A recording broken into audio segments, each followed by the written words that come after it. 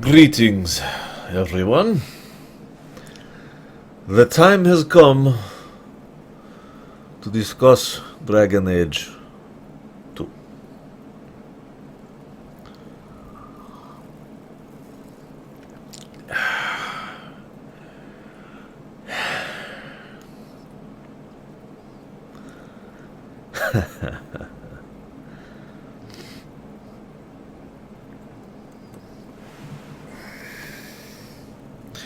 Dragon Age 2 was a mess.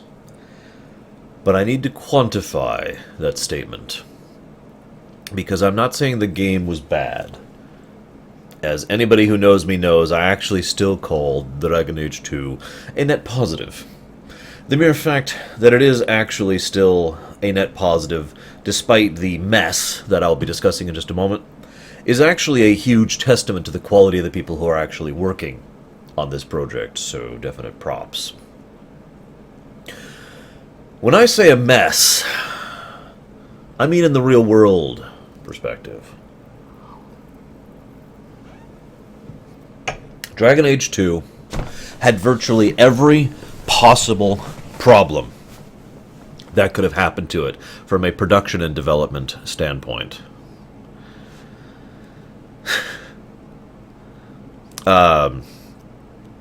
That's a weird question, Tech, which I don't know how to answer. Therefore, I will not. Anyways. For those of you who don't know, Dragon Age 2 was never intended to be Dragon Age 2. It was originally two separate ideas which kind of got merged together into what was going to become a DLC. An additional DLC for Dragon Age. And then word came on down from High to say, oh, no, you need to actually make a sequel because that way we can charge full price for it.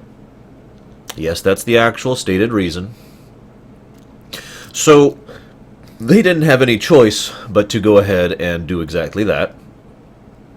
Then I'll check in just a moment, Cannon, as soon as I'm done with my intro speech here. I don't see anything yet. Then they decided to do something that EA does a lot.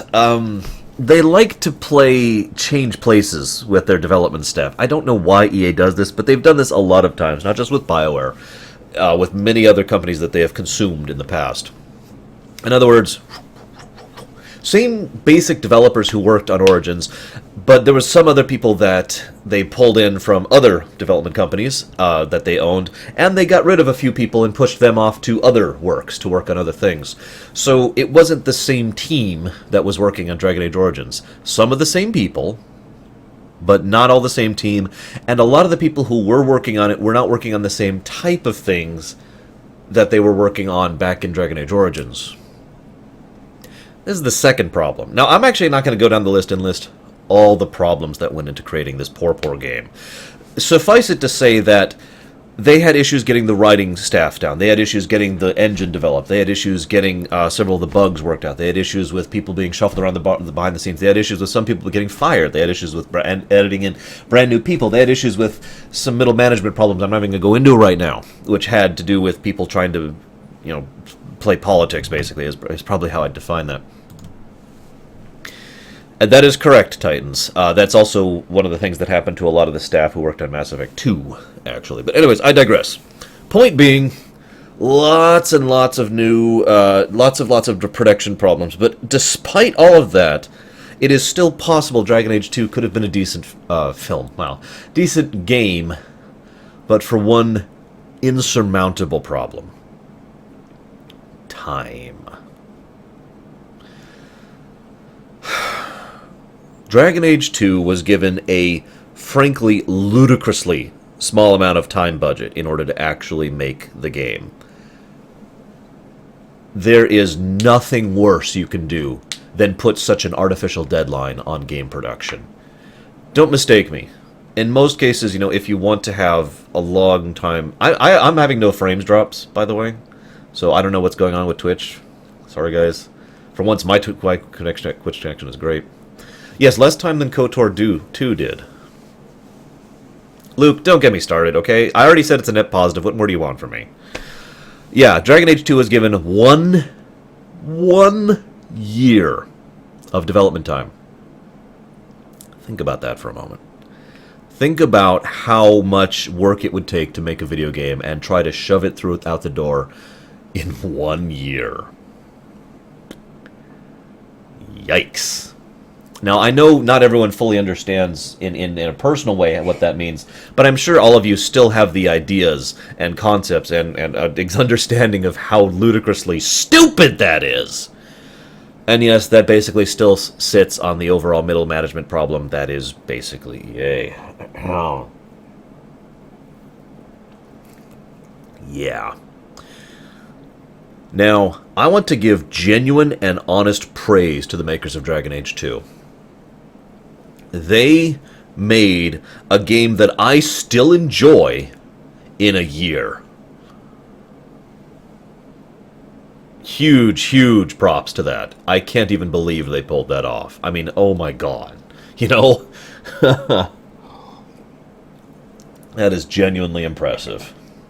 But every single problem about Dragon Age 2 could be narrowed down to that one thing. All the production issues, all the problems, all the middle management issues, all the actual budget issues, all the production concepts that were going wrong behind the scenes, all of that could have been overcome. Except for that rush. Except for that time crunch. Because everything that and I've actually been doing this over the last couple of weeks, just kind of going over Dragon Age 2 in my head and really thinking about it. Every single problem about Dragon Age 2 could be pointed to that time budget problem. All of them. All of those problems could be put to that. Let me explain this, and this probably is going to sound familiar for anybody who just watched my Star Wars Episode 1 Rumination. So I'm going to use the exact same analogy because, honestly, it kind of fits pretty well. What BioWare has always done, and it's their common thing, is they take something very basic and very normal. One would argue it is cliched. They do not try to do things that are particularly innovative or interesting or inventive. They try to take an accepted classical, fantasy or otherwise science fiction, a story that is not new or interesting, engaging on its own right, and then what they do is they execute it beautifully, brilliantly. Everything I was talking about in Origins, Origins' overall plot is actually kind of lackluster, but its presentation was amazing. To use my analogy, imagine you have this chunk of clay here, which is in the rough shape of something. Again, this probably sounds familiar. And you're trying to, and then you spend the next year or 2 years or whatever just really putting in finite details and carving it and adding a little bit of filigree here and some runes here and some dialogue here and some other things down here. And you could do all sorts of things with this. And even though it's just, an elephant or whatever, something that is a simple concept, the way you put all of that effort into the detail and the presentation of it makes it into something beautiful, makes it into something that is a work of art. That's what Dragon Age Origins is. That's what Mass Effect 1 is. That's what Mass Effect 2 is. That's what Neverwinter Nights is. That's what KOTOR is. Their core concepts are not fundamentally amazing. It is the way that they are presented, the way that they are detailed, the way they are fleshed out, the tiny little details, and all those little things about the writing and the voice acting and the presentation and the world building and the setting and the graphic design and the sound design that all flesh that out to be something incredible. Dragon Age 2 literally did not have the time to do that. I want you all to think about Dragon Age 2, really. I want you to. I want you, those of you who have played through Dragon Age 2, think about all the concepts of the game and think about how interesting it would be if you really fleshed it out. If you really spent more time on the details, on polishing the writing, perfecting some of the things, the plot lines. There are actual plot holes in Dragon Age 2, for example. Really adding more to the setting. Getting to the point where they have slightly more in-depth explanation of some of the concepts they establish. Really polish the game out. I genuinely feel that it is a tragedy, because I think Dragon Age 2 could have been amazing. An incredible game, right up there with Dragon Age Origins on my overall list of general quality. And instead it was just Dragon Age 2. It reminds me in many ways of Star Trek Voyager. Please don't take insult at that. Because Dragon Age 2 and Voyager both represent potential. Wonderful, amazing potential, and are still a net positive to me. Still something that I enjoy watching and playing. But so much of that potential was not fulfilled, and never will be. Remember, the reason Dragon Age 2 only got 2 DLCs was because there was such a lackluster response and such an overall negative press and sales with regards to DA2 that the executives basically never gave them the chance to try and flesh out the setting of the game more. Or in other words, to really make my point here clear, I'm going to use a blame figure to summarize, but I'm going to make it clear that I'm summarizing here. That's true, We the Wax. This is a generalization, but picture an executive, and this executive says, "You need to make a sequel to this great game, even though you don't want to." Okay, we'll do that. Okay, now you have a year to make it. Okay, we'll do that. And now you can't flesh it out anymore. We're cutting it off because you didn't do a good enough job. Forgive me, but that is kind of literally what happened. Dragon Age 2 was cut off at the knees by executive decisions because of the executive decisions that were bad.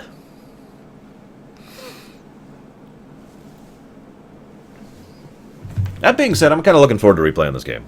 I'm going to be playing on easiest difficulty, no known cheats, because I looked at some of the cheat items and none of them looked like something that were feasible. So, yeah.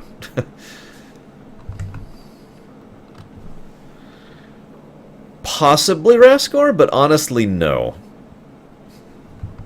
Yeah, I know, Baronessa. Just obviously, I've never played them, but I have, yeah. Okay. By the way, this is kind of funny. 117 hours on that. Now, how do I... Now, whatever. I'll just do this for now. I wonder if I have to just... I don't want to reinstall the damn game. I also hate Origins. I'd just like to get that off my chest. Because I do. I hate Origins. Yes, we will be doing Legacy and the other one. I also have a couple pre-order DLCs. Okay, so... Let me see here.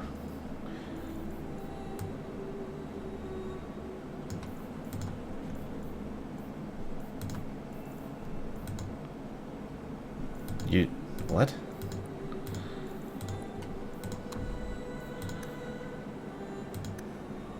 Okay, then I'll restart. One moment, please. Boy, that was a good game. Whew.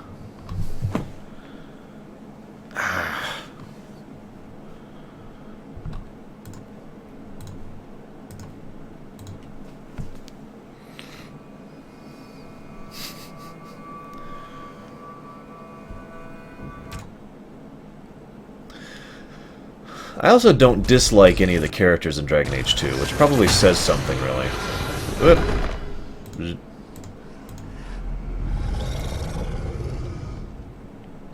Hang on, that's not right. That's very not right. What the hell? That shouldn't be. Oh, I know the problem.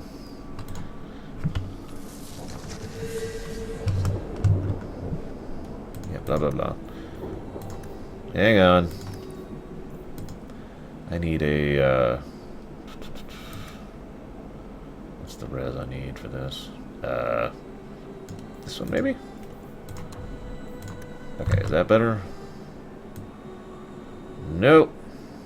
We could just do that, I guess. No.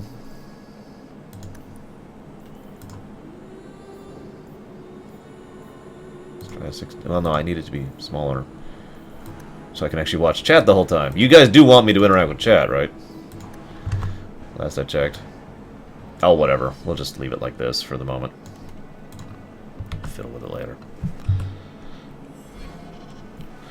Alright. Mass Effect 3 demo is here. Yay! Not that many, G-Man. more, but not that many. Alright, so I am going to let you guys pick a couple of things. We will be playing Femhawk. And we'll be playing a warrior. Two-handed warrior, specifically. But we have a very simple question for you guys. It's the same question we asked at the beginning of Origins.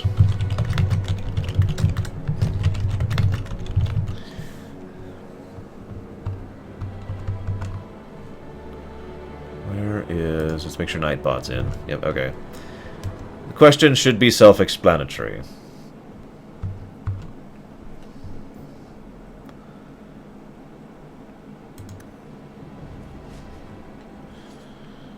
I do like mage armor in this game. Why is this still not working, I wonder?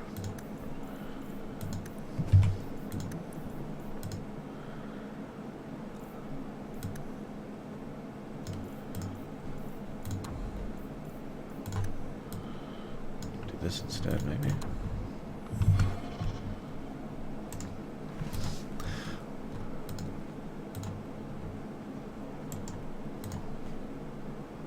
It has to be Femhawk. Sorry, Fitzcott. Ooh, that's a bit too much. After all, I don't want What's-His-Face to live, do I? I'm not evil, I swear.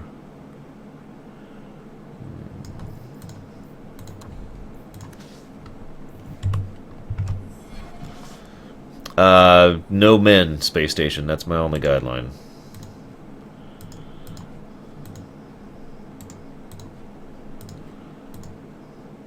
Okay, what the hell resolution was I using to make this work? Because I had a resolution that was working. It should actually be the 16:9, but it obviously isn't. Just bloody odd. Screw it, we'll just go back to 16:9. No, that doesn't look right either, though. We'll do 16:10.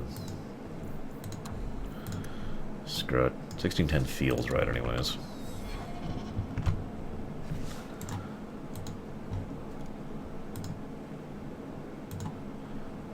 And yes, Bethany will be living. I'll just go ahead and make that clear right now. Oh, then now it's looking better. So let's just... It was 16:10. Oh, never frickin' mind. Hey, what's this? The Warrior Pack 2 is in the store. So let's see if this works, shall we? Okay. No, that's not... Why did this open a Steam page?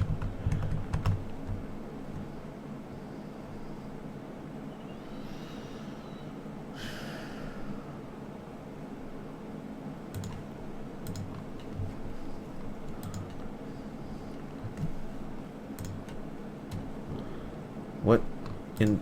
There is no Steam page for Dragon Age 2. It's not on Steam anymore. Alright, sure.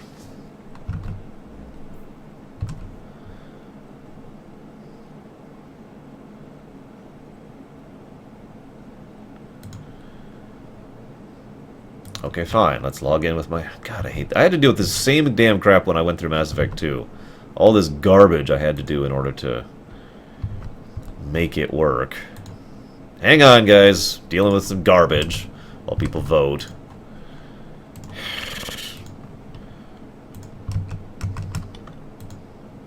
Is this me? Hang on. Yeah, let's just pull up Origins here.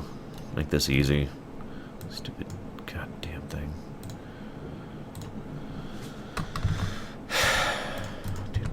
Do.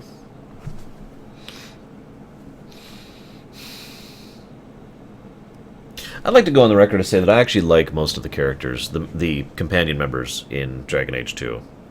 I don't like love all of them, but I don't dislike any of them. I know that's a thing that not everyone shares the idea of, but, you know, shrug.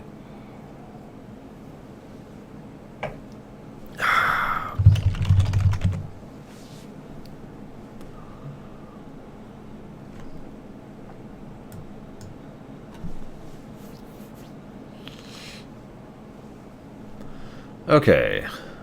So, let's... Oh, don't crash on me, Origins. Come on. There we go. Okay. God almighty. Okay. I love how they still won't let me install Inquisition. It's going to be irritating. I'm going to do that at the end there. Okay, so...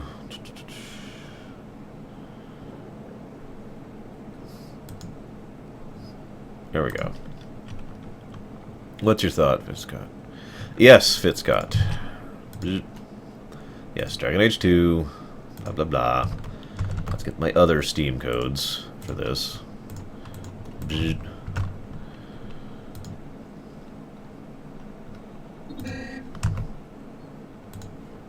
Okay. Stop being stupid. Yes, Black Emporium. The code's already been used? Wow. How about the pre-order key? Fade tier. Code has already been used. Okay, whatever. Hey look, it even recognizes that it's installed. Now let's see if it'll actually let me buy the things here. Okay, so Legacy, there's that one, which is 800 points. I don't know how much money that is. Because, of course, we have to use points, because that just adds an unnecessary layer of irritation between purchasing and actually getting your damn game.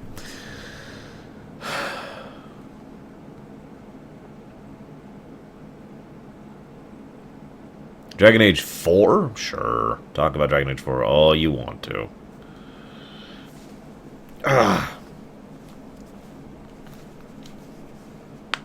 There we go.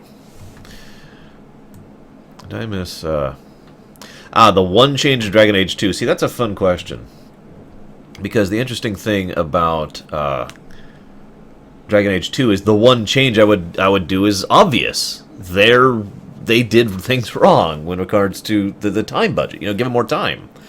But the thing is, that's actually kind of a cheating answer. Because that's not changing in the game, if you follow me. You know, there's no change in the actual game for that. So, yeah. Okay, is Mark of the Assassin the other one? Help me out here, guys.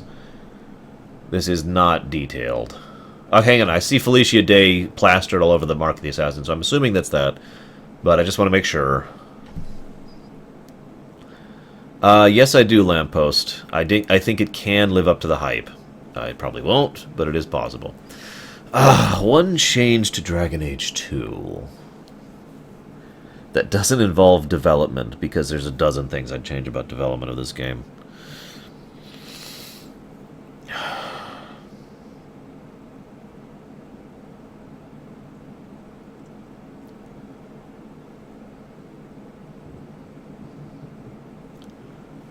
I'm not sure I could get it down to one change with Dragon Age 2, if I'm not doing anything development-wise. The third act of Dragon Age 2 was rushed, pointless, and stupid. I mean, there's too many things that need to be changed there.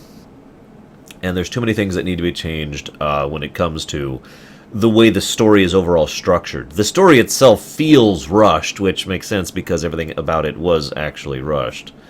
Actually, Salamander, I already kind of answered that question back during Awakening.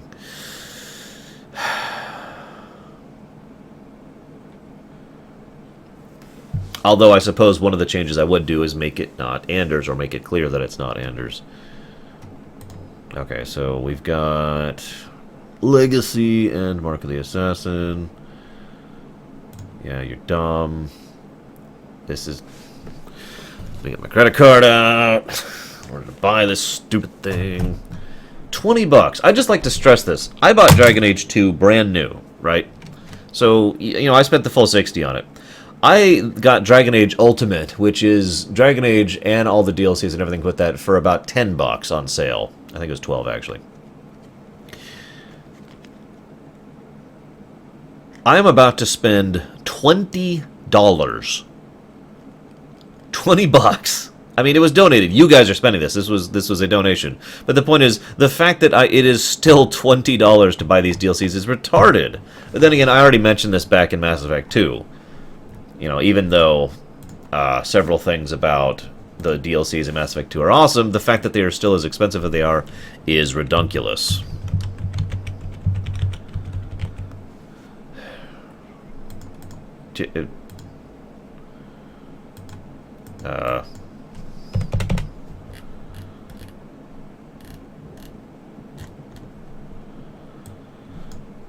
I have to do it. I have to give them my money because it was requested by my viewers, and they paid for it.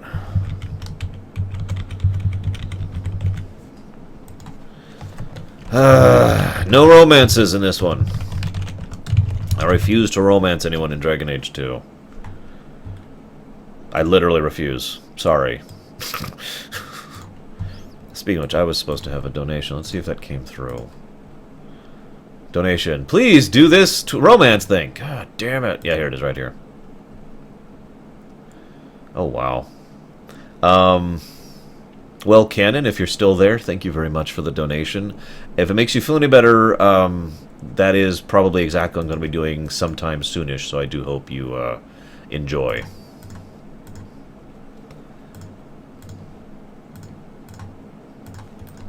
Because that is ever the idea, after all.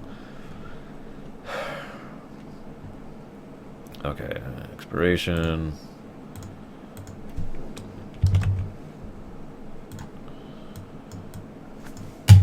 Let's give away my address on the stream. 555 Fake Street.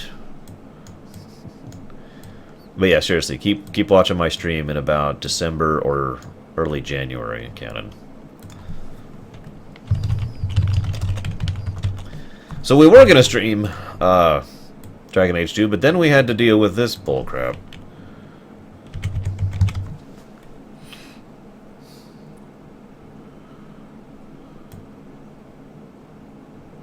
I wonder if Fitzscott is with me. Are you on here right now, Fitzscott?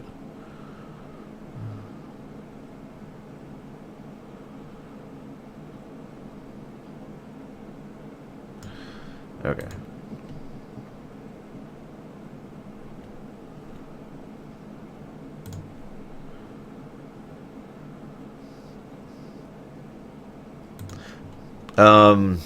Well, we're about to see, aren't we, Snow? Give me a moment, though. Do I need to... I probably need to back out of this. Okay, hang on. No. No. Bad. Bad Origins. Bad!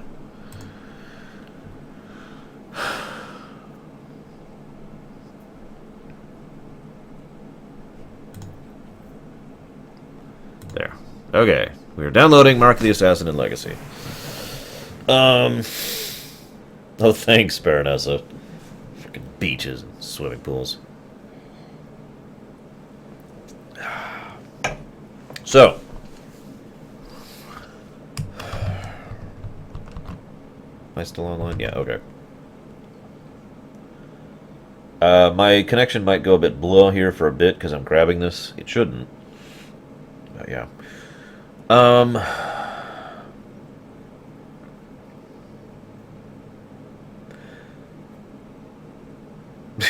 No, I don't, Lamppost.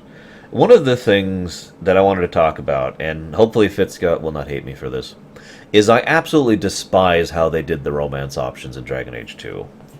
Now, I don't really hold it against the developers, as weird as that sounds, because again, time crunch, right? I mean, literally, every negative thing about this game could be pointed to that time crunch. I'm not even kidding. But, here's the thing. In Dragon Age 2, they decided to make everyone bisexual. That by itself does not bother me. The reason why they did it bothers me. They did it because it's easier that way. It was literally just okay, here, go! Here, they can all be with everyone! Gay, female, male, doesn't matter, just go! It was lazy. It was forced. It was unnecessary. Rather than actually fleshing out someone who actually is... interested in men or interested in women or actually has their own personality rather than just being this kind of it doesn't matter and it's being done to placate people kind of a thing. They're just like, here, go! It's lazy, it's poorly coded, blah, blah, blah, blah, blah. But then again, it is, like I said, a direct response of that time crunch thing, because it is much easier to go ahead and do that sort of thing rather than, oh, I don't know, spend the time on a romance thing when they had so little time to spend on everything else. But the other thing that irritates me about the romance in Dragon Age 2 is it was very tacked on. In other words, the idea here is BioWare games, like it or not, have a reputation for having romance options, dating all the way back to before they were called BioWare. It was something that was considered one of the common elements of this type of game in general, since all the way back to the Baldur's Gates. I believe Baldur's Gate 1 was actually the original of this type of game, the BioWare model, as we nowadays call it. And so it just kind of became a thing that there has to be a romance option. And that's kind of what Dragon Age 2 did. It's like, well, we have to have romance options, so here! Quick! Go! Screw! And everyone! In Mass Effect 1, I felt like Liara's relationship at least naturally evolved. A little bit forced, I'll admit that, but naturally evolved. In Mass Effect 2, several of the characters had genuine, interesting relationships. It wasn't just a screw buddy. It was a situation where you actually could go ahead and flesh out some kind of developing, full-form relationship with the characters. Similarly, in Dragon Age Origins, there's several characters where you really have to work for that relationship. Zevran is actually my favorite example, but Morrigan suits as well.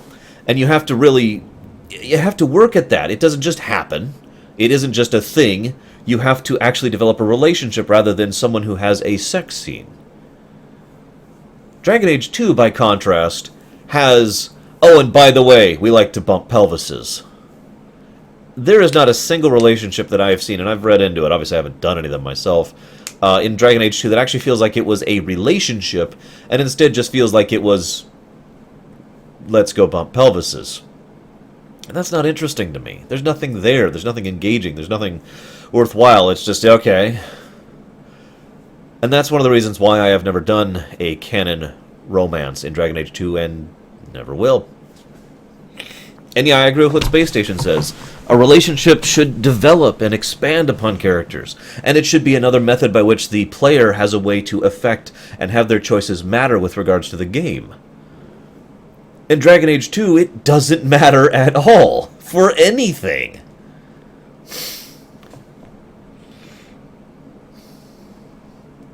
Just... yeah, whatever. Still downloading, by the way. In case you're wondering why I'm still sitting here waiting. I should get the high texture pack.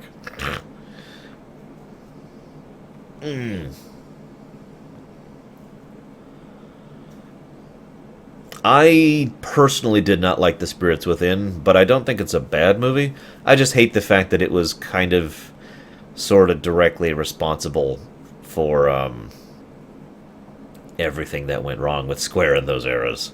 I mean, literally, real life, not their production. You know, that movie killed them economically. M-Guess, it's actually not consistent. There are some plot holes regarding the timeline from Origins to 2, but the idea is it happens during Origins, and then a couple years, like a year after it, and then 3 years, and then 2 years. Is that how it goes? I forget it. It's 7 or 10. I forget. So what's up, Fit Scott? Hit me. I'm ready. I'm braced. I'm ready. Oh God, I can't take it. Ah! What are you linking me, Dios? There we go. Oh, I've seen this. The Dragon Age Mass Effect thing. Woo! And that just crashed. Wow, that picture just crashed my Firefox, Fitscott. So I cannot see chat right now. No, go away, quick, before it crashes again. Okay, we're good. Okay. Ah! Okay, let's bring Twitch chat back here. Okay, chat's back. I think. Maybe. So I'm sorry, what were you saying, Fitscott? With your hatred of my everything?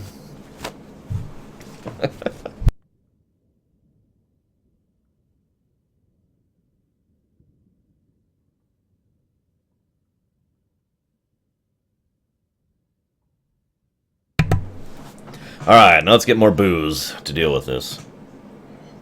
Okay, Fitzcott. I'm with you. There's nothing wrong with that. I disagree. But, yeah. Okay. I guess that's it, really. Oh, taken individually. Okay, I could kind of see that. Yeah. Yeah, alright. I'm still not going to do any romances this playthrough. Sorry, guys. I know that's all you care about. Never, Axcac, I must drink more fake Canada Dry. It is the only thing that makes me feel alive. Oh yeah, what was our poll at? Let's see what you guys decided. Hey, Lorian. Welcome to the thing. Wow! Okay, so apparently we will be doing, the, canon playthrough. As soon as this finishes downloading. It's pretty close, I swear. It's at 93% is what it says. That is correct, Nero says. Bad things, Shadow. Very bad things. Ecolette, my response to you is no men!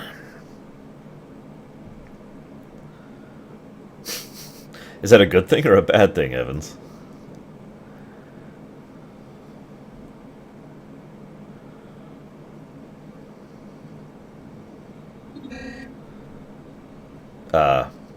Download failed. What? You've got to be kidding me. Yeah, it literally... But...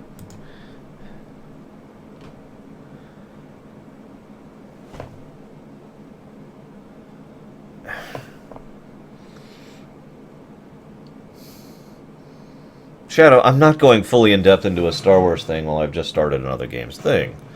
Tarkin is the cause of about 90% of the bad things that happen in the Empire. If he was allowed to maintain his policies, then the Empire would have just gotten worse and worse. The Empire would have still lost, the rebellion, excuse me, would have still won, but in the end result, a lot of people in between would have been hurt a lot more because of Tarkin using more and more severe extremes in order to try to deal with a situation he couldn't deal with.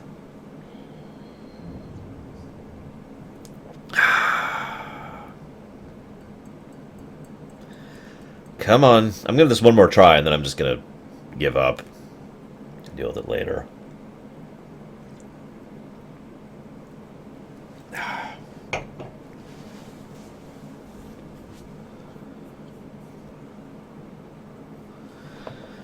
Do. Oh, Palpatine was doing bad things, but Tarkin was doing worse things, and much more of them. Bayonetta 2 equals good.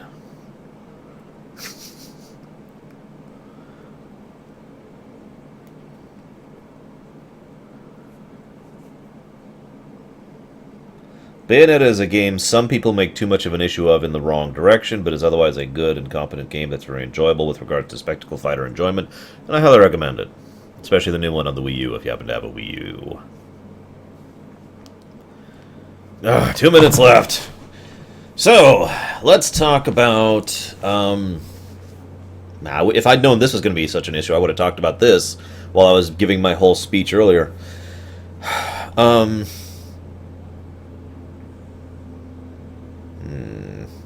Is there anything I like about DA2 better than DO? Actually, that's a good question. We'll talk about that. I flat enjoy the combat more in Dragon Age 2 than I do in Dragon Age Origins. I'm going to go and try and explain why a little bit here. Number one. Oh, really, Titans? Oh, I didn't even know! Oh, I'm so sorry! How foolish of me to not realize that you're an idiot! I'm messing. I'm messing. I know you're messing too, Titans. I can explain the best way to differentiate the combat between 2 and Origins very simply.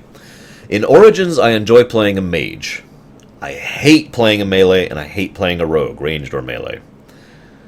In Dragon Age 2, I enjoy playing a mage, and I enjoy playing a rogue, and I enjoy playing a warrior. In other words, I actually enjoy the vast majority of the combat in Dragon Age 2 regardless. So I really actually... I'm into it, I get it. And the funny thing is, this is hilarious. If you actually look at it, the engine, the actual combat, is not actually different. All they did was refine it. It is actually the same combat engine for all intents and purposes as Dragon Age Origins. They just did a few small changes that took it from something that was irritating and made it into something that was much more enjoyable. Good example, they sped it up in general. They made it so that animations could be artificially interrupted in such a way as being allowing superpositions of other animations over them. So the combat flows much quicker, is what I'm trying to say here. And they also made it so that you have the abilities you get have more of a positional requirement effect rather than just it does this or it does this in this area, that kind of a thing, right? And so when you're playing on hard difficulty, it's a lot more interesting and tactical, and when you're playing on normal, you feel like a death machine. That being said, I already answered you, Shadow, except you missed me.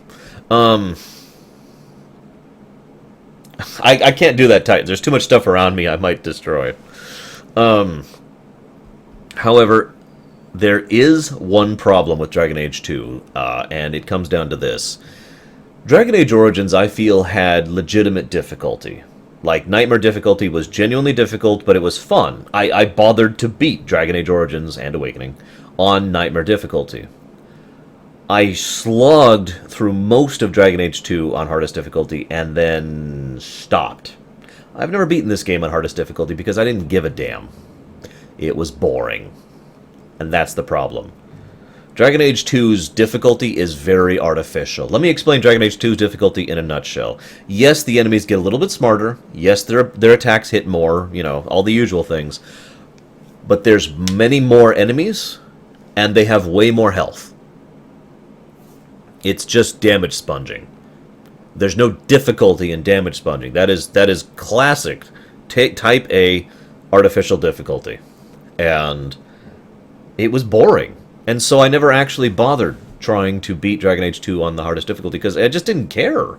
It was like, okay, this has stopped being fun, and I don't need to, you know, flex my EP or anything like that, so I'm just gonna give up. Yeah. Sorry, guys, you know. If you want to judge me for that, you are welcome to, as ever. And so I'll be playing it on the easiest difficulty, which I've actually also never done. We'll see how this works. I am not going to get an amiibo. No, Ecolad. No interest. Sorry.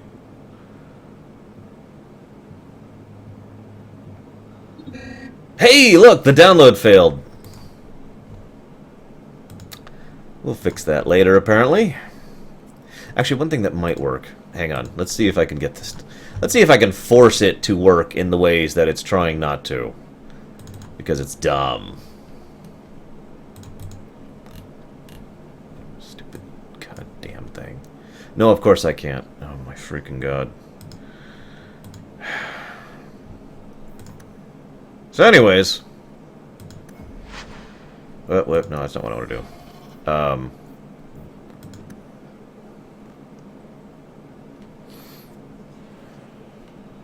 So, female warrior.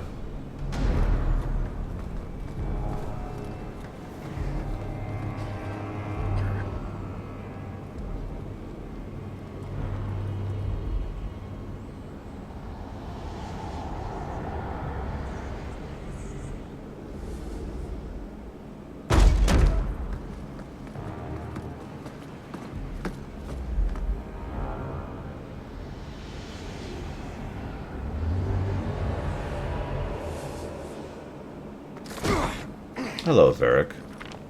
Hello, Cassandra. I've had gentler invitations. I am Cassandra Pentecost, Seeker of the Chantry. And just, what are you seeking? The champion. Which one? You know exactly why I'm here! Time to start talking, dwarf. They tell me you're good at it.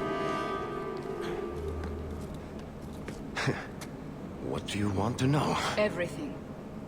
Start at the beginning.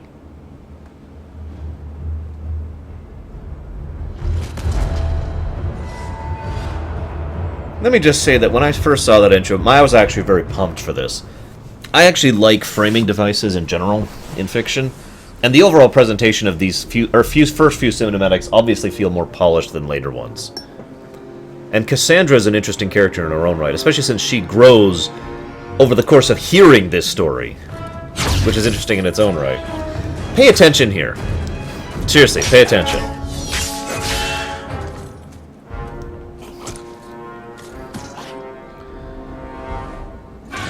Those are Darkspawn, by the way, in case you can't tell. They look different. A lot of things look different in this one. We'll have to fight them sooner or later. Then we make our stand here. Prepare yourself. Now, let me explain why this is actually a good idea. I'm going to pause for... Oh, maybe I'm not. I'm just going to kill the crap out of things. Notice how quickly I'm wielding a two-handed weapon, by the way. Oh, I should... What's my difficulty set to? Let's crank this down to casual. Yeah, we're on casual. Okay. Okay, let's try this. Look at how quick she attacks. Keep attacking. Let's finish this.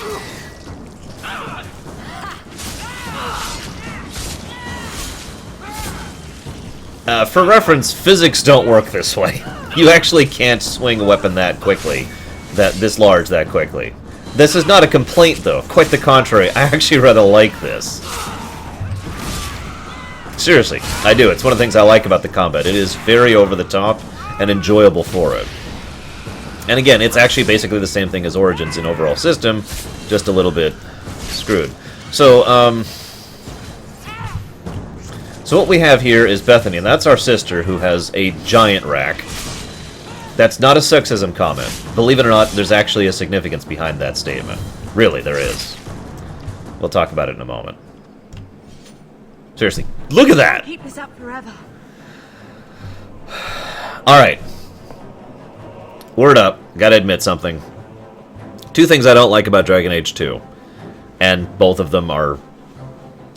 seriously, I want you guys to do me a favor. Every time I say, there's a problem with Dragon Age 2... I want you to automatically add, in your head, because of the time crunch, because they didn't have enough time to flesh it out. So, one of the things I dislike about Dragon Age 2, there you go, good job, is the fact that you can't customize your character. Male Hawk and female Hawk are pre-generated. That's always what female Hawk will look like, and the other one is always what male Hawk will look like.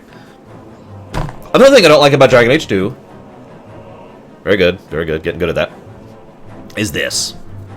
I don't like this, and I can explain why best by giving you I'll try to give you examples as we go. But this dialogue wheel thing, I really wish they had actually just, you know,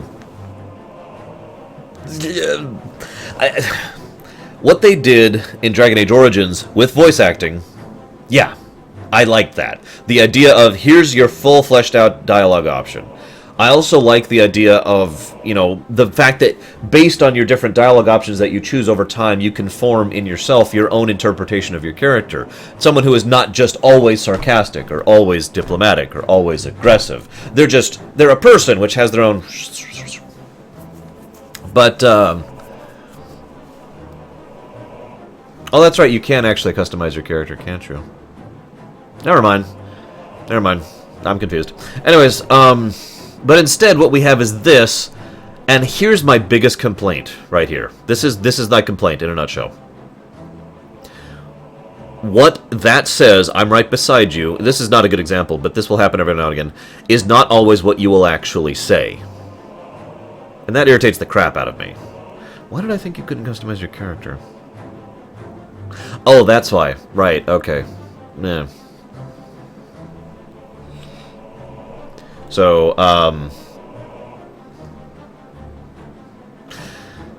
just for you guys. Perhaps we'll be lucky, and they'll run out of Darkspawn. Here they come. Shall I deal with them? All yours, sister.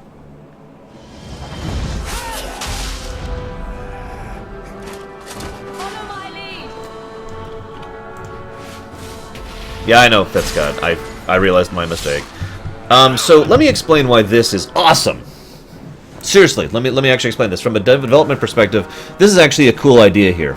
You pick a class, and that's all you pick, and then you get the best looking armor in the game, and the best armor in the game, basically. And you get most of their major abilities from that particular spec and class. And you get the chance to just be this overpowered death machine for a little bit. Unless you're playing on the hardest difficulty, in which case this is just a sponge fight, but I digress. So, as you're going through this, I like that because it's the sneak peek, you know? Here's what it's going to be like when you successfully level up, when you build your character. Here's the awesome things you're going to be able to do later on. It's kind of a carrot approach, you know, hey, eventually you'll be able to get to this, but at the same time, it's something that not very many games do, so I like this presentation of it. By the way, you see this ability here, I think this is it, Scythe. Scythe is my favorite ability in this entire game, and half of the reason why I enjoy playing Warrior.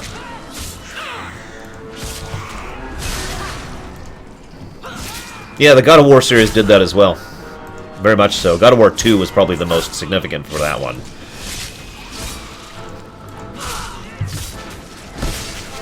Love that ability. I mentioned positioning. For example, Scythe always shoots forward in a line between you and whatever you're targeting. So, for example, if I wanted to do this, I would get all of them, see?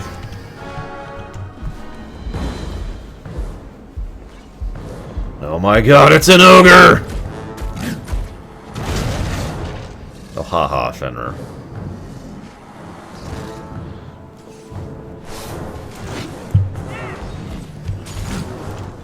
Now, the gameplay is overall, because of the positioning and the speed, tends to feel a lot more actiony, which is probably why most people say it was dumbed down. I do not agree with that statement about it being dumbed down at all, but I've already made my point on that one clear. So how many of you have tried playing this tutorial section right here on hardest difficulty and actually could, like you died to this tutorial boss right here? I'll raise my hand, because it's true. I did actually manage to defeat him eventually, but yeah, the fact that I died at all in the tutorial made me just kind of go, wait, what, really? Okay, try that again. Enough having fun.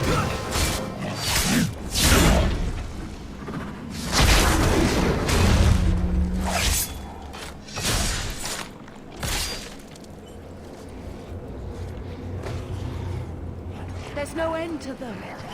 Now, the Darkspawn graphics were very violently changed. A lot of aesthetic changes were made in this game from things we'd already seen in Origins. And I'm not even getting to the big one right now, which we'll talk about later. Hello, Flemeth.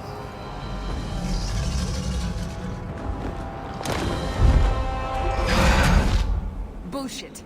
That's not what really happened. Does that not match the story you've heard, Seeker? I like the way he says that. I'm not interested in stories. I came to hear the truth. What makes you think I know the truth? Don't lie to me! You knew her even before she became the champion. Even if I did, I don't know where she is now. Do you have any idea what's at stake here? Let me guess. Your precious chantries fall into pieces and put the entire world on the brink of war. And you need the one person who could help you put it back together. The champion was at the heart of it when it all began. If you can't point me to her, tell me everything you know. You aren't worried I'll just make it up as I go? Not at all. You'll need to hear the whole story. Let me explain one other thing really quick here. One of the most common excuses, and I'm going to phrase it like that I have heard from people... Yeah, so we do have character customization. I hate this character customization, in all honesty, but I also don't like the one in Origins, so fair point.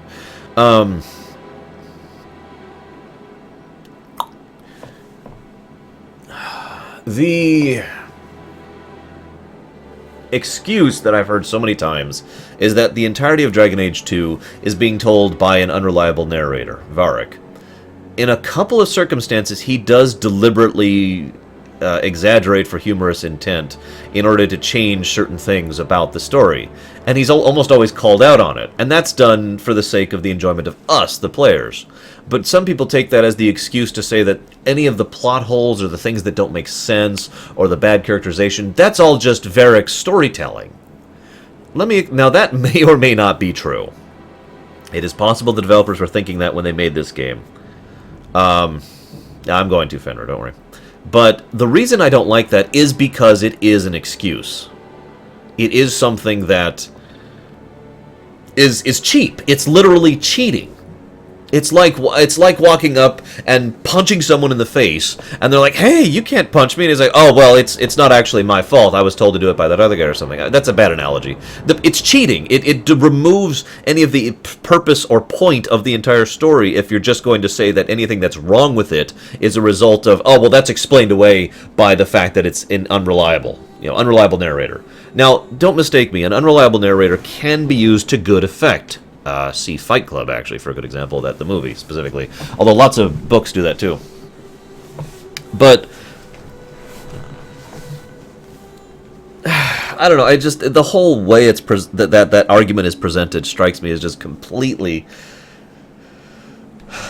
irritating. And I guess that's just the best way I can put that.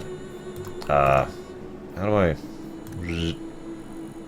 There we go, okay. Shut up, Schmeidolf. Okay, Marion. Wow, that's terrible. No. Your name is Twitch! No, we're not going to name her that. Like I said, we're going to go to be doing the canon playthrough, which makes this an agent of the Bastion who is actually not an Echo.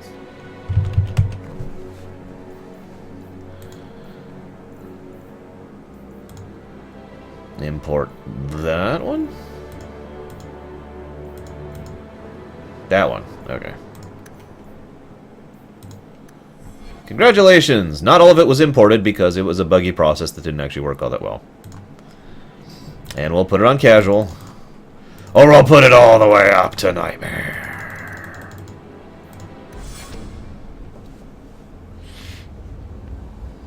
The Blight have been unleashed on Ferelden. Darkspawn poured out of the wilds, clashing against the army at the ruins of Ostagar. The battle was a disaster. King Cailan died on the field with his men, betrayed by his most trusted general.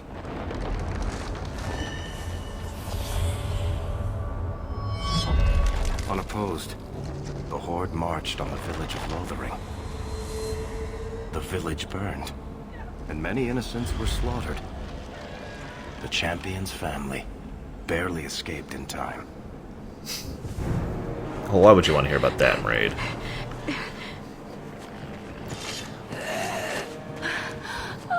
Now, granted, they're still kind of defaulted as far as their visual perspective, males and females both.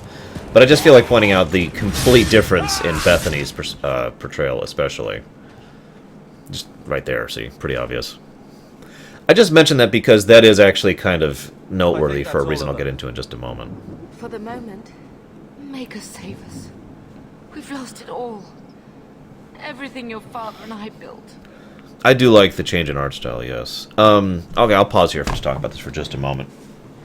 The reason I like that is not just because of the that's unreliable narrator being done properly, especially since he was called out on it, but it also is very indicative of Varric's personality in general. He was told, tell us about the champion, so he goes ahead and tells the tale, not the story, not the facts as he knew it, but the tale that has been spread about how amazing and all these wonderful over-the-top feats, and oh my god.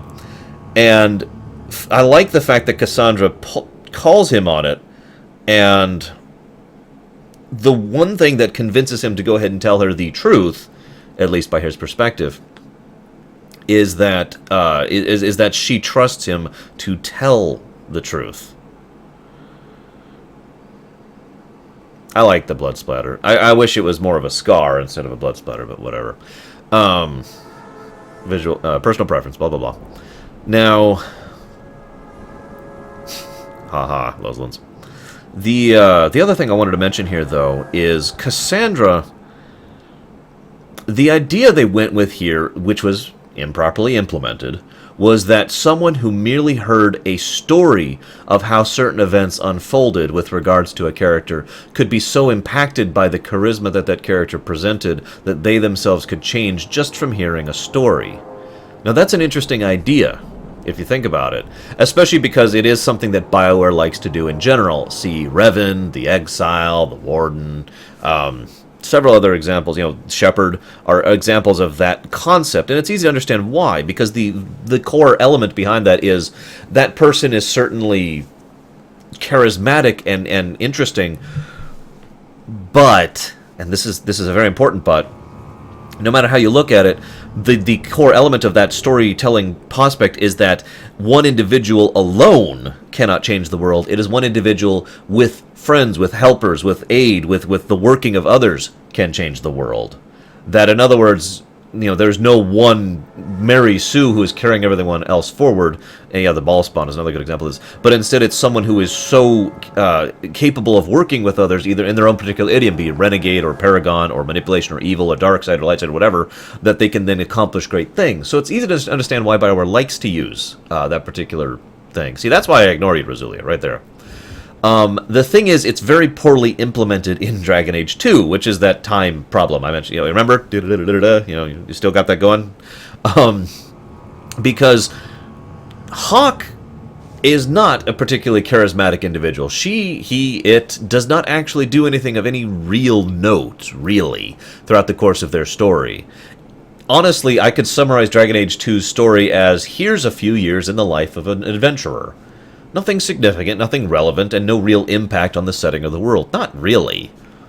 Anything they do is very small scale and may in fact the Kirkwall area, but that's actually kind of it.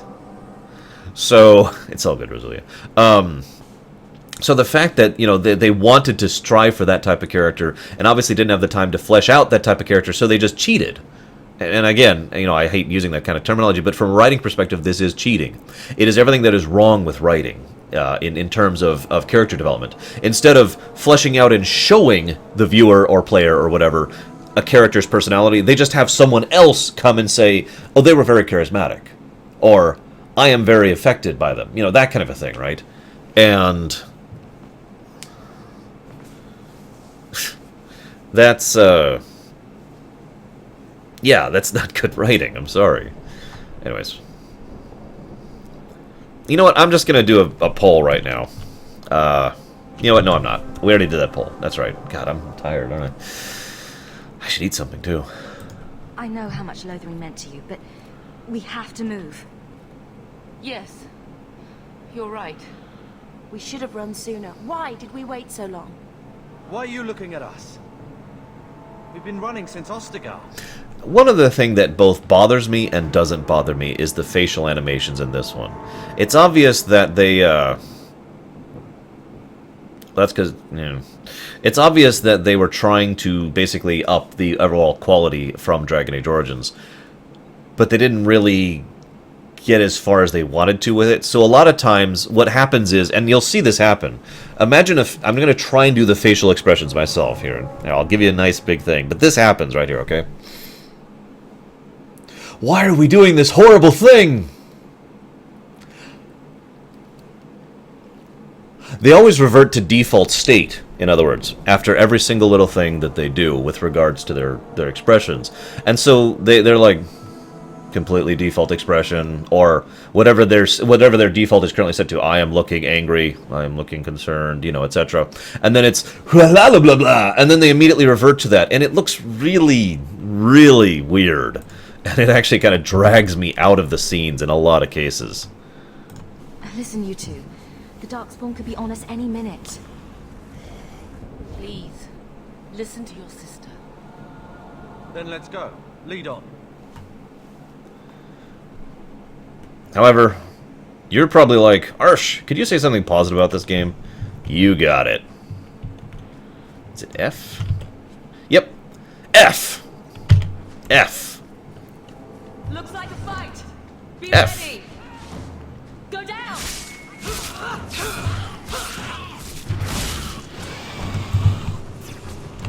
I'm dead serious. Some people could say this is dumbing it down, and they are correct to an extent.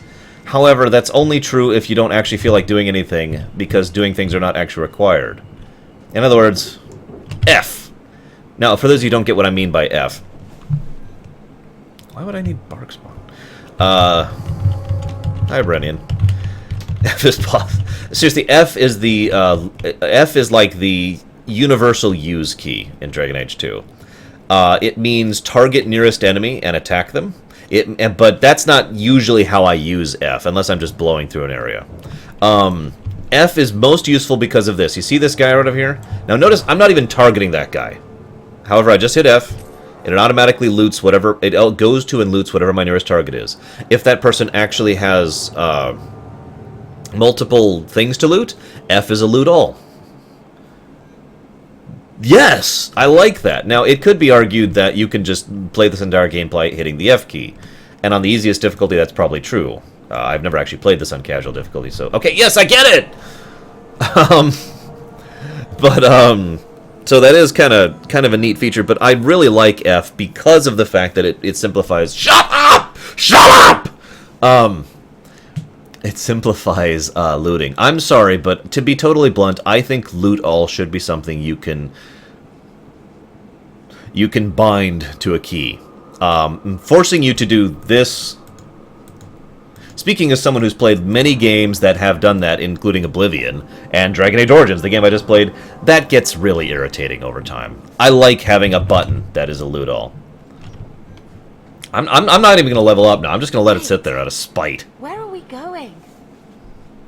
Away from the Darkspawn. Where else? And then where? We can't just wander aimlessly.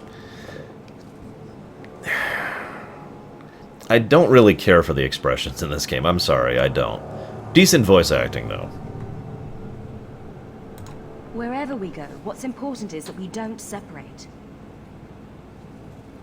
We can go to Kirkwall. Kirkwall? Are you sure that's wise? There's Hey, a Prima. lot of Templars in Kirkwall, Mother. I know that, but we still have family there, and an estate. Then we need to get to Guarin and take ship. If we survive that long, I'll just be happy to get out of here. Yeah, he's dying, by the way. You'll notice I usually don't use F for combat. I never really have. Like I said, I just like using F for looting.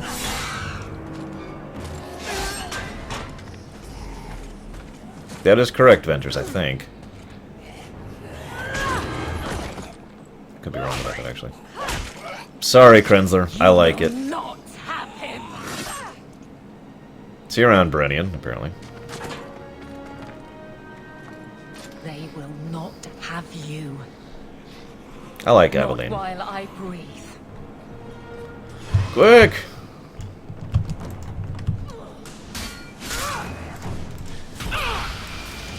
I also like the auto AoE thing that two-handed weapons do, and the chance to knock back that two weapons hand in hand. You notice I'm hitting that guy over there. It's an auto cleave, basically, just for having a two-handed weapon.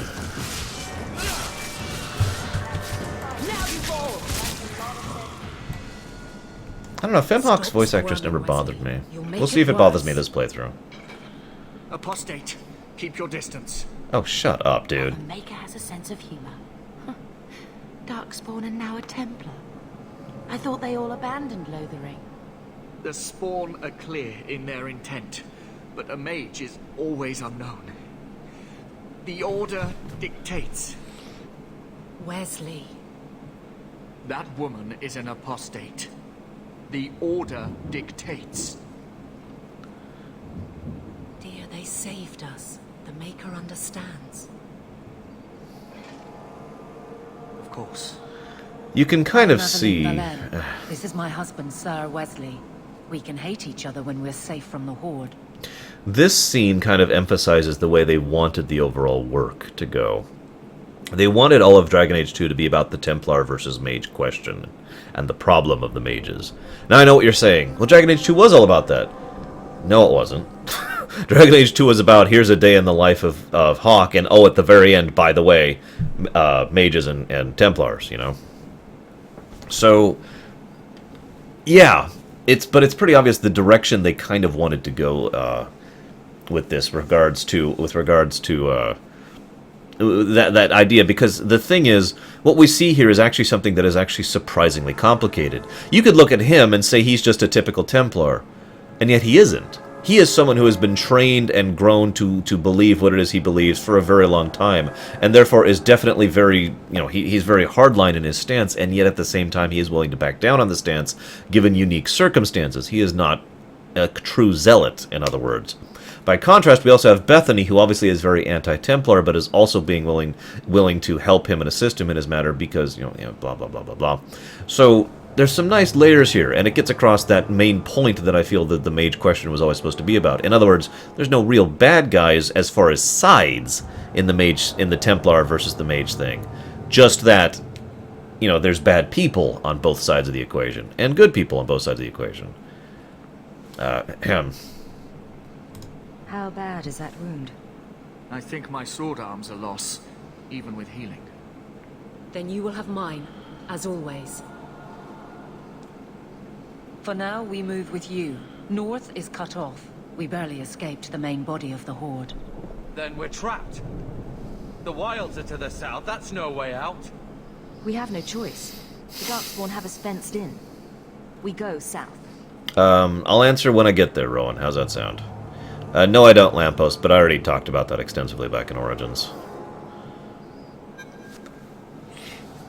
Alright, so, real quick, something I kinda like and kinda don't. You can see that with the overall terrain, they were going for a much more open feel than Origins had. Because Origins really, really felt cloistered in some sections, just because of the difficulties of the engine, really. Shunk. Go. So, they really wanted you to feel like you were in this wide, expansive area. Obviously, that's going to be kind of ironic that I mention that later, but you have to admit, in certain areas, there is a decent vista, and you do get the impression that you're in a wide open area, even though, effectively, as you can see in the map, we're literally in a corridor. I'm not saying it's great, but I do think it's a nice thing. That being said, I do have to point out the textures on the things that are in the distance are pretty low res, and the overall quality of the design is kind of not great, but not good, not bad. It almost like it was rushed. Such destruction. Maker, forgive us. This should have been prevented. I overall like the armor design in Dragon Age 2 better, personally.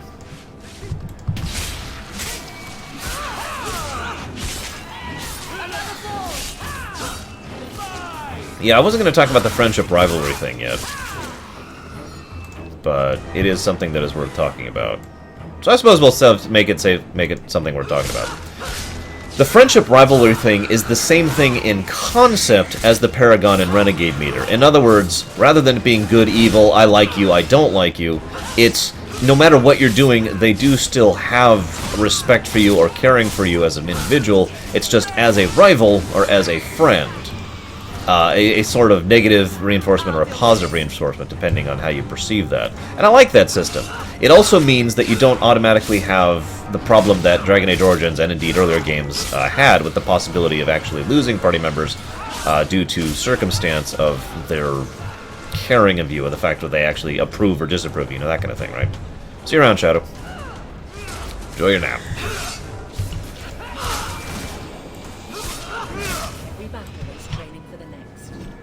Loot, loot, loot. Loot, loot, loot.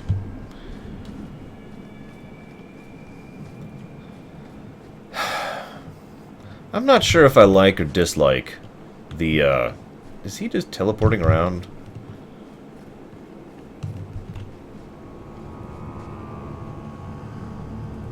I think he is. Ah! Now they're both teleporting! I do like, how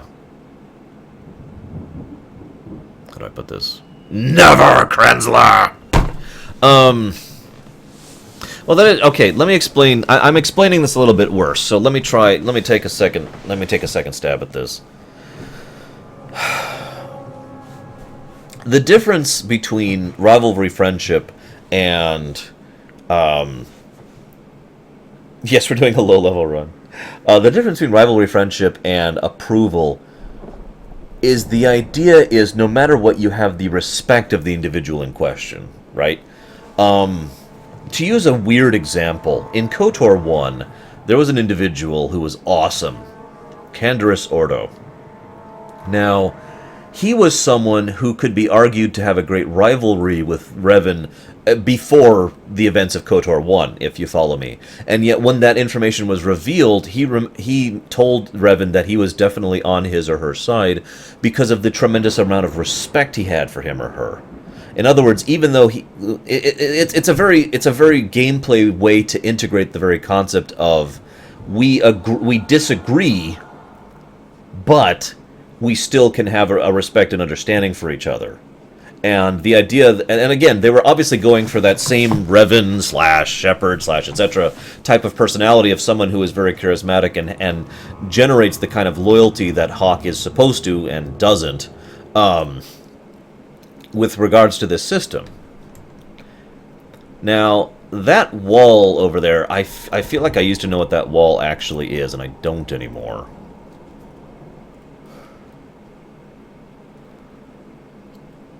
I actually don't.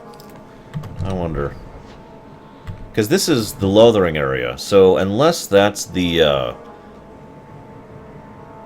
can't think of the damn name of it, the wall that's near the Banorn. I'm not sure what that actually is. Anyways, fine, we'll level Krenzler. Just for you. Let's see. We'll level Dexterity. So some people have complained about this. I'll admit, this is not the most fleshed out system in the world. You know, not the most complicated and awesome. The Imperial Highway, thank you. That is actually what I meant. So yeah, that's the Imperial Highway. God, I knew that. I haven't actually played Dragon Age 2 nearly as often as I had Origins, by the way. I like how 15 people are saying that in chat. But I actually do like this this system. It's basically just a slight variance on the way the previous system works. You've got your different perspectives or trees or whatever you want to call it. You go in. You got your activateds, which you can upgrade.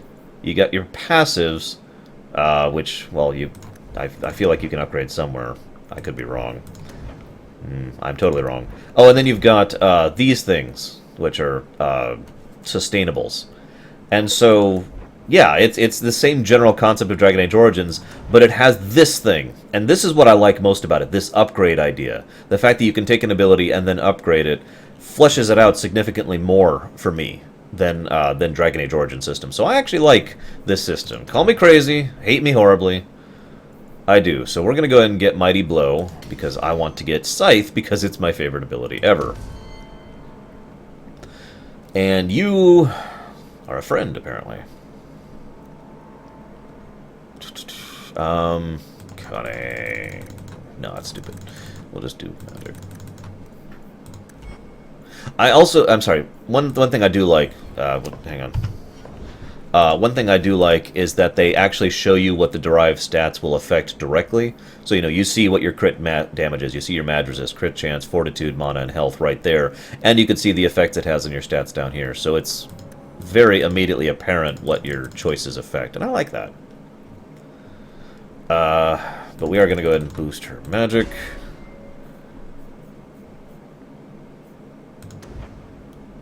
I tend to agree, honestly, Darkstar. I actually rather like the UE overall of Dragon Age 2. Hey, Carver. Let's raise your cunning.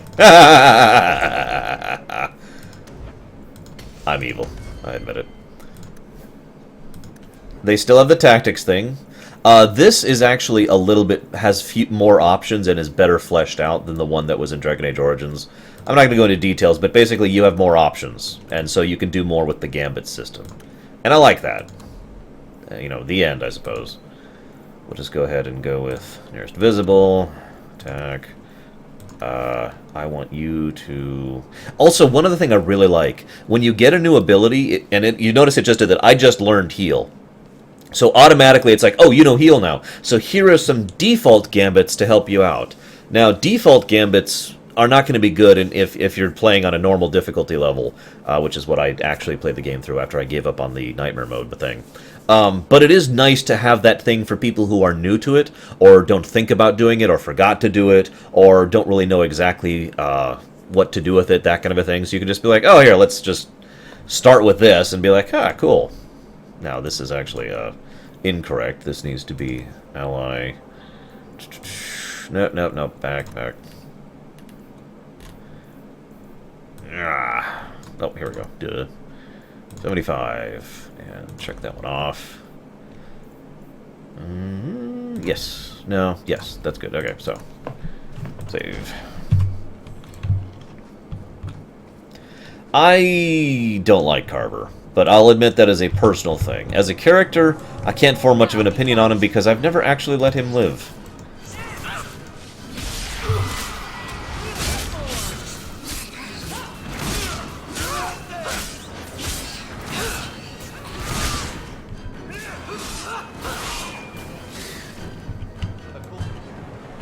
So I can't actually comment on him. Oh, damn it, Lurker. You're right, I probably should. What's this? Yeah, that's right, that's my stun. This actually should be over here. 5. Yeah. I played Mage for a bit, but I'd never done a full playthrough of the entire game as a Mage, no. I have just done my partial playthrough. We must press towards the wilds. There we go. Welcome back, Zeiss. Hey, look! Loot! Love the F key. But yes, those are the redesigned Darkspawn. We'll see a few of them a little closer up, but honestly, the Darkspawn are such a minor element to this story, it's kind of funny. If I'm not mistaken, we see them here. We see them when we go to the Duke Rhodes expedition, and then we see them in Legacy, and I think that's actually it. I could be wrong. DPS. Absol for this playthrough. We've got difficulty cranked down, and we're just gonna kill the crap out of everything as best as we can. And this is the new design of the ogres. Not actually that different. It's mostly just the face. Soulless bastards.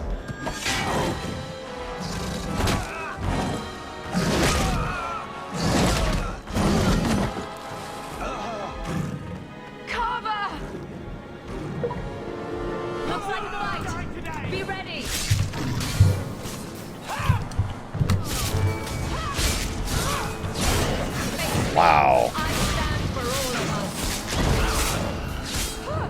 That's right, you're doing the Nathaniel thing. So we're up to, what, 4 instances of Darkspawn? I want to talk about something real quick. Admittedly, I don't actually like Carter. But one thing I do like is that his death actually has a significant impact on the character development of other people connected to him.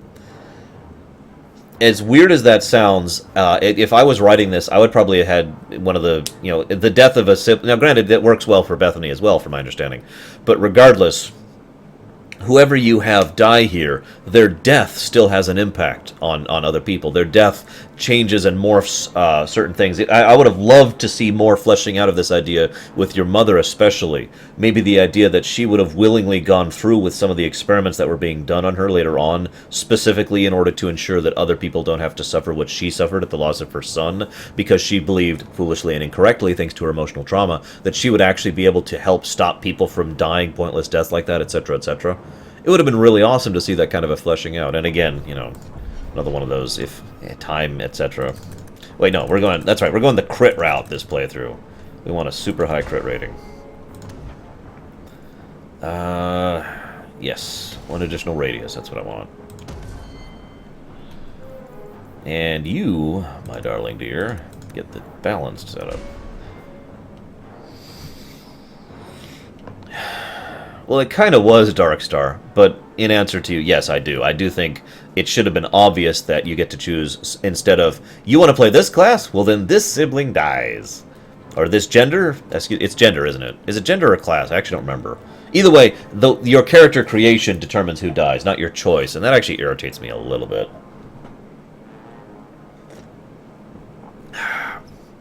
I want her to be...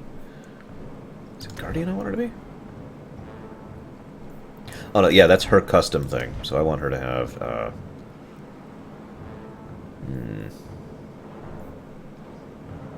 yeah, that one.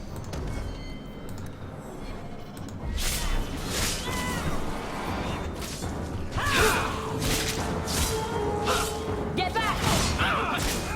Yeah, that's what I thought it was, class. I just wasn't 100% sure. That's enough!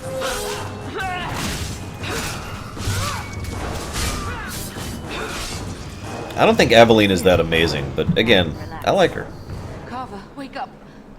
The battle's over. We're fine. I'm sorry, mistress. Your son is gone. No, these things will not take Carver. Carver gave himself to save us. No, he didn't. I don't want a hero. I want my son. How could you let him charge off like that? Your little brother. My little boy. Mother, we can't stay here. Carver wouldn't want his sacrifice to be meaningless. Allow me to commend your son's soul to the Maker, mistress. That irritated Ashes me a will little work, bit, and what he's ashes doing will here. become. Maker, But only a give little this bit. young man a place at your side. Let us take After all, comfort he's in doing the it out of peace he's kindness. found in eternity.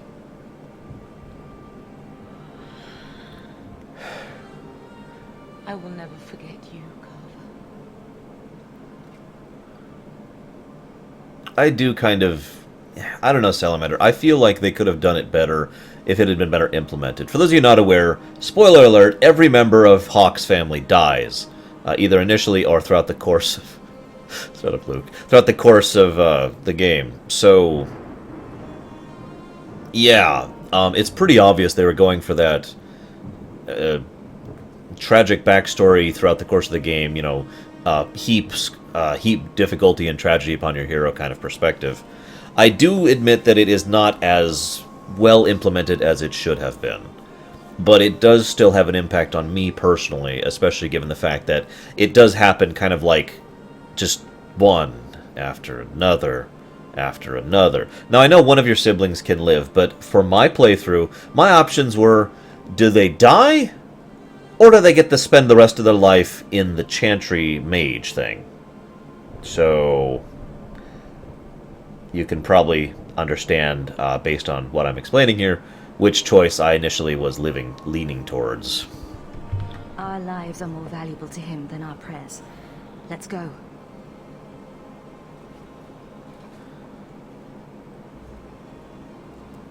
Flames. We're too late.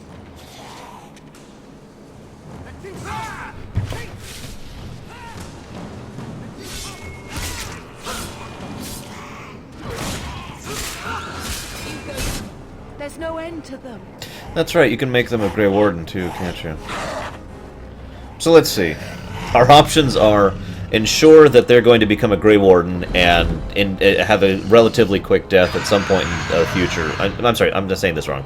They're going to die in the future because they have the corruption and taint of the Grey Wardens in them. They're going to be under the thumb of the mages for the rest of their lives, or they're just plain going to die. I stand by my statement. This is still an obvious attempt to make tragedy happen to every member of Hawk's family. Although, I actually appreciate you guys pointing this out because you just made my point stronger than I did. Rather than just have everyone die, you have most of them die, and then one of them has the possibility of several fates, which are debatably worse than death. Hello, Captain. Call me out if you wish. I like her design here.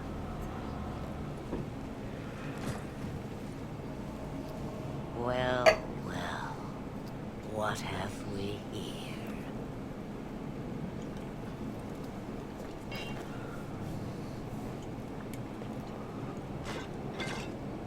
It used to be we never got visitors to the wilds, but now it seems they arrive in hordes. Do I, personally, BRW? Nah. Given the era, probably yes. You have to abandon everything and everything you had, totally lose everything from the previous existence in order to take upon yourself this charge that you are almost guaranteed not to actually be really useful in, so you're not exactly like some great sacrifices for some great ends because there's no blight right now. That being said, there's more that can be said about that. I don't want to go into it too much. Moving on. I don't know what we would have done if you hadn't arrived. I do. You would have perished. You still may. If you wish to flee the Darkspawn, you should know you are heading in the wrong direction. Wait, you can't just leave us here. Can I not? I spotted a most curious sight. A mighty ogre vanquished. Who could perform such a feat? But now my curiosity is sated and you are safe for the moment. Is that not enough? Now, I know people either like or dislike her design, and that's fine. I mean, you know, different preferences and different opinions is one of the things that makes being human awesome. But one thing I personally want to add is to one of the reasons why I like her new design. I feel like the, shall we say, the interesting cadence that Kate Mulgrew has to her voice, the unique timbre to the way she speaks, really actually helps accent her personality when demonstrated against someone who is this so-called beautiful, exotic, clearly not quite human perspective, having that voice. It just fits better for me, personally. That being said, I didn't even notice the boob window until you just pointed it out, Fitscott, so yeah, that's probably dumb. But it's still awesome, and I still love the new design overall. We won't be able to get through the Darkspawn on our own. They are everywhere, or soon will be. Where is it you plan to run to? I love We the need design, to though, of get her to face and her hair and Kirkwall. everything. In the free marches. Kirkwall? My, but that is quite the voyage you plan. Your king will not miss you, I'm not sure, Venters, because it could be argued that this entire quest thing with the amulet was done specifically to ensure that, just in case anything happened to her, because there is a blight going on after all, that she would have a chance to return, or you could also get across that she was specifically intentioning for Morrigan and or the Warden to turn against her, and was therefore doing this entire plan in preparation for that specifically. Either way, it fits with her overall personality quite well. Lothering is gone, and Ferelden may soon follow. We have to go. I see. Hurtled into the chaos, you fight, and the world will shake before you. Not sure I agree with that. Is it fate or chance? I can never decide. I also like how she speaks. As was pointed earlier, she is sinisterly glib by Fragilistic. That's a wonderful way to put that. Fortune smiles on us both today. I may be able to help you yet. Anything you could do for us would be appreciated. Maybe we shouldn't trust her. I don't even know what she is. I know what she is. The Witch of the Wilds. Some call me that. Also Flemeth, Asha Belinar, an old hag who talks too much. Does it matter?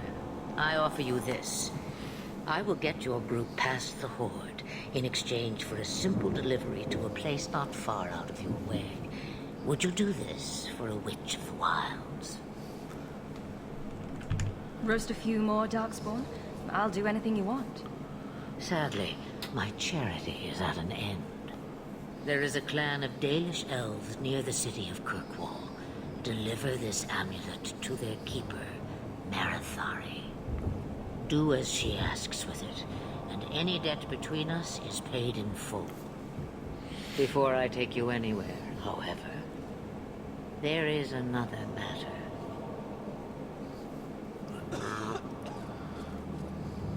No, leave him alone. What has been done to your man is within his blood already.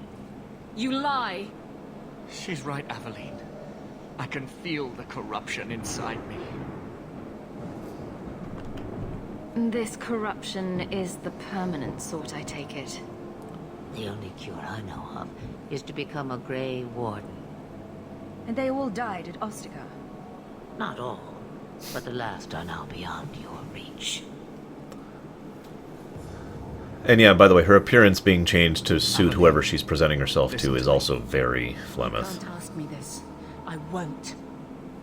Please. The corruption is a slow death. I can't.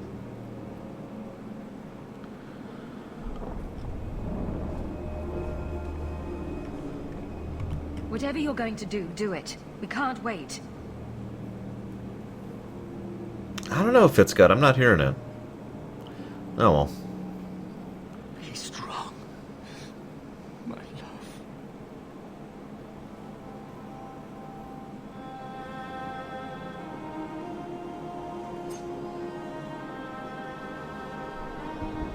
Oh my god, is that the Mercy Dagger?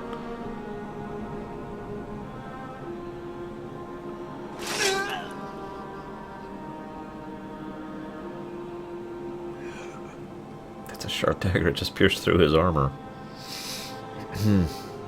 And then it's gone. Wow. I'm sorry, I'll stop making fun.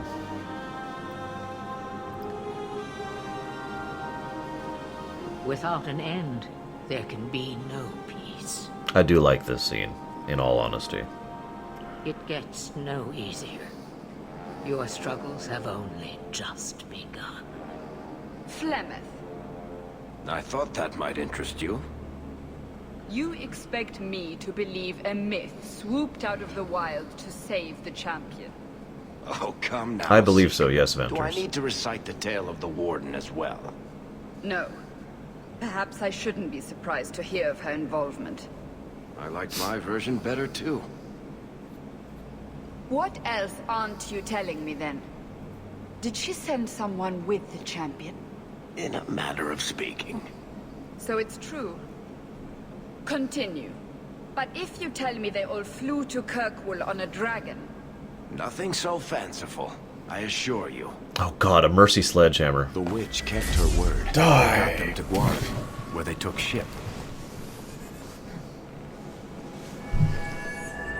They sailed north across the waking sea, lashed by terrible storms.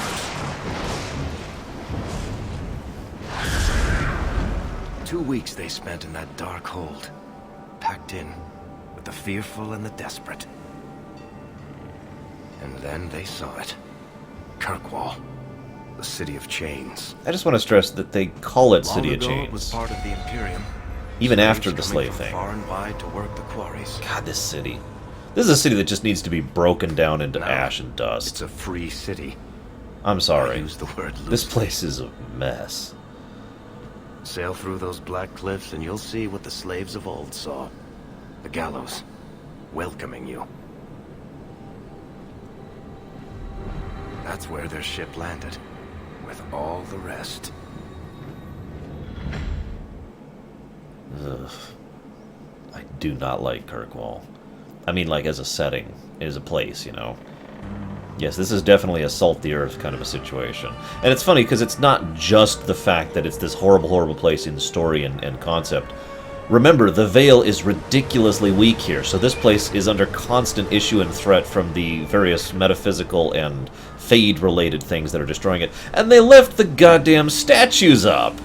You know, the ones that Da Vinci made for the sole and explicit purpose of trying to get across the point to anyone who is brought here that your life is meaningless and all hope is lost, and you are worse than dead.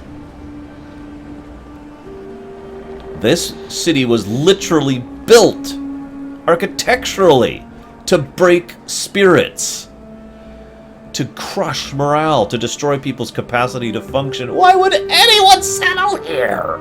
They're not letting anyone into the city. What? That can't be. It's true. Look at them all.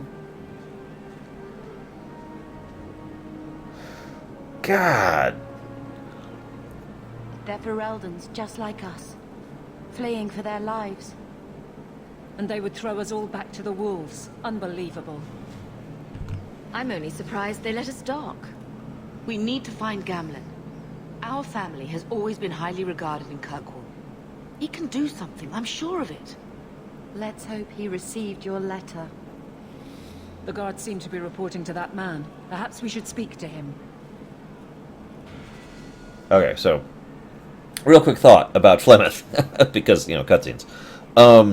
One of the things I felt was interesting and this is purely speculative, but Flemeth obviously has at least some understanding, and given the direction of the voice acting, is very likely has a personal understanding of what it's like to lose someone to something.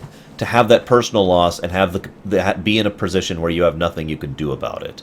Now, obviously, that, as was pointed out in chat, that could actually have something to do with the maybe fictional, maybe real, we don't know story about Flemeth's husband, and that is actually entirely possible and true. But I have to admit, I really kind of like the idea that she's actually referring to her sister and how she lost her sister and had no power to actually save her. And if you watched my Origins video, you know who I'm talking about. Whoops.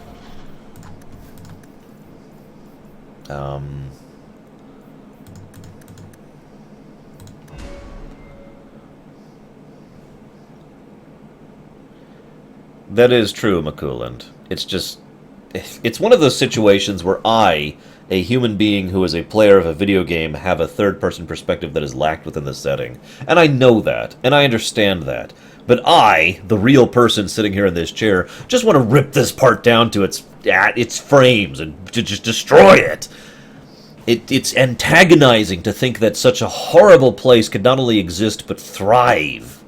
And at the same time, it thrives literally on the backs of others. Kirkwall is a very unpleasant place in setting. Even after, even in the modern era, after the Tevinter used it as the, hey, we're going to crush your soul place, literally and otherwise. But, anyways, I'm sorry, moving on. What should we make her? Usually I go elemental with her. Elemental and healer, of course. And then she leaves my party, because of course she does. Screw it. And yeah, they made a damn mage circle with a fade, and the veil were weak. Or the veil, where the fade was coming through a lot. It's just... Anyways. Thank you, Kranzer, by the way. Still not my best record. That was when I was streaming Mass Effect 3 is actually my highest concurrent viewers record ever. So, okay, I just want to point out another thing again. You notice, again, they actually managed to make this place feel a lot more open than they did. You could see bits of the city over there. You can actually see through the area we just came through. There's the statues. You can see the mountains in the distance. You can see up. There's a lot of terrain they did. Overall, I just want to give genuine props to the architectural design of this game. And I really want to mention that especially because, if you remember, back in Origins, when I was going through Denerim, I actually paused at one moment, and the camera was just like this, and I was just taking in the setting.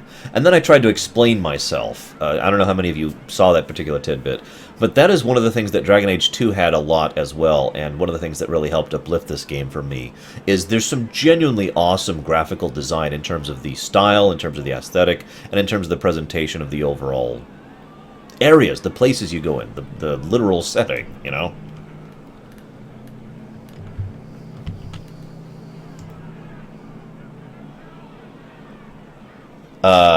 Actually, I do, Venters, personally, but shrug, as they say.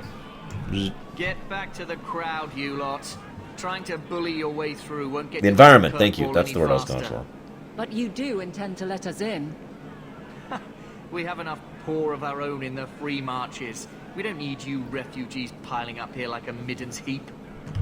There must be someone in charge I can speak with. Yes, always the same story. You want in, talk to Captain Ewald. I'm just here to keep you refuse from climbing the walls.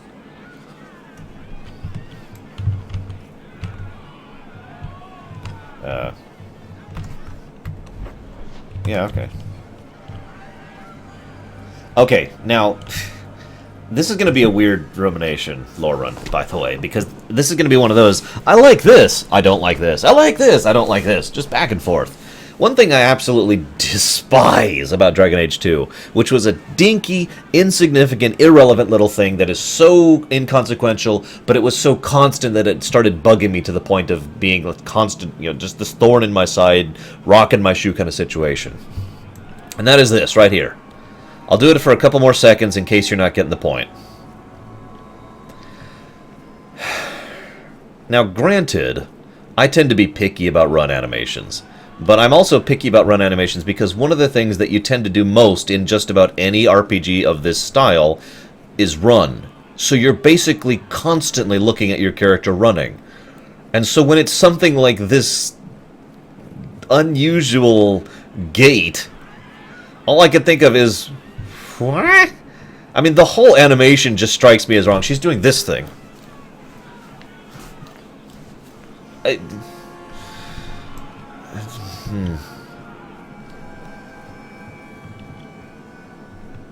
It's just the most screwed up running animation ever. Okay, that's a lie. There's much worse running animations.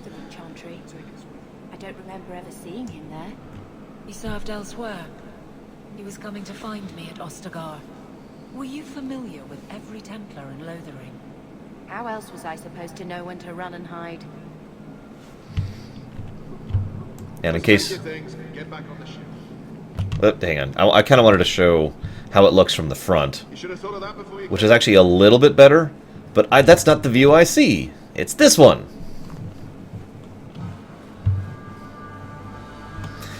Oh, I digress. So, speaking of beautiful architectural design, I just want to show this off for a moment. And yes, it's a beautiful irony that one of the first places we see in Kirkwall is where the last boss battle occurs. And it's also wonderfully ironic that this location, which is well known for being the one site in which people would come to have their spirits deliberately broken by the Tevinter when this was actually a slave plate, is where the significance of the final battle against mage enslavement by the Templars happens. Some obvious thematic symbolism going on there. Let us through, you flaming blighter. We're not staying in this pit. Then get back on your ship and leave. Kirkwall has no more room for refugees. The ship's already gone. We've paid good coin to get here.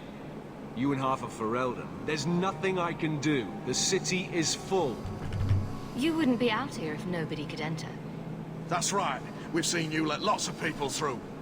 Citizens and merchants that make it worth our while. I'll assume that you don't have any more coin than these gentlemen. We've been letting you Fereldans in for months. You're too late. There's no more room. But we have family here. Doesn't that mean anything? I've heard claims like that 1,000 times already, trust me. We'll find some ships to take you all back to Ferelden, eventually. Until then, you stay here. There must be someone else in charge we can talk to. The city's been closed by order of the Viscount and Knight Commander Meredith, whose fortress you're standing in. But as far as you're concerned, I'm in charge. Perhaps if we knew exactly what it would take to get in. No foreigner can enter unless they can prove they have coin to bring into the city. You mean a bribe? Technically, the Viscount's ordered that no one enters. You want to be a special case, you have to be special. That's outrageous. It took all our coin just to get here. You want eyes looking the other way? That takes convincing. And the price goes up each day this continues. Our uncle is Gamlin Amel. He knows we're coming. Surely someone could find him. Gamlin? I know that name. He's a nobleman here in the city. Our family has an estate.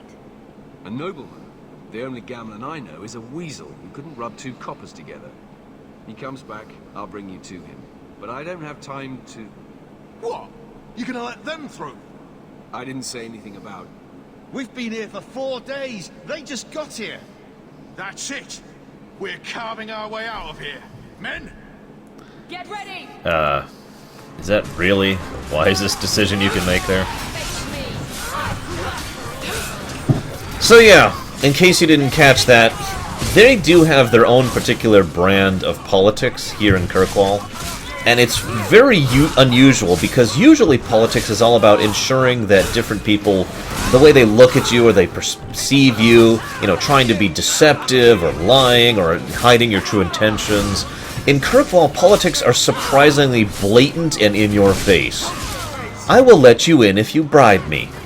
If you decide not to bribe me now, you may bribe me later. However, later the price will go up. Captain, are you all right? That's very Free March's politics in general. Go find them. I want this kept under control. You have my thanks. Look, I can't get you into the city. It's not my decision. Hi, Sean. But I'll find your uncle and bring him here. Yeah, I know, Luxia. Politics in Dragon Age.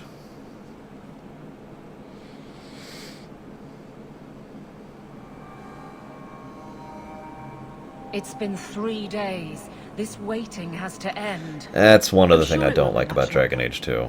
Gamlen must still be looking for us. And if he's not? Wait. I think someone's coming.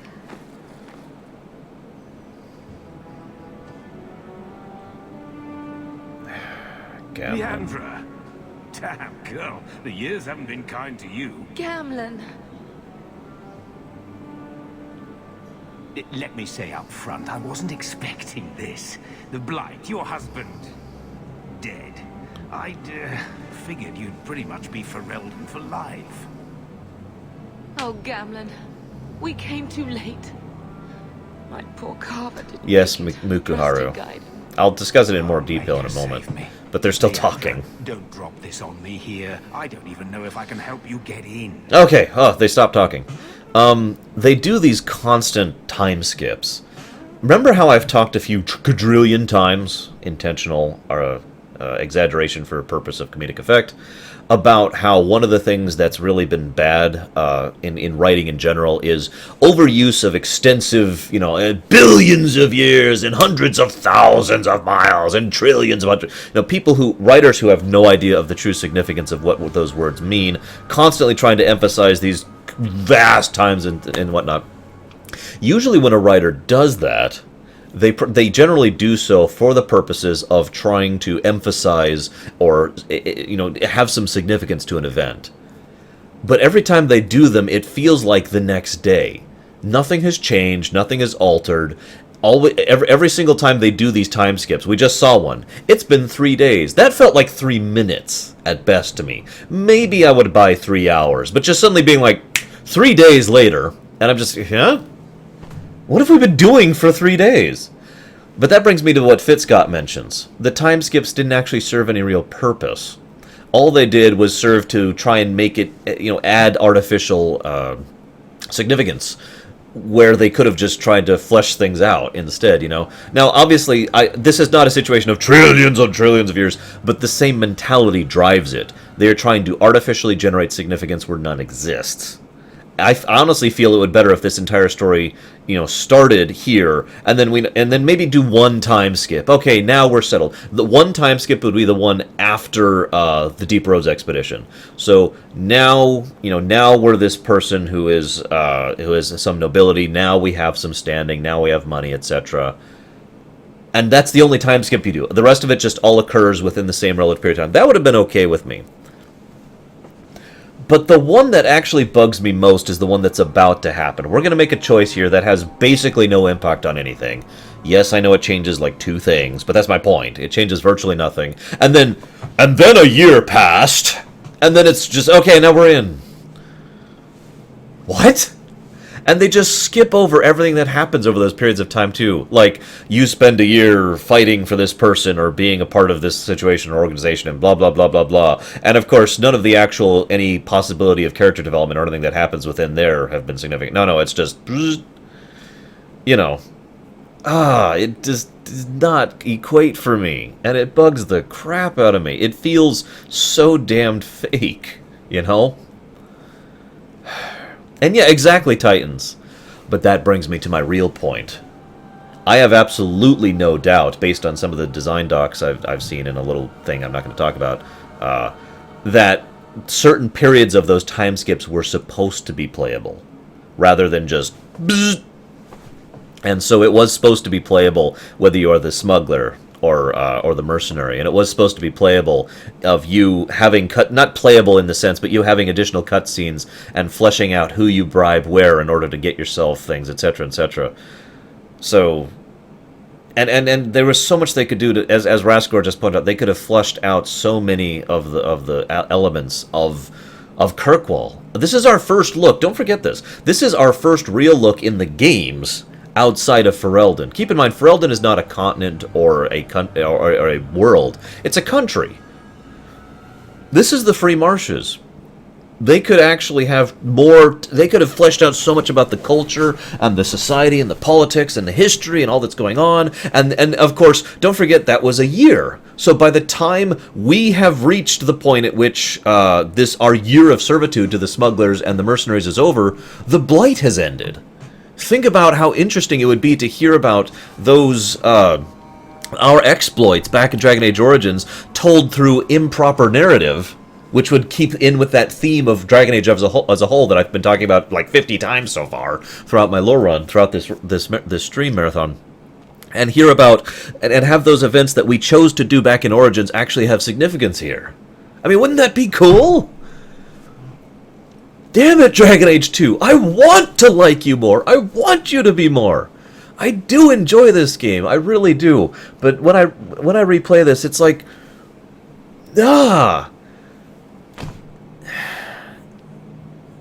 There's actually an analogy I'm going to use really quickly here. It's one that was used by Sci-Fi Debris. Shoutouts to Sci-Fi Debris. Imagine someone who meticulously lays down an entire pattern of dominoes, and then just says, okay, and walks along. Walks off. That's what Dragon Age 2 feels like to me when I replay this game. They have all the set pieces in place, and, you know, all these wonderful, incredible things that could have happened to be fleshed out. It just, all you had to do was do it. You know? Some people have actually come to me on many times before with regards to a lot of other games and said, you know, Arsh, if you could go do this, would you? You know, could you make the proper version of blah, blah, blah? The most common one is, of course, Mass Effect 3. You know, I've talked many times about, you know, the Arshian Gaia version of Mass Effect 3. And when I did that lore run, I was talking about, on an individual level, I would change this, this is what I do here. All that fun stuff, right? I would love to have a chance to go back to Dragon Age 2 and actually flesh it out into the game it could have been. If you'll forgive me for being blunt, the game it should have been. I'm more concerned about Mother. Can you get her in at least? No. We stay together. I was hoping to grease some palms, but the Knight Commander's been cracking down. We're gonna need more grease. But what about the estate? Surely Father left something when he died? Right, about the estate. No, that would... It's, well... gone. To settle a debt. I've been meaning to write you. Then there's no hope. Not quite. I know some people who might help. If you're not too delicate about the company you keep. Actually, Mukuharu, if you think about it, you could tie in those Till elements. I mean, you're right, a lot of people believe the Ferelden Blight was made up. Because, I mean, yeah, right, defeating a Blight in 1 year? There's no way. But at the same time, you would still hear rumors and intimations. That's my point. That is exactly my point. I was going to mention that later, Miku. The big thematic significance of what actually happened has no effect on what is told is what happens and what is taken away from it. You know, all that fun stuff. And it would have been fascinating to hear about, you know, basically what I'm trying to say is you wouldn't hear about your exploits in Dragon Age Origins. You would hear about what people are saying about your exploits in Dragon Age Origins, which has no connection to the reality.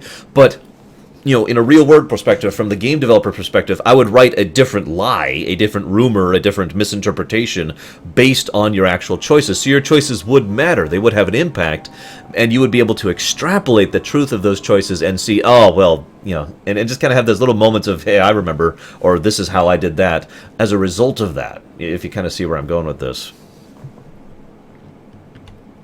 Let's hear it, Uncle. What do you have in mind?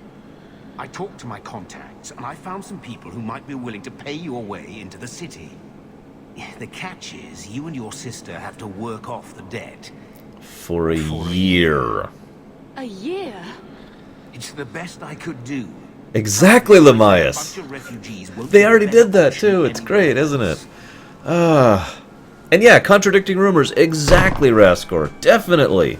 Make it real. Make it a setting. One quick thing I want to comment on. I've been meaning to mention this real quick. One of the things I do like in concept is they actually recorded a number of voice-acted lines that basically have, I forget, but you know they call it basically leaning, right? In other words, if you consistently pick diplomatic choices, the game notices that, and so at a certain point in time, I believe it's at the act changes, I could be wrong about this, I looked into this at one point in time, I haven't in a while, you then get the choice to, the voice acting changes. They actually use different voice acting samples for the same lines, depending on your choices, to show that you are leaning towards diplomatic, or leaning towards sarcastic, or leaning towards aggressive, and in concept, I like that as a system. I remember when Dragon Age 2 came out, there was a rather significant bug that basically made that not work. I don't know if that's still true. Feel free to correct me on this. But I noticed it my first playthrough because my character never actually sounded different at all. Anyways. And by the way, yes, Fragilistic, that is another wonderful way to explain Kirkwall. I'm going to talk about Kirkwall as a culture, as a setting, a little bit more later. But we've already seen their approach to politics. One of the things that truly drives Kirkwall, and indeed the Free Marches in general, more than any other organization, the Ferelden has their system of blood ties and things that, you can only interact with the people at this level based on your perspective with them, etc., etc. The way the elves work, the way the dwarves work. We talked about, it's basically a huge political net in Ferelden. We know that in Orlais they have the game, which is all about trying to play with the lives of others and making sure that absolutely none of it comes back to affect you, and total anonymity, total deception, while maintaining an illusion of friendship, that kind of a thing, right? The Free Marches is driven almost entirely by the economy. The way the money flows throughout Kirkwall and the Free Marches in general pretty much determines everything else about it. The military, the chantry, the way the guards work, the way the nobility works. Keep in mind, we buy our way into nobility in this setting. We literally buy our way into it. You actually couldn't do that in Ferelden. You could probably pull that off in Orlais, but you couldn't do it in Ferelden because too many people would be like, you are not of noble blood. You have no standing. You didn't marry your way in, That kind of a maneuver would only function in a culture like exists here in the Free Marches, and I admittedly find that fascinating because it's actually wonderfully pragmatic in its own way. And yeah, it is very much a free market society. In all honesty, it's a genuinely free market society, and all the good and bad that comes with that. So, I'm sure we'll be free and clear before we know it. I managed to convince my contacts to come to the gallows to meet you personally. Mirren heads up the mercenary company, the Red Iron. They're looking for recruits. Thenril, I guess you might call her a smuggler. Either one of them can help you. All you need to do is find them in the courtyard and convince them you're worth the trouble. What kind of man is this Mirren? He's a hired sword. What do you expect him to be like? I wouldn't bring him home for dinner or anything, but he's got a decent reputation. I wouldn't have asked him if I thought he'd cross you. I kind of like Gamlen, by the way. He is not a good person, let's make that clear. But he has a sort of bluntness to him, and a sort of raw sincerity that's underneath him. And Gamlen, I feel, also serves as sort of a counterpoint to Hawke, or at least that's what was intended. Hawke is someone who goes through multiple tragedies, I already talked about this, and then rises to the occasion. Gamlen is someone who goes through multiple tragedies and kind of gets crushed by the tragedies he goes through. You can tell just by this first scene, and it's really fleshed out more later, that he really did not take the loss of his fortune and the loss of his debts particularly well, and he is basically, for all intents and purposes, a street bum. The fact that he has any contact or anything at all is only indicative of the kind of personality that lies underneath all of that tragedy and all of that muck, aka someone who actually does have the desire to help someone who he cares about. Because I have no doubt that Gamlen actually did care about, your mother. But anyways, I digress. The Free Marches thing is mostly explained in the little lore, what do they call it? The tidbits you get. And extrapolated on based on what you see within the games. But yeah, it is. The other interesting thing is the Free Marches are basically a true confederacy. There is no king of the Free Marches. There is there's the Lord, and this is actually emphasized in Dragon Age 2, arguably to the detriment of the game. But we learn thank you, the Codex. We learn a decent amount about how everything to do with this is all about Kirkwall, because Kirkwall, not just the city, but the surrounding territory, but, in other words, the city-state for all intents and purposes, of Kirkwall. It's not a nation, it is a city-state. It's its own little separate thing, but the various city-states of the Free Marches do actually coordinate when it comes to some kind of external military threat, which has come up more than once in the past. But my point is, at no point are you talking about any of those other cities or the other city-states or having any leaders come from them or any political entanglements. It's always within the confines of just Kirkwall. Right. Let's find them and see what they have to say. Oh, Gamlin, I don't know about this. It's a lot of coin, Leandra. Don't go expecting our name to carry the kind of weight it used to. And what of me? I will not allow others to Agreed, incur debts on my Darkstar. behalf. Can't see that it makes a difference. You look like a lady who can pull her own weight. Then you'll come with us. I have no real option. Thank you.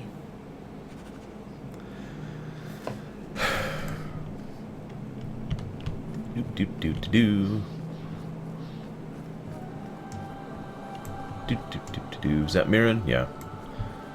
We're going to be doing Mercenary, because of course we are. Mirren? And you must be Hawk. Nice. Your uncle talked up a storm about you. He better not be blowing more smoke out his ass. My uncle doesn't seem like the sort to hang out with mercenaries. He doesn't. Gamlin cheated one of my men at a wallet match. You turn out, we'll call it even.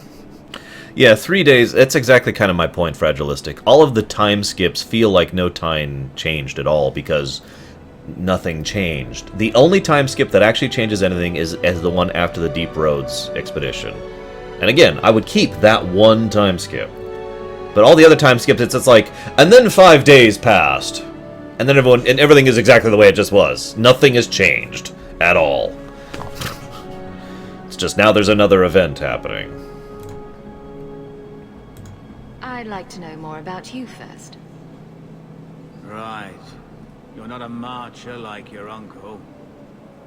The Red Iron is well known in these parts. We pick who we work for and keep our noses clean. But anyone screws with us, we mess them up. Makes sense. You know, I'm not sure, Darkstar. I always Makes assumed... sense. I never pictured myself as the mercenary type. I've always assumed Aveline joined us in the smuggler mercenary group, but that is an assumption on my part, I'll admit, so I'm not really sure. And yeah, most people compare the Free Marches to the Germany before it was Germany, aka the Holy Roman Empire region. I'm ready to prove myself. Noble bastard named Friedrich is here in the gallows. Gave us bad info. Almost killed my men. Now he's hiding out here, waiting for a ship. He sees us coming, he'll run for sure. But he doesn't know you. Go kill him and his men. We'll make sure no one asks why. It's been 3 days. Okay, let me go ahead and explain another reason why I mentioned my earlier perspective. No, Axcac. A few hundred years before that. I don't know how to actually explain this, so forgive me, I'm not going to actually extrapolate here like I try to normally do. But in a generalized sense, as I was playing this section for the first time, all of this felt like a lead-up to the kind of story arc that was going to be presented thusly.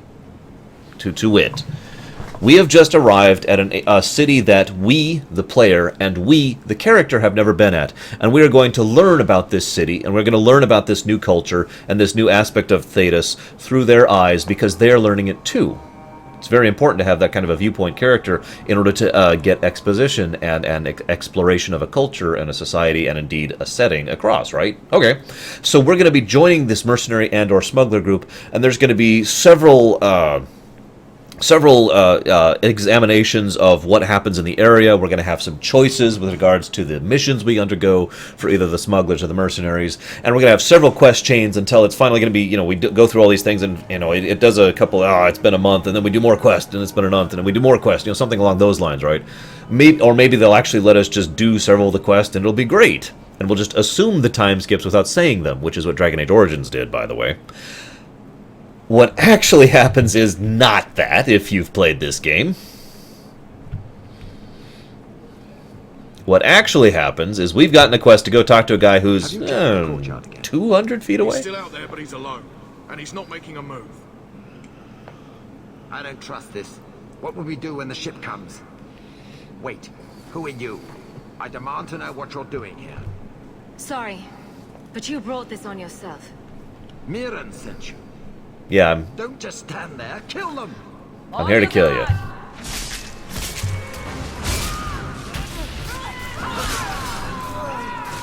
Let's finish this! Go down!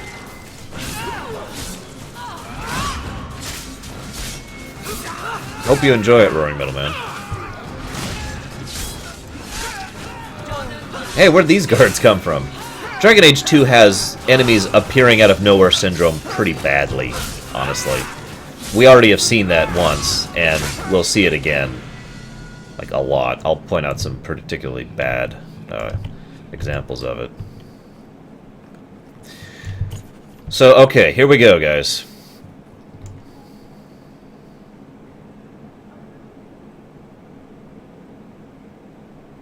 I could actually see medieval Italy, Lamias, with regards to the free marches. I could see that. Not sure about Orlais, but yeah.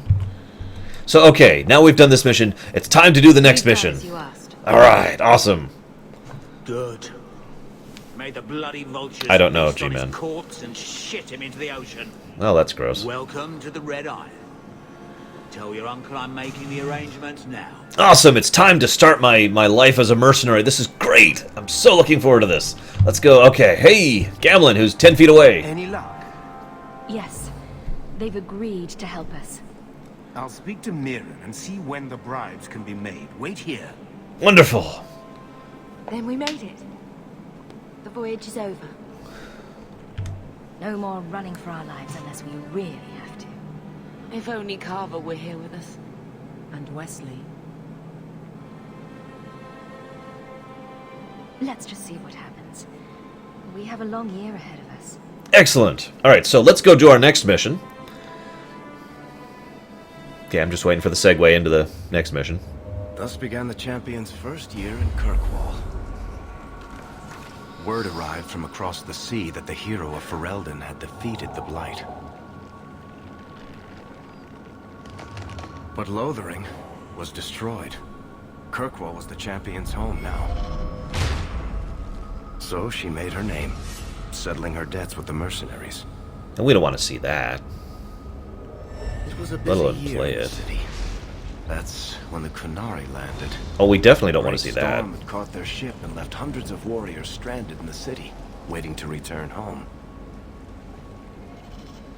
That's also when the trouble began with the mages. And we definitely don't want to see that. Had become very powerful under Knight Commander Meredith.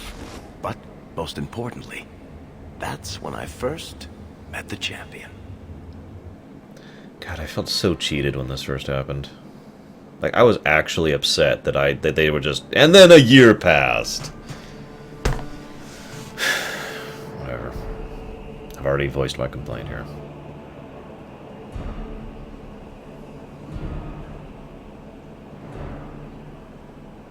Hello, Meredith.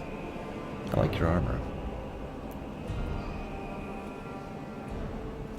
No! Andraste's tits, human. You know how many people want to hire onto this expedition? But we heard you're going into the deep roads.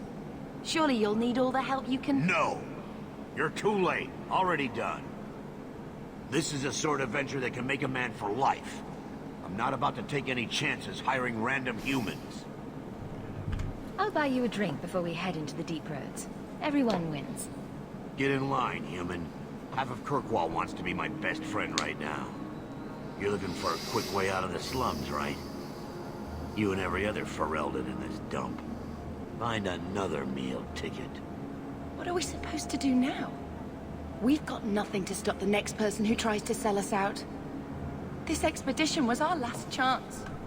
We've made a name for ourselves this last year. We'll find something.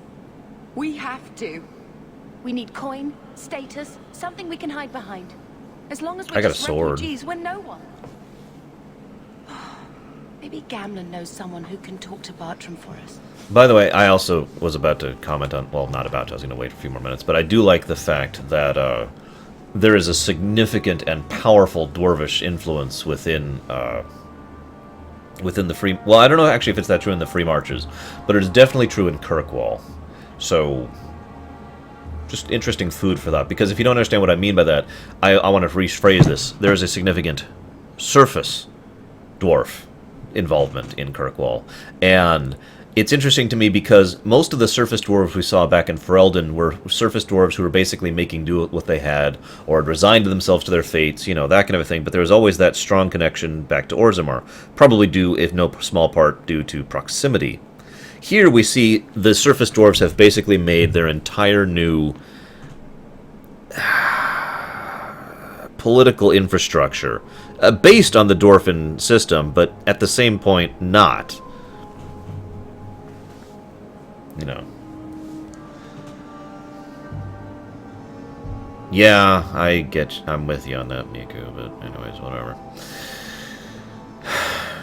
In fact, I want to share something real quick. I want you to picture we're a mercenary or a smuggler. It doesn't matter. I'm going to say mercenary because that's what I picked, okay? So you're on a mission, and you're going along, and you are trying to take out a few bandits who have managed to camp out near the coast of Kirkwall, a little bit out of the city, within the local regions, right? And so you rush out there, and you've got this big, extensive thing. You have the choice of trying to fight your way in, you have the choice of trying to talk your way in, and you have the choice of trying to sneak your way in, okay? Standard 3 options when it comes to infiltration. And you're about finished with the mission, and you've cornered the guy, but several of the ringleaders decide to run, and they're rushing off. They're like, oh god, get away! And as you're running after them, they're actually distracted by a noise. Because, oh, by the way, I'm sorry, I should picture this. It's raining. There's this big storm going on while this is happening. Rain pouring down, and they actually get distracted by this noise, and they look over, and you get distracted as well, and you see this massive, beautiful, technological ship, like a steamship, crashing up against the rocks, and people starting to swim out of it, an abandoned ship. And you actually get so, it gets so distracting that you actually let the guy go at first, and you're like, oh my god, and you realize those are the Kunari, and they're actually literally swimming to shore and carrying some of their things with them, and just, wouldn't have that been a great way to introduce the Kunari presence here, rather than, and that's when the Kunari landed. I mean, no offense to Varric, but I would really have liked to see that and have it woven into the gameplay I was doing at the time, rather than just...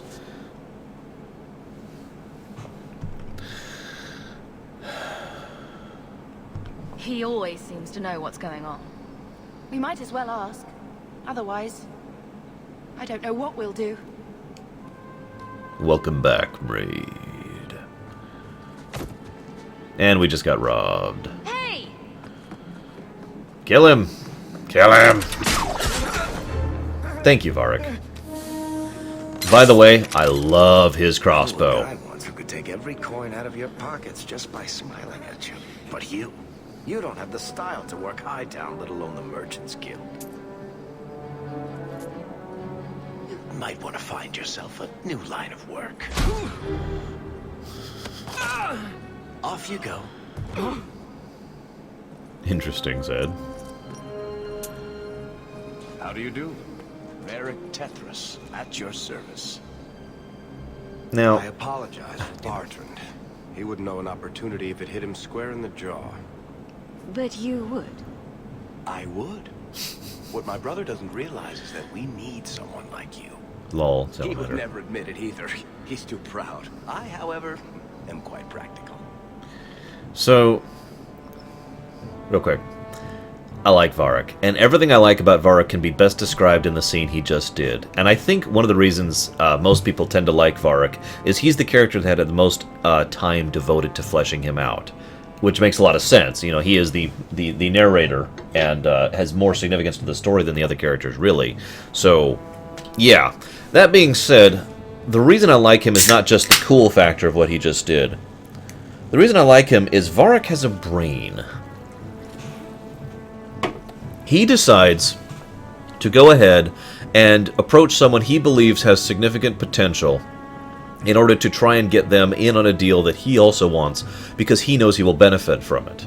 To explain what I mean a little bit, it is entirely too common in fiction, and in real life, unfortunately, for someone to literally be blinded by their own greed, to think, why would I want help or assistance on this matter, or why would I try to go to this, when either A, because of pride they say, I can just do this better, or B, I don't want to split the profits. But Varric not only is willing to split the profits if it means he gets the profits to begin with, but he is also willing to go through on his word on the matter, because he also understands that someone who keeps their word will gain a reputation for keeping their word, which also means they will have much greater chance and opportunities to do things in the future. So in other words, to summarize, Varric has a brain, and I like that. You're going awfully far out of your way just to hire another guard. We don't need another hire. Yeah, I know I did. We need a partner. The truth is, Bartrand's been tearing his beard out trying to fund this on his own, but he can't do it. Invest in the expedition. 50 sovereigns and he can't refuse. Not with me there to vouch for you. It sounds interesting. But if I had any gold, I wouldn't need this job. You need to think big. There's only a brief window after a blight when the deep roads won't be crawling with darkspawn. Exactly, Lurker. The treasure you find down there could set you and your family up for life. It won't be easy, but it's a chance. I think we have to take it. Better to work our way into this expedition than sit around waiting to be thrown in the gallows. We work together, you and I, and before you know it, you'll have all the capital you need. What do you say? Thank you, Braglin. One other thing I want to point out here, though. What Varric said there is absolutely true, and again, an indicative of how smart he is. Nice, Miku. Hello, Sterlings. Shoutouts. In other words, he is absolutely right. There is he, first of all, does believe there was a blight. He probably has his own reasons for that, but regardless, there is a very brief period of time in which you can effectively raid the deep roads. You can't do it during a blight. Too many darkspawn coming out and storming to the surface. You can't during it when there is no blight, because there's the darkspawn down there. But then there's this one tiny little period of time in which there's basically no darkspawn relatively there. And that is probably the best point to get down there and try to get something nice and valuable. And by something, I mean lots of somethings. So, the whole expedition makes lots of sense. That being said, yeah, it's about 5,000 bucks, I'd say. 50 sovereigns is not cheap. That being said, it is probably, again, indicative of BioWare's overall approach to storytelling that this entire thing has bad idea just smacked all over it. I mean, literally, the idea that this is going to turn out well is ridiculous. The biggest plot twist here is that the expedition to the Deep Roads actually does turn out pretty awesomely, with a couple of notable exceptions. Alright, I did. Which one which, out of curiosity? Assuming I get them working. You have a deal. Perfect. Kirkwall's crawling with work. You set aside some coin from every job and you'll have the money in no time. Maybe Aveline can find us some work. She's got a position with the city guard now. We should talk privately when you get the chance. In the Hanged Man, maybe. I'll be there when I'm not with you. Now, let's go see what trouble we can stir up. Legacy in 2. Hightown, where the rich go to piss their money away. This really is the best place in Kirkwall. Yeah, the only real negative thing about the expedition is the long-term effects it has, thanks to the Red Lyrium idol thing. That's pretty much it.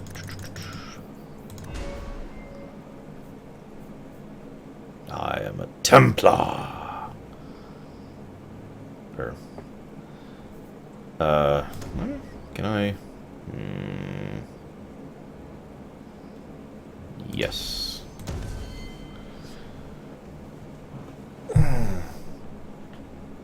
Ow.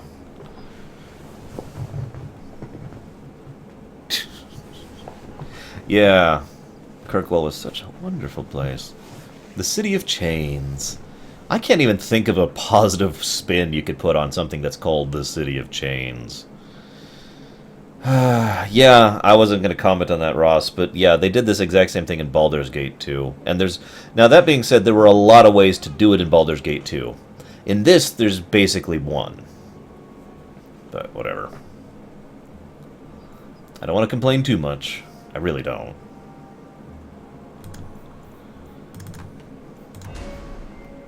I do like this game, after all.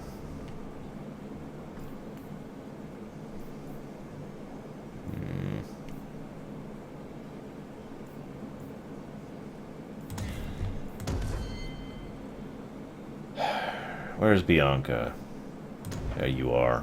Yes, there's a whole challenge tree called Bianca. Is that what I want? Yeah, I do for the eventual. Oh, god damn it! I like how Baronessa and Luke both went for the same thing at the same time. And yes, I have Sterlings. Many times, actually.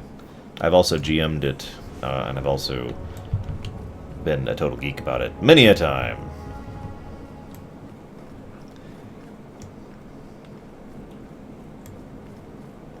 Yeah, I agree, Raskor. Another reason Baldur's Gate 2 did that better. Hey look, the Red Lantern District. And here I thought it took blood magic to read minds. I had a twin brother, Carver. He used to nail my braid to the bed while I was sleeping. I never thought I'd miss him this much. Sorry about your brother. Hey, you want mine? I got a spare. I'm sorry, Fitzcott. I have failed you. I again just want to point out the architecture. I mean, I'm sorry to gush about it, but look at this place. This is gorgeous design. It's actually kind of a unique mixture of Grecian, combined with kind of the era of the Italian Renaissance things that were happening in, say, Milan. And there's also some rather distinct Roman influences as well. It's just wonderful flesh. Very well designed. There it is. I knew it was here somewhere.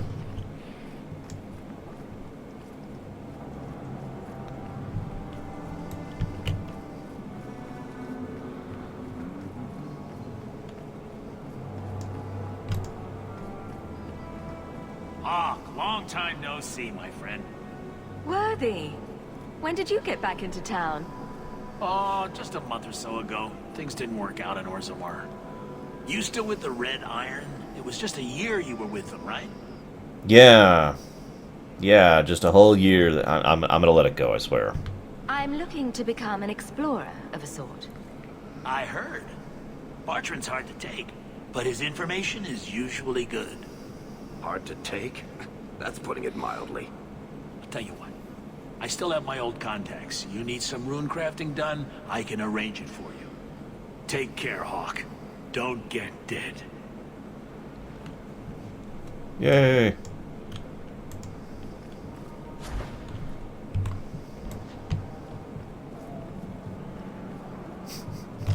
Yeah, the dwarf who was exiled to the surface, or chose exile to the surface, and based on his statement we could very easily extrapolate that his attempt to return to the status of being a proper dwarf did not go well.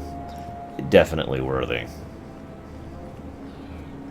I tried, Zeiss. I literally failed. Yes, Sandal is in this game. I will try again, Zeiss. I just... yeah. Hello, Rengar. Time to go to the Viscount's Keep. I'm sorry, I hate pronouncing it that way. I've been saying Viscount for so long. Viscount.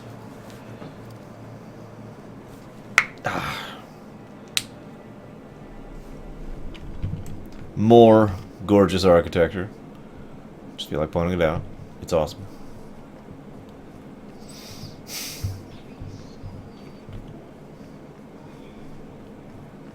Yeah, if only we... you know what, I'm not gonna... whatever.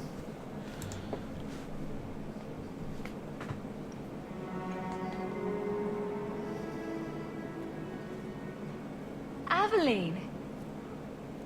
Hello, Hawk. Been a while, hasn't it? What? Oh, right. Sorry. It feels like we just talked. Oh, that's clever, One of the key BioWare. perks of this job. Watch out for Bartrand. He's a son of a bitch. Zeiss, I'm going to make it work. I bought them already. I already bought the DLCs. I'm not going to not install them. It's just, you know. Still having trouble? Not yet, Luke. Thought you were past all that. Still waiting word. Lately, I don't know. I've been pushed out to some dead patrols. Maybe I stepped on someone's toes. You can be... One-on-one ventures. forceful. My charm, right? I should be able to go where I'm needed. In fact, I might have a job for you. Let me know if you want to do a favor for Kirkwall. Otherwise, I'm here if you need me. Maker knows I could use more satisfying work. All right, Aveline. You have something worth doing? My patrols may be empty walks in the dark, but there's something big coming up, and I could use you. An ambush, probably for a caravan, although I can't find any shipments that match up. Doesn't matter though. Highwaymen waiting for someone to rob. I'm putting a stop to it, my district or not. Aveline, you've got yourself a partner. I knew I could count on you. They're hidden up Sundermount, remote and rough, but we can make good time with a shortcut this side. And no, you can't run off and do it without me. I trust you, but I have to be there. You're acting on behalf of the Guard.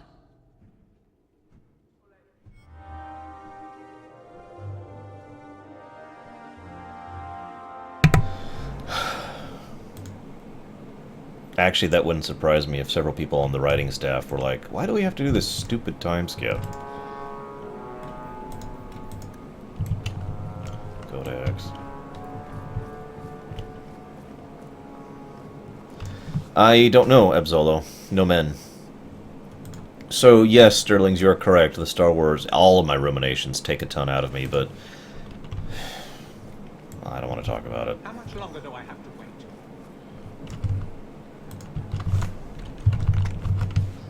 The Viscount must be terribly busy.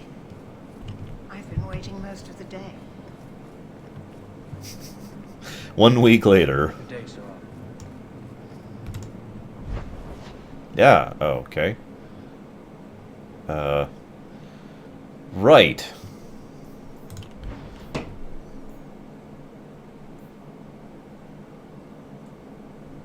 Well, let's go do this, I suppose.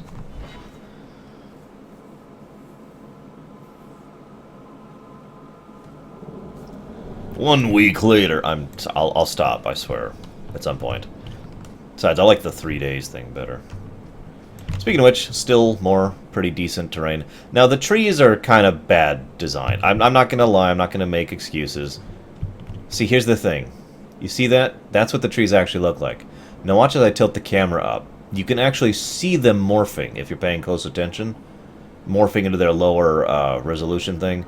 And they're obviously the 2D stuff, which, I mean, when you're looking at it from the right plane, looks like it's not there at all. But that's what they're supposed to look like, if I can try to get the camera angle right here. So, what we're looking at is an example of the same mesh mutation that every game ever has been doing since, like, forever. But it's doing it way too quickly and way too artificially. So, like, for example, you see this tree over here? Watch this tree as I get closer. You can actually see the mesh warp and the leaves just kind of come out, and then right there it finished actually having the full texture show up.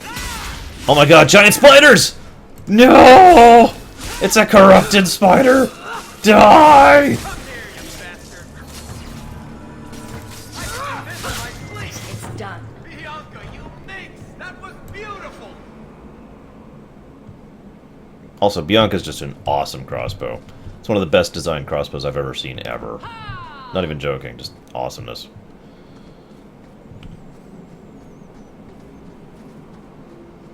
Oh look!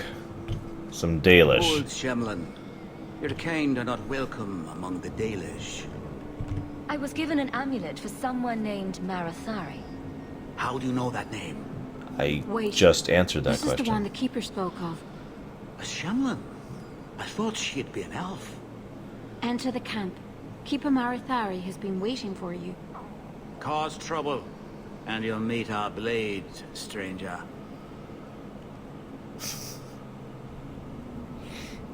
Marathari, I was told to bring you this amulet.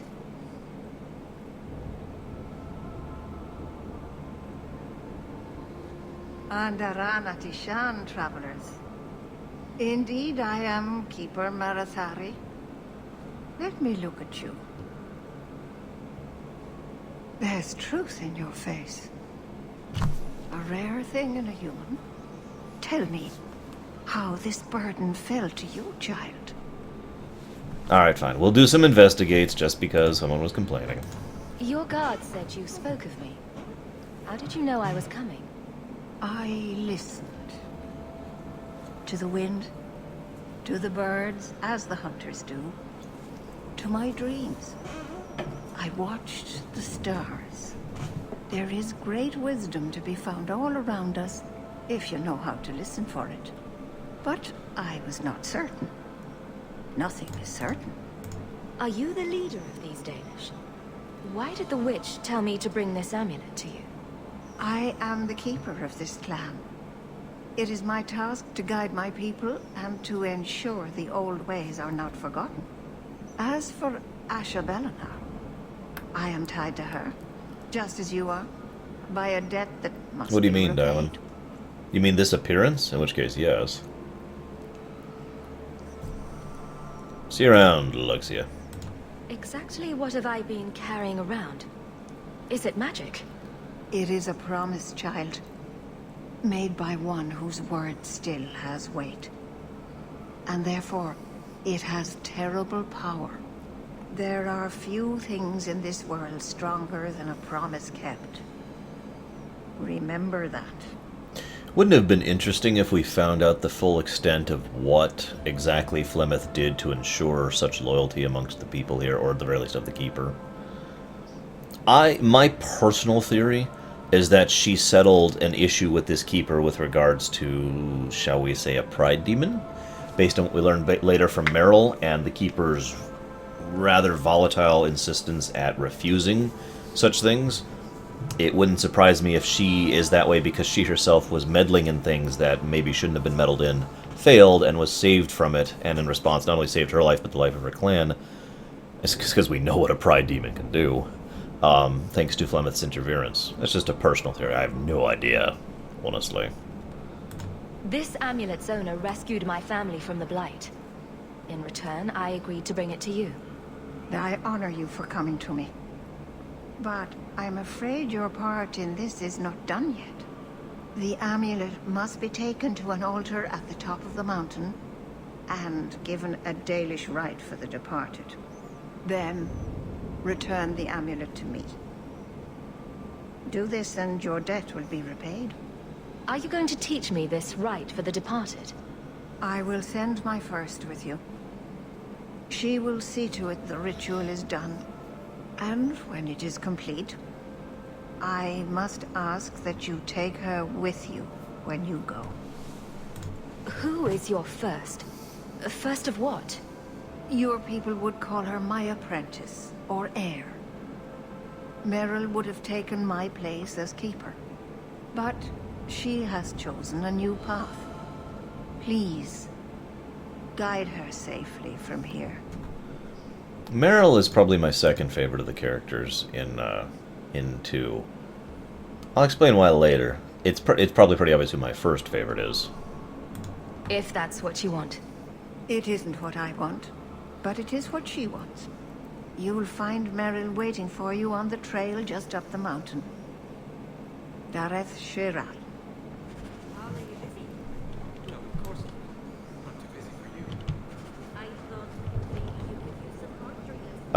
I like how that character over there is having a discussion with that character as he's way over here wandering.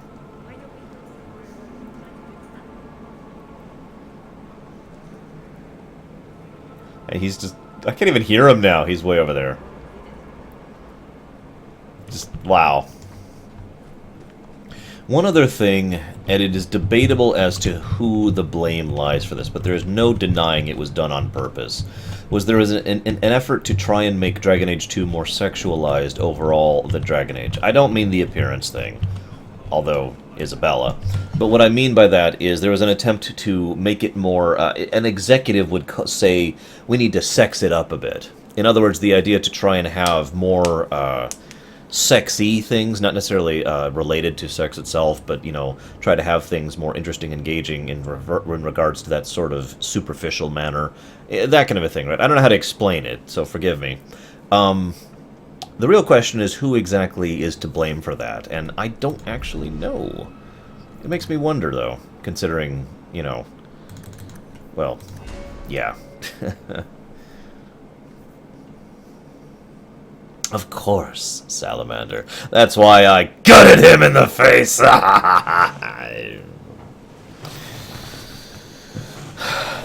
Not really, Lava. I mean, yes, I will, but there's not much to share there. Because Meryl in 2 is basically a different character than Meryl in Origins. When I say basically, I mean literally. Try to imagine a...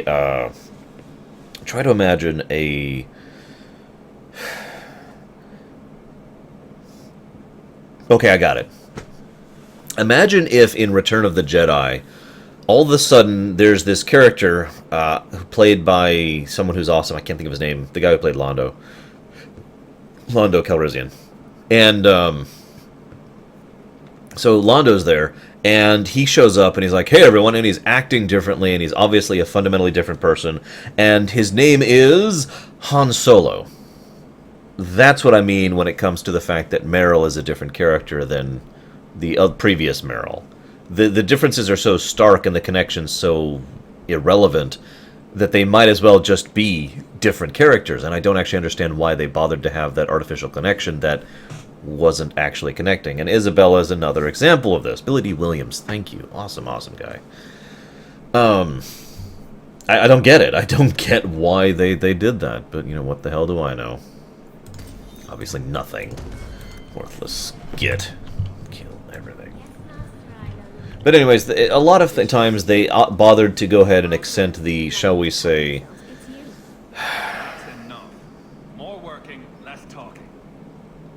They tried to be a little more risque, I think is the word I want to use for that, when it comes to Dragon Age 2.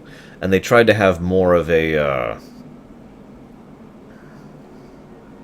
more of an emphasis on the, shall we say, free love elements of the setting, which kind of leans itself more towards, and I hate myself for saying this, kind of a Star Trek mentality in terms of that perspective of things. But anyways, I digress. I shall say nothing more of it. Not like I have anything else to add anyways.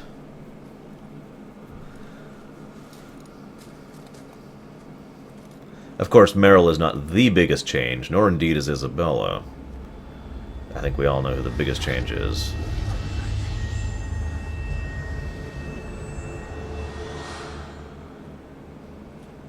Oh, I didn't hear. You must be the one the Keeper told me about. Anethera. I like I'm her so voice sorry. actress, by the way. I didn't ask your name. Unless... It's not rude to ask a human their name, is it? I'm Meryl, which you probably knew already. I'm rambling, sorry. Why are you leaving the Dalish for Kirkwall? I have to. Let's leave it at that for now, all right? Hmm. Did you hear that strange noise? Oh, I didn't hear anything. You seem awfully nervous.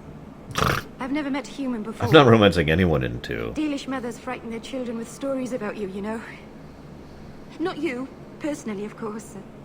I'm sure they don't have any tales about you. Or not scary ones, at least. Not that you're not notable enough to have a story. I'll just shut up now. And that's why I like Meryl. That whole deconstruction, it's nice to see a character who is honestly nervous and has social anxiety problems and isn't portrayed as someone who is just, you know, totally acceptable in dialogue and conversation, like is often done. As I've mentioned before, I know a lot of people who have social anxiety, and I've discussed on that point many times.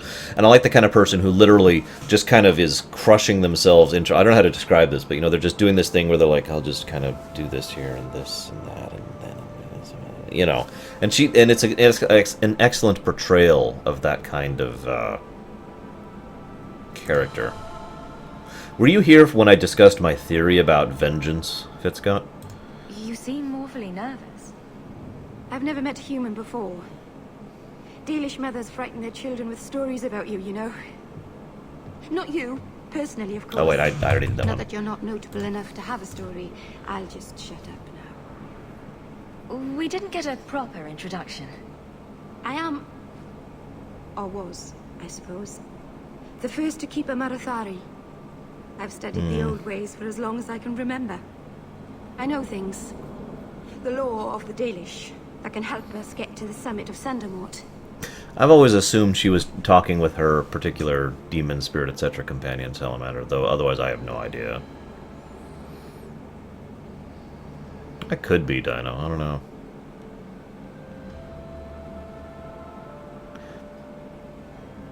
Well, I agree with that, Luke. But, yeah. My name is Hawk. Glad to make your acquaintance, Meryl. Thank you. I'm afraid I'm not very experienced with your kind. The Keeper said you came from Ferelden. I spent most of my life there. We only came north a few years ago. Have you been in the Free Marches long? Do you like it here? What are you linking me, Preacher? That is nice. I especially like the one on the rogue suit, basically the one on Liliana there. Oh, I miss the cold. And the dirt. Kirkwall's not brown enough for me. Ha But ha. hey, no Darkspawn. Ferelden wasn't that brown. The dirt and muck gave it character. Ha We should ha. go. Your task is for Asha Bellinar. It's not wise to make her wait. Let's get this over with. Join me, Meryl. Let's make this quick. Oh god.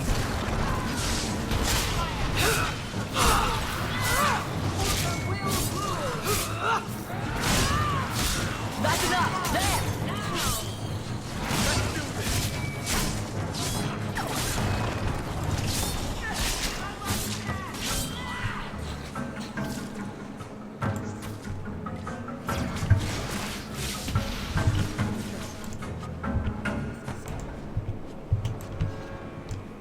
The Keeper didn't mention you were a mage. All keepers know a bit of old magic. The stories tell us that all Elven once had the gift. But like so many things, it was lost. It's a keeper's job to remember, to restore what we can. I'm glad you decided to pitch in back there. Oh, oh, you're welcome. I wasn't sure I'd be much good. I've done a little fighting before, but it was always alone. I'll try not to hit anyone. On our side, I mean. I'm babbling again. Let's go. What do they say I did? Because I almost always do the Flemeth thing right off the bat. Be careful! Yeah, by the way, as Mr. Dino points out, one of the other common side effects of an area where the veil is thin is the fact that you get a lot of undead happening. Kind of like what's happening right here.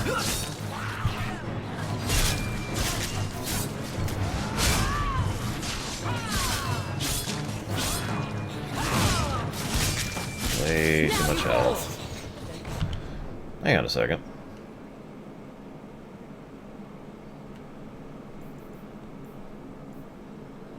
Huh? That can't be right. Do I not have it? Where do you get the stuff from the DLC whose name I can't think of? God damn it, hang on. Gonna make me look it up. What is that DLC called? No, that's not it. The DLC that's just stuff, that's just items. So the Keeper finally found someone to take you from here. Yes. Then finish your task quickly, human. We cannot be rid of this. Got you. House, chest. I'm sensing a story here. I have made my choice. And I will save our clan whatever you think. Sandamount seems very mountainous today, doesn't it? Lots of rock and hillside. I'm sorry. I didn't mean to. Let's go. We should hurry. The Black Emporium, yes, that's one of the things I have. A landslide blocked the path. There's a cave that should take us to the other side. Hello, Rusty.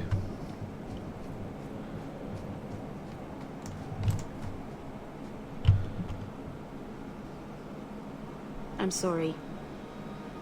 You're not really seeing the Dalish at their best. I don't know. I think this is pretty Good Dalish. people that look out for each other. Just not today, apparently. But the Dalish are delightful. I was just thinking of inviting the whole clan over for tea. I'm sure they'd never accept an... Oh. Right. Sarcasm. You're right, Even if Fitzgod. my people don't appreciate my efforts, I must see this through. Let's go. Ashabelanar isn't known for her patience. See, the thing is, I do actually have the Black Emporium, and you're right, I should have the dog.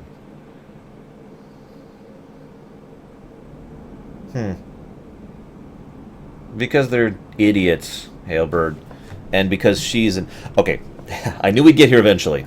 Welcome to the other thing that bugged the crap out of me throughout Dragon Age 2. It's also arguably the single most complained about element of Dragon Age 2.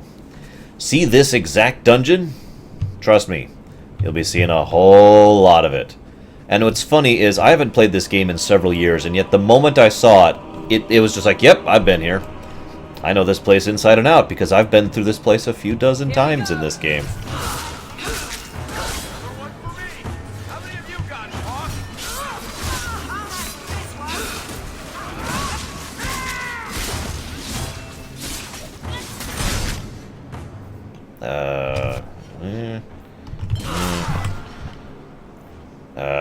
Character maybe? No.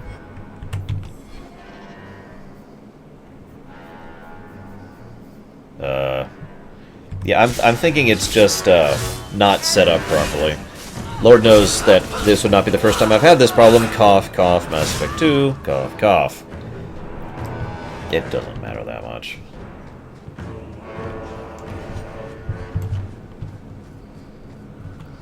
But yeah, this cave is just... I get so sick of this damn place. It's always the same goddamn cave, too. Yes, I know. Dragon Age Origins did some repetition, too, here and there.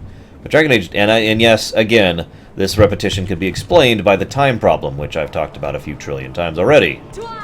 But, okay, you see this right here? This is a path that leads elsewhere, depending on which version of the cave you're going through.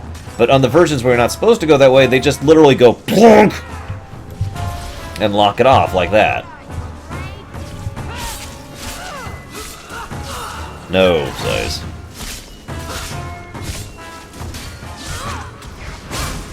Hey, Umbral Magic. Shoutouts. Yeah, you know what? Let's have a cave counter. Why not? I like that idea. Yeah, you keep killing things. Slowly but surely.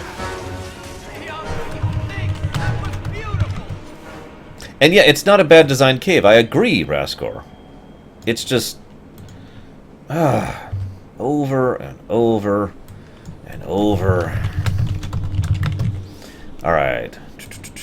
Give me just a moment here, guys. I don't know, I'm feeling Star Wars-y right now. We'll do that.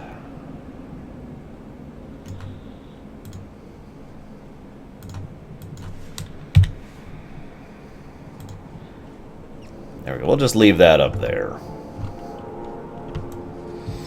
Yes, it does. Smile face. Oh my god. And we're supposed to get this way this time. It's the time thing. It really is. It's not like it's a bad designed cave. It's not like the mountain path is bad designed. And the other one is the beach. In fact, I'm gonna modify this to cave and beach, because the other one I remember seeing all the damn time is the beach. There we go. And just over and over.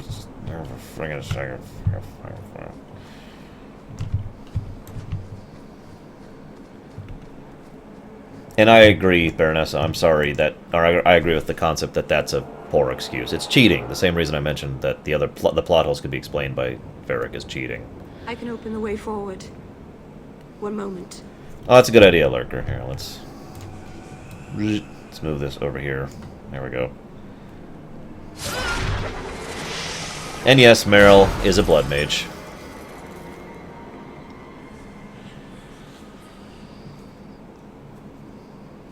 I felt the veil shift. You called something here. Are you insane?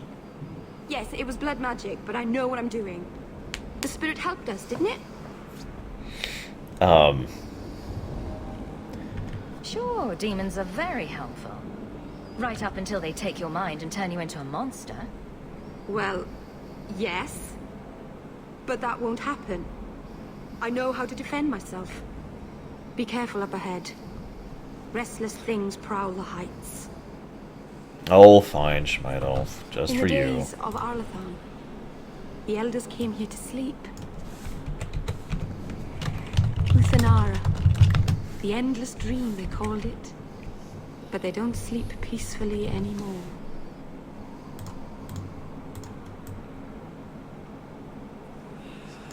There we go. Okay. I find it interesting the way she, yeah, exactly, Raskor. She talks about this, but she also kind of badmouths Anders for the same reason, for making into a pact with a demon, and she claims she knew what she was getting into, and yet obviously she doesn't, you know? Also, I just feel like doing this once more. Beautiful vistas, well designed, awesome. Really makes it feel more open. Honestly, that is probably one of the things I enjoy most about the overall design of Dragon Age 2. Even though this game is very linear in the places you can actually go into, and even though that damn cave and then that beach got on my nerves, most of the time, most of the places you go to feel a lot more open for me, and this is why. Because you look around and you see, you know, you can see into the distance, you can see the hills and the mountains and whatnot. I like that. Get ready! You go through me before anyone else. There! Oh yeah, we're going to be going through Dwarven ruins too, aren't we? Man.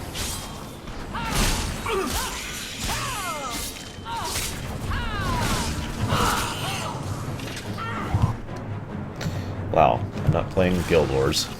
I don't know why I started doing this as if it was Guild Wars. Nope.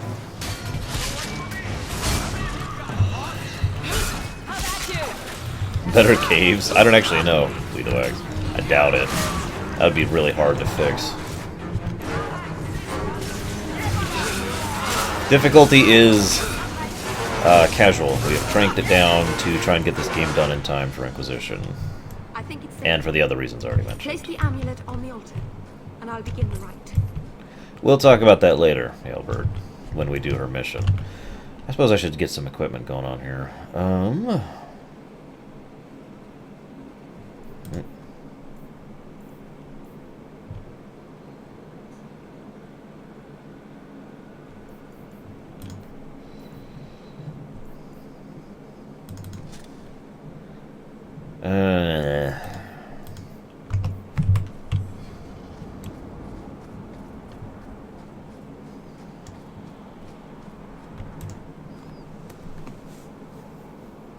Honestly, I think she tried to reconstruct the Illuvian over such significant periods of time because she didn't know any better.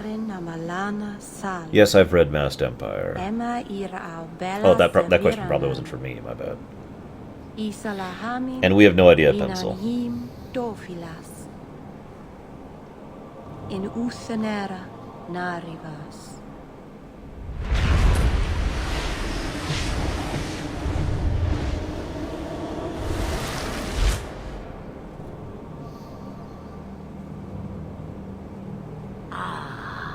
And here we are. Under Anatishan Ashabalanar. One of the people. I see. So young and bright. Do you know who I am, beyond that title? I know only a little. Then stand. The people bend their knee too quickly. So refreshing to see someone.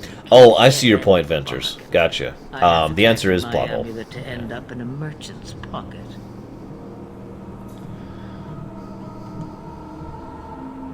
And yes, I did, Miku. I talked about that a little bit back during the Witch Hunt DLC. Titans, no men. Or rather, generally not really. I know that it's the third Dragon Age. Real quick thing. This is kind of cool, and by kind of cool, it's actually pretty awesome, and an interesting indicative of her character, but... the only thing I don't like about her presence here is this feels tossed in. She literally just pops out of the amulet, says thanks, and then leaves. And I kept expecting her to come back. I literally, when I was playing this first time through, I was just waiting for Flemeth to show back up, or to show up during the big conflict, or to have some influence on things. This is the last thing we will see or hear about Flemeth for the entire rest of the game. I agreed to deliver the amulet, though you could have told me you were inside it. Just a piece. A small piece. But it was all I needed. A bit of security, should the inevitable occur. And if I know my Morrigan, it already has. Now, based on the way she says that, one of the theories I've heard most commonly that I tend to agree with is the fact that Flemeth here, this Flemeth, is actually a clone. Not the original Flemeth at all. Just a Flemeth who is created regardless of whether or not you kill the original. And yes, if that's true, it would be really awesome and intriguing in its own way that if in Inquisition you didn't kill her, there are actually two Flemeths wandering about now. Is that someone I should know? She's a girl who thinks she knows what is what better than I or anyone. And why not? I raised her to be as she is. I cannot expect her to be less. I'm not sure whether she's your daughter or your enemy. Neither is she. Why did you need me to bring you here? Because I had an appointment to keep. And because I did not want to be followed, you smuggled me here quite nicely. Another wonderful question. Who did she not want to be followed by? Ironically, I feel like the answer to that one is pretty obvious. I'm going to pronounce this wrong. Uramathiel? Anyways, the Archdemon. The Archdemon that we fought back in Origins is, in my opinion, the one she was trying to not... to dodge in her smuggling up north. I don't understand. Are you some kind of vision? Must I be in only one place? Bodies are such limiting things. I am but a fragment cast adrift from the whole, a bit of flotsam to cling to in the storm. A fragment? You do not need to understand, child. Know only that you may have saved my life, just as I once saved yours. An even trade, I think. One other thing I like the idea of is that there is only one Flemeth in terms of personality, consciousness, etc. And that one personality and etc. is controlling the different bodies. Well, okay, I'm saying this wrong. But you get where I'm going with that in concept, right? Hopefully. You have plans, I take it. Destiny awaits us both, dear girl. We have much to do. You get to be bored for 3 years. A word of advice. We stand upon the precipice of change. The world fears the inevitable plummet into the abyss. Watch for that moment, and when it comes, do not hesitate to leap. It is only when you fall that you learn whether you can fly. Cheap advice from a dragon. We all have our challenges. We're going to regret bringing her here. Regret is something I know well. Take care not to cling to it, to hold it so close that it poisons your soul. Another interesting line. Comes for your regrets, remember me. As for you, child, step carefully. No path is darker than when your eyes are shut. Maceranus Ashabelinar. Now the time has come for me to leave. You have my thanks and my sympathy. Venters, to my knowledge, Hawk is no one special at all. Which is funny because, to my knowledge, Hawk is literally no one special at all. Not just not someone who has significant power or strength. But, the fact that she isn't really that significant of a person politically or economically or anything. I mean, yes, she becomes the champion, and that is something. But that's it. You know? And yet they keep talking about how the world will move at her steps, except it totally doesn't. But I digress. That was another of those things that always bothered me. In Origins, it felt like I was someone who was significantly changing and affecting a world around me. In Dragon Age 2, I felt like I was an adventurer in a world. If you understand the difference there.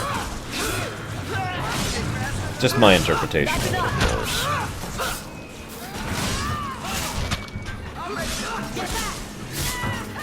That's a good question, actually, Paulie.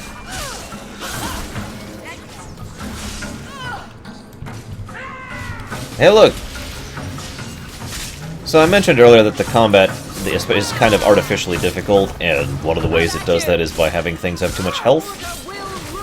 The other way they do it is by having more and more and more and more enemies spawn. It gets kind of ridiculous later on. The best example I could actually think of that happened to me constantly was when you're going through the area of Kirkwall and you're just walking along and suddenly bandits come out, oh my god, bandits! And then you fight the bandits and then they're gone, but then oh my god, there's another wave of bandits! Am I the next stop in your career evaluations? Joy of joys. You watch and you talk. Is that it? You are dismissing hallmarks of both the utterly ineffectual and the incredibly dangerous. I don't know what you mean. It means coins flow when I talk and when I shut up. Like if you got paid to guard or unguard. That makes no sense. Good.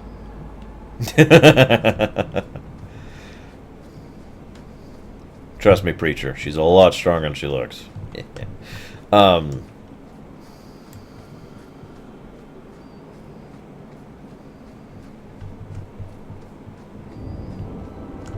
I've never heard anyone complain about that personally, Miko. Oh, you mean the fact that we didn't do anything. Okay, I get you. Yeah, I am definitely complaining about that. The fact that we didn't do anything. I don't mind the fact that we are stronger than everyone else because we're the player character. We happen to be the unique individual who just happens to get better than everyone else by strength. But it always bothered me that we don't actually do anything. Alright, Fitzcott. I need you to tell me how much you hate Meryl. Go! And now I'm going to intentionally not level up just to spite a dead. Okay, fine. Oh, right, we need to boost our everything in order to start being able to wear gear. We get Scythe at least, finally. Yeah.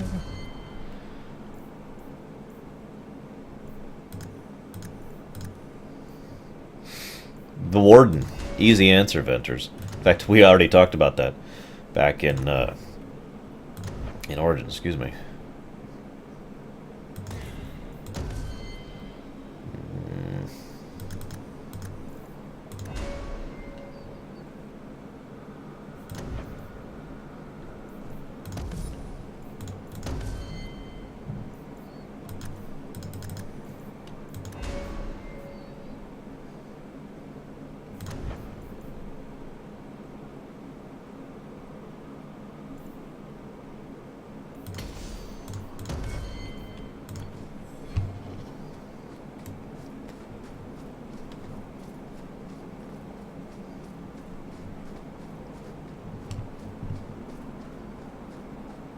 Hey, Nick the Looney.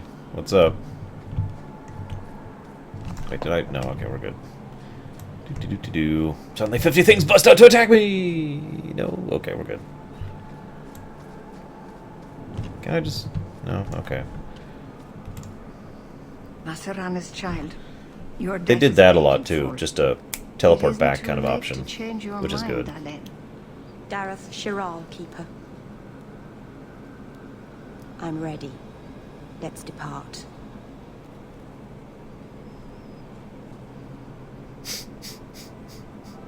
Yeah, it's time for Dragon Age 2, the drinking game. Ah, gotcha, Nick. I sympathize a lot. I've done those shifts. I've done damned long shifts before. I used to hate 18-hour shifts. Elganon.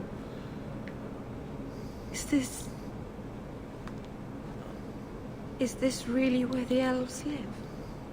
Not the prettiest part of Kirkwall, but it doesn't have a view of the giant chains. But take what you can get. I didn't think it would be so... I've never seen so many people in one place before. It seems so lonely. Working your way up will be fun. All right, that was a lie. It won't be fun. Some adventurer I am. Barely set out and I'm already daunted. Thank you for everything. For all your help. You know, I could use you on my party. You come visit me. Not now, of course. But maybe later. Just... I could use a friend. Yes, join my party. I'd like that, Meryl. Thank you. Oh, I'm thanking you too much, aren't I? I mean it, though. Now, call me bizarro, but I always liked the visual aesthetic of Meryl's design. Go ahead, make fun of me. It's okay. Bethany, you stay home. Be safe. Meryl, join me! Instantly! Alright, where's this jackass's house? There it is. Please, Sir Thrask. He won't go to the Circle willingly, but it's the only place. That quest. I'll get to that question in a moment. Alright, Meryl, who is my mage type person.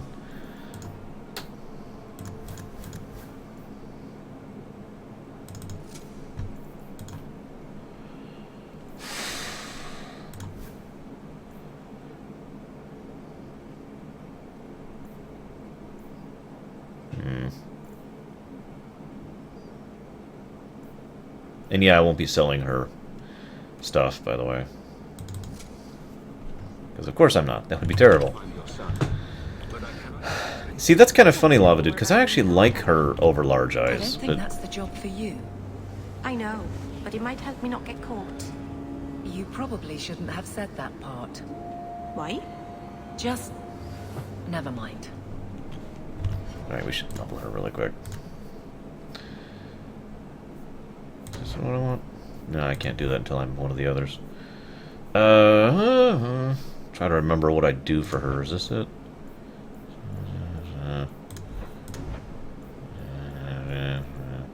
Yeah, this is it. Okay, so... Oh, right.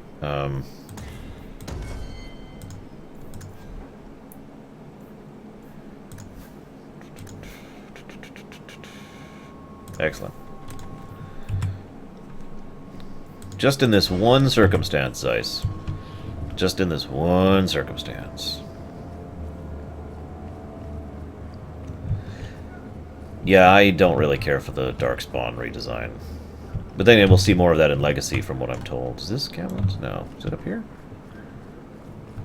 You could do worse, Hawk. It's a roof. It's a roof.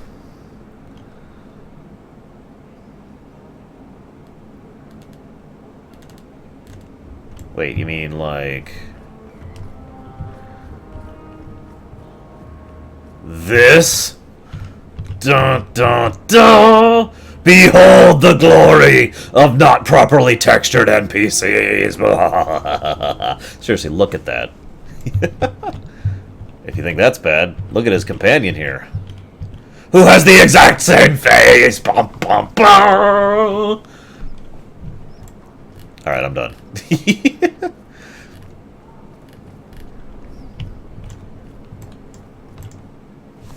I'm sorry, Nick.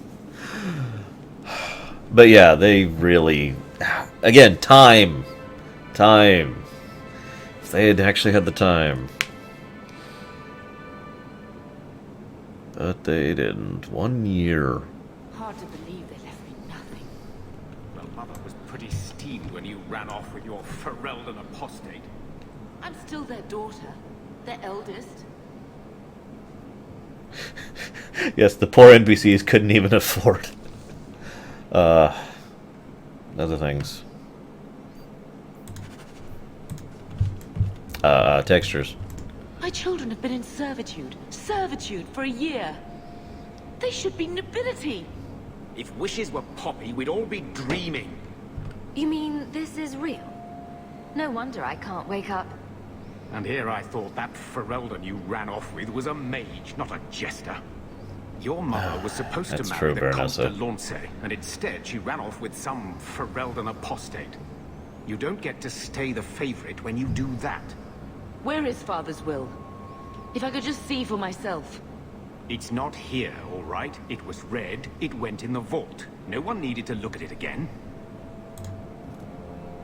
Meh. Please, Uncle. We have a right to see it for ourselves. Maybe so. But you won't be seeing the bloody thing. It's still locked up on the estate, and that's long out of my hands. You didn't take your parents' will? It was old news. You think I've been sitting here for 25 years waiting for Leandra to slink back?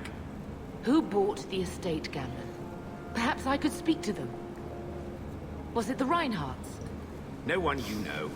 Get Agreed, used to Miku. Lowtown, sister. That's where we're going to stay. I mean, it's possible to push things back too much, and there's many examples of that, but pushback is overall a good thing, so... Wait, okay, so... Well, The house won't clean itself, Uncle. well, whatever. So, I hate thinking badly of family, but did Uncle Gamlen seem a little slippery when he talked about Grandfather's will? If he, say, invested money that was meant to be Mother's, do you think he would tell us? Gamlen can't say good morning without lying twice. Mother's been in such a fit of melancholy since Gamlen told her how angry her parents were about Father. She told me she wishes she'd died with Carver. It's like coming here ruined every good memory of her childhood. I wish we could get some of it back. When this Deep Roads expedition comes through, we can buy her home back. Move to Hightown. Gamlen told me he gave the estate as payment to some slaver who beat him at dice. Apparently, our ancestral home is now a base for slavers from all over Thedas. How could Gamlen let that happen? I think there's a reason Mother didn't talk about him much. Seriously, though, those scum have no right to our family's things. We should break in there. Get the will for Mother. I already talked to both of them about this. Gamlen said they guard the In the front last 3 entrance well. seconds, somehow. But Mother gave me her old key. She said it should unlock the cellar. Apparently the sewers run right beneath the house.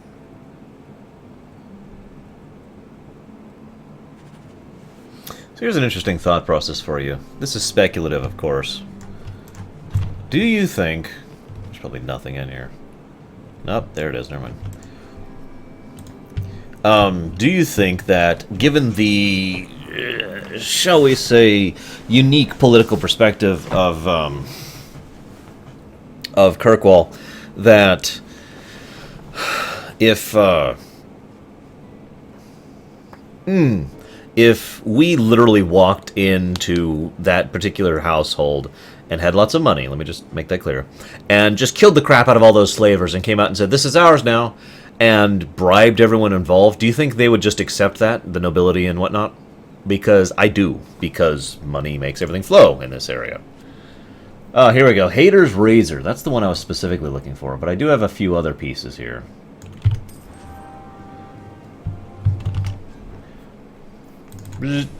I actually like the design of this sword a lot. It's the kind of sword that would be incredibly difficult to use, but beautiful in action in real life.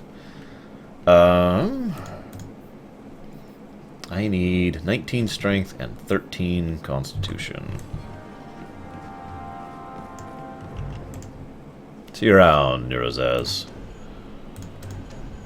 By the way, this is my favorite team right here, I'll just be blunt. Tank, range DPS, caster.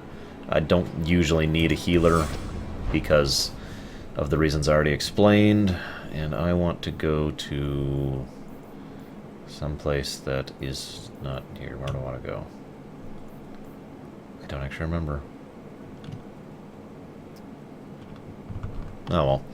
I do agree, though. We need to add a another counter here. The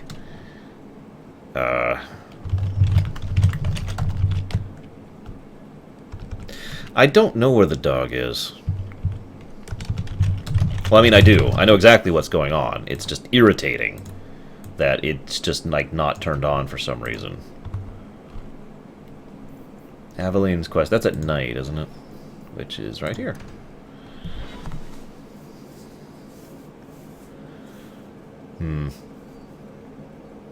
I do have it installed. It's just being retarded, okay? Let's just make this clear. This is literally Origins and EA's ridiculously stupid method of keeping track of their own DLCs in action. It's the same exact problem I had back with Mass Effect 2. Had the DLCs, bought them, had them installed, game refused to acknowledge that they were valid, and refused to actually have them be there. So, I will fix it later. I'm just irritable right now because of that, because I get sick of that crap. Freedom. Alright. Aveline's is outside the city? I thought it was... You're right, you're right. My bad.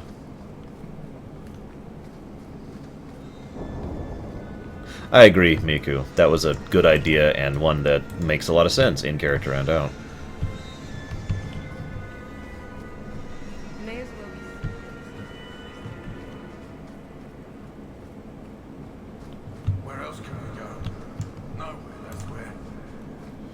Tom Wise?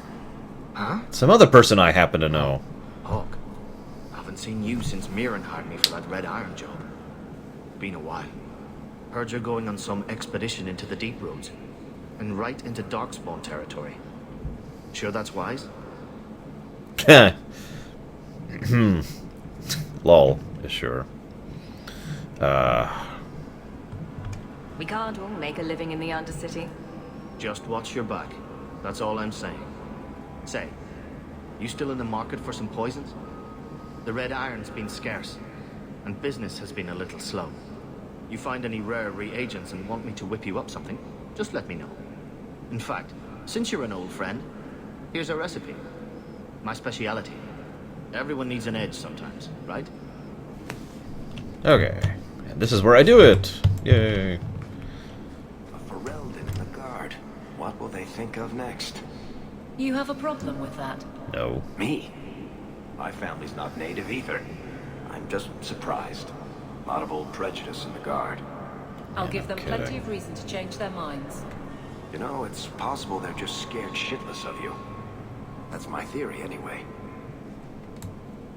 Yeah, exactly, Raskor. That's a pretty old, problem. Okay, so let's do this.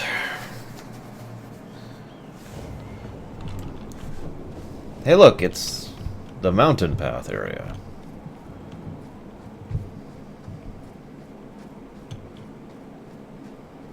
Follow my lead. Oh my god. Go down.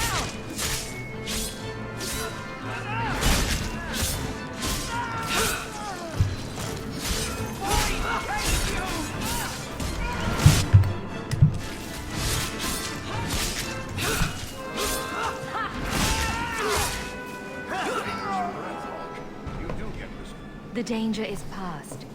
Are you all right? No thanks to this lot, can't get a decent blade at a bargain anymore. You, though, you're what a man needs. A skilled enthusiast.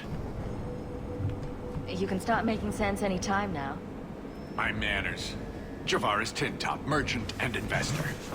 I need forward thinkers to help court the Qunari. Court the Qunari? Make her think of the children. Those hornheads in Kirkwall have a powder that explodes, and it's just dust. No lyrium, no demons. Anyone can use it. I often look at every second idiot and think, he needs more power. I love Varric's comments. So yeah, in case you weren't aware, the very concept of gunpowder is something that is very new to this particular setting, and something that is, well, let's just say that gunpowder was very much a game changer in real life, and even in a setting that has magic like this one, it still has the power to be a game changer. I don't know, Tate Wallman. I honestly don't. I only did it for the show. Otherwise I wouldn't have. I doubt they were eager to sell. That Arishok said I wasn't worthy. That only their outcast, the Tal-Vashoth, or that mercenary. I said, great, I'll go talk to them. Didn't go over well. But, made me think. Maybe he'll bargain if I get rid of something that bothers him more than, well, me. The Tal-Vashoth. The Tal-Vashoth. Are you up for some paid hunting? Your people must have something like that already. Small things, shaped to crack faults, not shatter the earth. Plus, they're mostly lyrium. Expensive, poisonous. The Chantry controls it topside. The glow makes you a target. Problem after problem. Sounds like you've made a bargain you can't keep. No one has vision anymore. All right, I'll go sweet-talk a giant. Wait, no, that was supposed to be yes. Ugh, I hate being cod level with those oxmen. Makes me wish I was stone blind. If you happen to find yourself along the Wounded Coast collecting Tal-Vashoth heads, well, I'll be all smiles in their compound. Yeah, that was supposed to be a yes, but whatever. Oh well, at least we get some Imbrium while we're here. Because, you know, what else are we gonna do, right?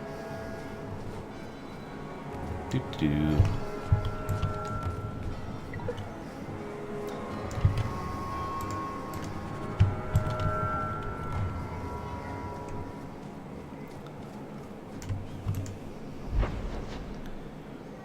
I was hitting the button. I didn't mouse over, if that wasn't obvious.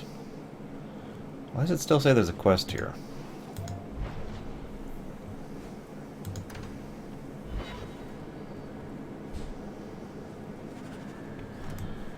Hey, look! There might be some stragglers before the main group. Nothing we can't handle. It's the damned beach. Hello, is that you, little one? Hello. I don't see a little one. Hello. I see cupcakes. Hey, little one. Do I get a hug? Jaina, do I get a hug? Hug. Hey. Look, Casey. I'll take your mom burgers. I'll take the Well, I appreciate that gift, little one. Thank you. I got a guy. Yes, you have Uncle Magus's dice. Mega guy. I have guys. Have younger guy. Well, yeah. Here, I'll take those back, though. You've got your milk right now, okay? You go ahead and continue enjoying your milk, little one. Back to walking game. That's right. Uncle Magus is playing a game. This is not a Mario one, though. Oh, yeah, so this is another of the beach counter. This is actually the first of the beach counter. Game. But it still counts. Count. Hey, kiddo. I don't even know if they can see you down here. They can see your hair.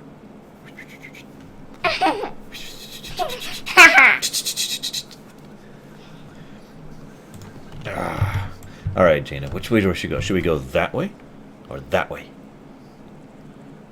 Which way should we go? Left or right?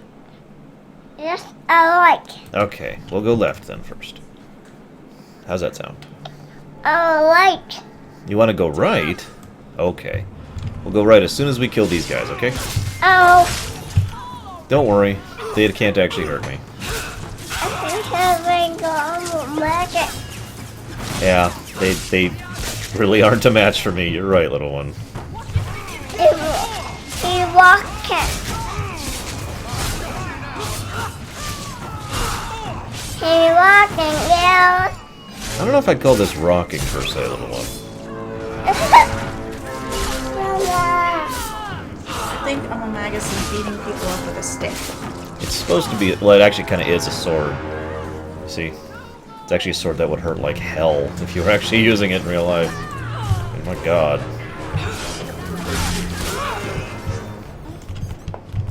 Loot, loot, loot. I said, come on back or something. Alright, alright. What? And Only for a little bit, okay, what? kiddo? Come here. Come here. Ugh, you need a diaper change. Alright, kiddo. Remember, no buttons. No buttons. Yeah. No buttons. You are not allowed to take a nap unless she is. Yeah. Oh, okay. But yeah, this is basically an axe sword of doom here. Okay, now where should we go, Gina? Should we get the elf fruit? Should we get it? Yeah. Okay. Good food. Don't worry, we got it. Looks like a fight. Look like food. Uh-oh, what do we do, Jaina? Do we beat him up? Yeah. Okay, good. That's a good plan. I'll deal with this. Let's finish this. In the face. Yes. That's right. Like. Mm-hmm. Like. You did say to go to the right, so we'll go that way this way. Okay? Go guys this way. Don't worry, we gotta find more bad guys. What is this? Mm-hmm. See, these are people who are bad. That means they have to be removed from the equation. Yeah. Mhm. You understand. Get electric. That's right. Hey, look, more raiders appeared from thin air. That's kind of what I was talking about earlier, by the way. Where? Like the red. You should see it, guys. I was doing some Mario Sunshine stuff with her the other day when I was on my day for watching her, and she correctly identified the last boss as Bowser taking a bath. Yeah. Well equipped for bandits, but dead is dead and the road is clear. That's right. Captain Jet needs to know this. Take. For your just reward.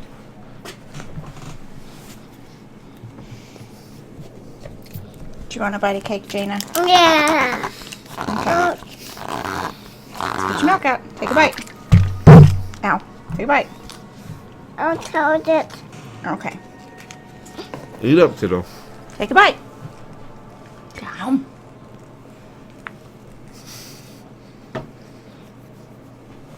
What? They did, guys. Like this. I'm not lying to her. Jaina, look. No. No. I want some milk. Well, your milk is right there. So drink up, kiddo.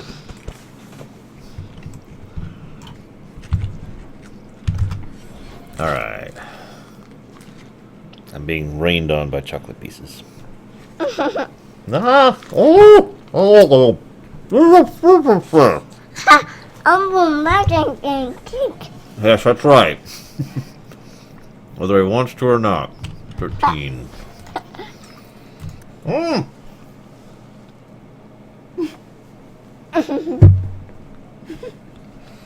Ah, okay. I'm being drowned and killed by my own sister. No. Ah! Okay, you have fun with Mama Mac. No! Be gone, little Jaina. Go back to Mama. Go get a nap, okay? It's nap time. Oh, don't give me that. You know it is. You're already tired. I can tell by the way you're walking. Really? Yeah. Go have fun with Mama. It's okay. Uncle Magus isn't doing anything, see? It's nothing on his screen. So go have fun with Mama. You need a shirt change anyways. Bye, Jaina. Bye. See, I'm not sitting here either anymore. Bye, Jaina. Bye, Jaina.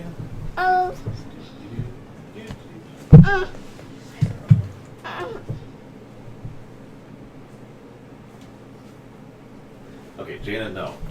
I'm back. No, come here. Come on, kiddo.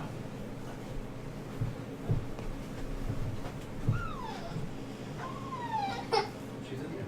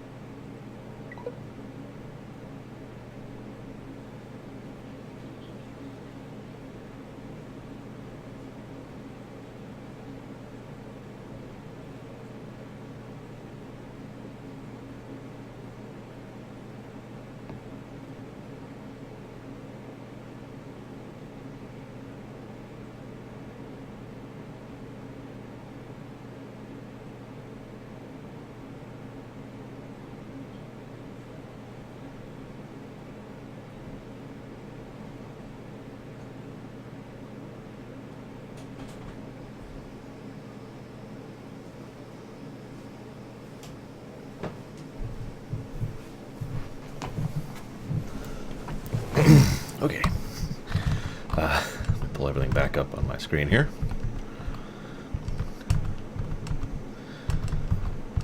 Okay, where the hell was I?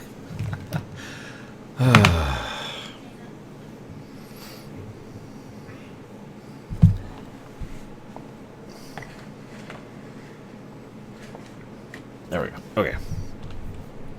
What was I doing? All right. Yeah, we'll go ahead and take that.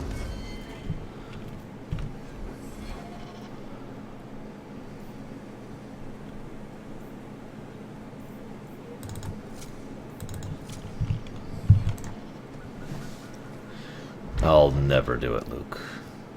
Ever.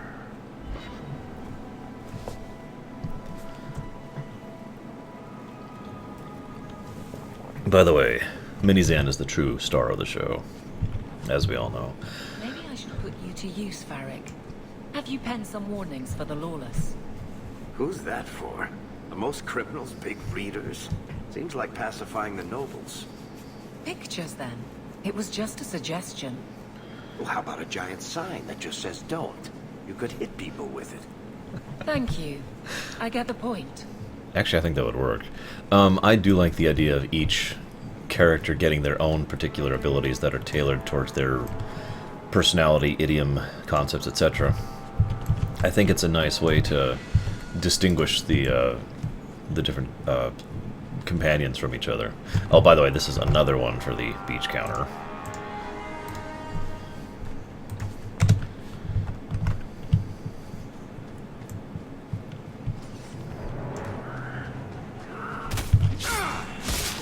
Hey, look, they have horns.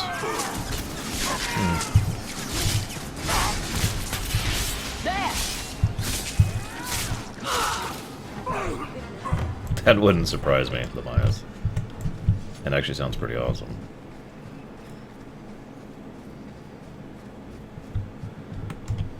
So seriously though, picture like this area, and you look out, and like out there, you just see this awesome steamship crashed, and you know, Kunari swarming out of it. Whatever. Do you even know her name, Shem? No? It's Delilah. She's dead. And you killed her. I was a beast then. A werewolf. I did many terrible things. I'm sorry. Sorry does not bring my mother back. I was a victim too, Elf. Of Zathrian's vengeance. Stranger, please calm her down. There's a fair number of little things like this which are attempts to bring back small bits and pieces from Origins into this. So, just, yeah. Is this what your mother would want? But he murdered her. This man may have a wife, children, certainly a family. What will they think of you? Kill him and you become him. Yes, Luke. You shame me. I do. My mother would not want this. Leave Shem. Before I change my mind.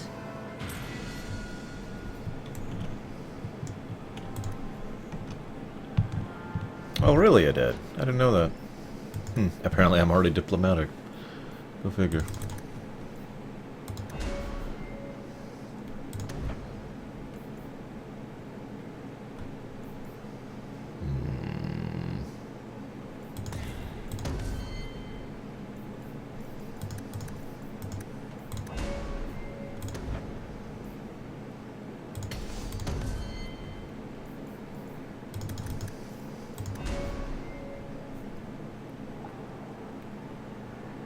Well, okay, we know that Sten becomes the Arishok at some point. I forget where that actually comes in.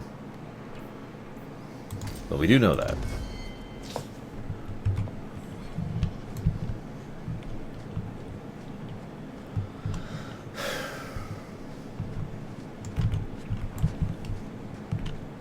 One other thing I both like and dislike is they came up with this inventory categorization thing, and and that's not necessarily new, but they specifically made a type of inventory that's called trash. Trash literally only exists to be sold for loot. It's the equivalent of gray items in World of Warcraft, or I forget what they were called in Final Fantasy XII. Like I said, I'm not sure if I like that or dislike that. It's kind of depends on my mood at the time.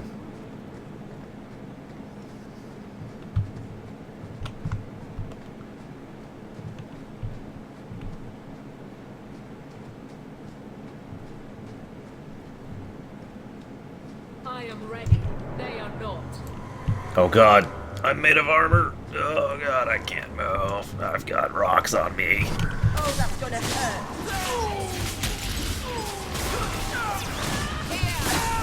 Wait, why am I... Oh, I'm controlling Meryl. That's why. Whoops. My bad.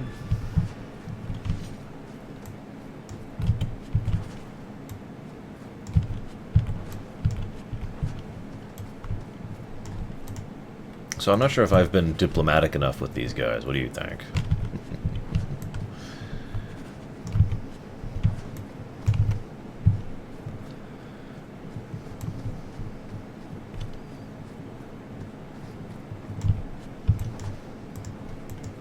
Must loot everything. I'm just trying to satisfy the OCD of some of my fans, viewers, etc. I don't know what to talk about here.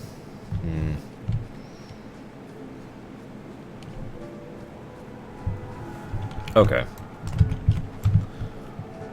One of the things that I do find interesting about how Dragon Age 2 approached its storytelling perspective is it tried constantly, actually, to bring you more involved into the down-to-earth level of things. Or, if I could put this in another way, it was trying to emulate what Mass Effect 2 did, whereas Mass Effect 1 was definitely the grand saving the galaxy tale. Mass Effect 2 was always the much more personal tale. But Mass Effect 2 succeeded brilliantly in that regard, whereas Dragon Age 2 always feels like it fell flat on its face.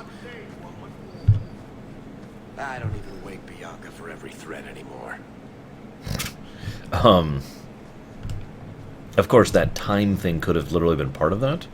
And there's another reason to explain what I mean by this. Obviously, some bad game design choices were made in Dragon Age 2. I am more than capable of meeting any threat. So I see. I expected to warn a caravan, not a well-equipped tracker. The path ahead is littered with my kind. If you are as skilled as you look, it would please me if you killed them. So, hang on. In other words, that one of the things that most people forget that a time budget also restricts you to is less time to actually flesh out the writing. Imagine if you have to write a story. Now imagine if you only get one take on that. You know, whatever you put down on the ink, that's it, permanent. You don't get to go back and write or rewrite or re-rewrite. Anyone who's done writing on an extensive scale knows that rewriting your own work and polishing your own work is something that just about everyone does. There's basically no... I mean, it's the rare exception when you can write something and the first draft is amazing. I mean, I can point to many examples of this, including Harry Potter, but my personal favorite example is actually the original script of the Star Wars movies, the original trilogy, which were drivel. So, let's talk about the Kunari here a little bit. Actually, we'll wait until we're walking around a bit, but I'll discuss what's about to happen after. How's that sound? You have turned your back on your kin? Yes, for a second time. I did not like my role, so I left the cube. I do not wish to be a murdering thief, so I left these Tal-Vashoth to warn their victims. You are no victim, so now I will leave. What's the trick, Tal-Vashoth? The path ahead is thick with my kind. They revel in chaos, and will give you the battle you appear to want. If telling you that is a trick, it is a poor one. I am new to decisions outside my role, human. I have decided to warn you. Do what you will. Ah, there's danger ahead and fire is hot. I love Varric. The Khun are as fascinating as they are horrible. These Tal-Vashoth are ones who have deliberately said, we will refuse to bend to the roles that have been assigned to us. And yet the wonderfully ironic thing is they're still adhering to roles in their own way. They're just deliberately trying to enforce the only thing they actually know with regards to their own previous existence. I'm explaining this improperly. I need to eat soon, especially since I just had a cupcake, which is destroying my blood sugar as we speak. Okay, let's take a step back. For those of you who don't know and didn't hear my other massive Coon discussion that I already mentioned, the Coon is the philosophical and not quite religious belief that everyone and everything has a proper place, and it should always be that way. Like, if you are good at doing blah, you should always be blah. It's also very much collectivism to a extreme degree. In other words, there is no concept of the individual as something that is relevant or personable. It doesn't matter. You, the person, does not matter. All that matters is the collective and what you can do for the collective. Follow? Yes, Fenrir. That's what I was leading towards. So in other words, the Tal Vasroth here, if you think about it, it almost seems contradictory. They seem so eager to go so far outside of their assigned role and be so horribly violent and whatnot, and yet the thing here is what they are doing is following the rules of the Coon without really meaning to. I mean, like you said, hey there, the rule of the Tal Vashoth is that of a horrible, violent, bloodthirsty bastard who is terrible and is just going to go become this basic bandit. And so they adhere to that role. They believe they have chosen their new path, but they haven't. All they've done is chosen a different path, which they then adhere to with an almost severe extremity, And yeah, that's another thing, Fenrir. Most Tal Vashoth, the ones we actually talk to, do not like the fact that they are this traitors. There's been a long-standing theory I've heard. Oh, by the way, we need to up the cave counter. Same damn cave. Anyways, in case you thought I was kidding, no, really, this is the same damn cave. Anyways, most Tal Vashoth, or there's a long-standing theory about the Tal Vashoth that postulates that they are another layer of control of the Coon. That maybe the upper leadership of the Coon are people who are the same as other upper leaders, aka just using the system for their own ends, etc., blah, blah, blah, doesn't necessarily matter, but the point being, whether it's true or not, the idea that these people are being manipulated into believing that they are free when they are not. The classic double-layer trick. I've talked about this before, especially when it comes to the Matrix and whatnot. And, so yeah, it's actually a theory that I kind of agree with, especially since it is entirely possible there are certain Coon who are specifically made Tal Vashoth, even knowing that they are being another layer of the control, if you follow. In other words, they are deliberately perpetuating the control of the uppers because they are loyal, and then so they recruit other people or banish other people who become Tal Vashoth who are not aware of the fact that they're just another layer of control. You see where this gets complicated.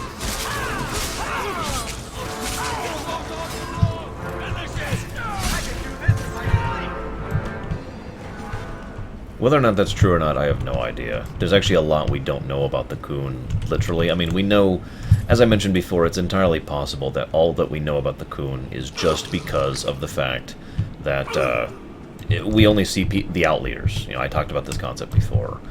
So we may not actually know that as much about the Coon as we think we do, because all we're seeing is their external face, and we have no idea what their internal politics, culture, society, etc. actually functions like. But based on all that, yeah, I think it's a very likely probability. That's enough.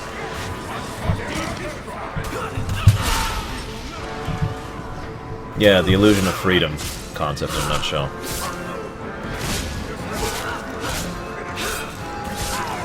I guess it's just a theory, and Luke, you're absolutely right. In fact, I know for a fact there are at least several individual Tal Vashoth who specifically believe exactly that they are soldiers who have no goal, and therefore there's nothing else they can do, so they're basically aimless. Glitter blood everywhere. There's more of them. I don't believe a reason was ever given in-game for the horns thing. It's been discussed, but I don't think they ever discuss it in the games. I could be wrong about that.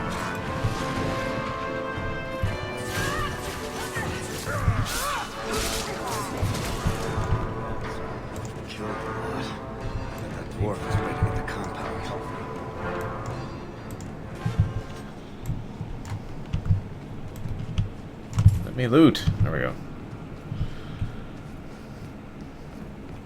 Well, see, the in-game reason, well, I should say, the real reason why they never had the horns back in Dragon Age Origins was they had engine problems, to put it simply and bluntly. But yeah, it's obvious the design for the Coon was always to have the horns, and ignoring the obvious concept art which supports that, we see what the ogres look like, so...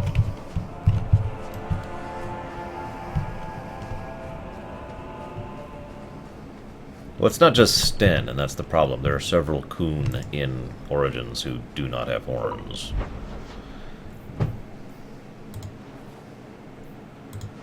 Where is that damn dwarf? I don't actually remember. Yeah, I don't think it's here.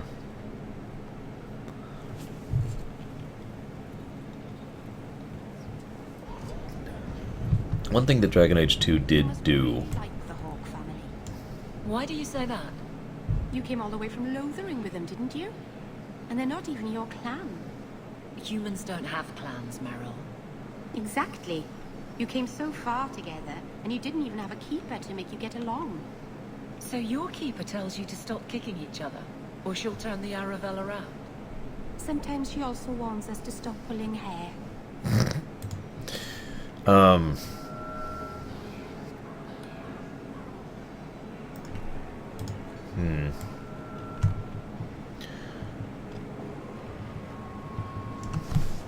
I don't remember where to recruit Fenris.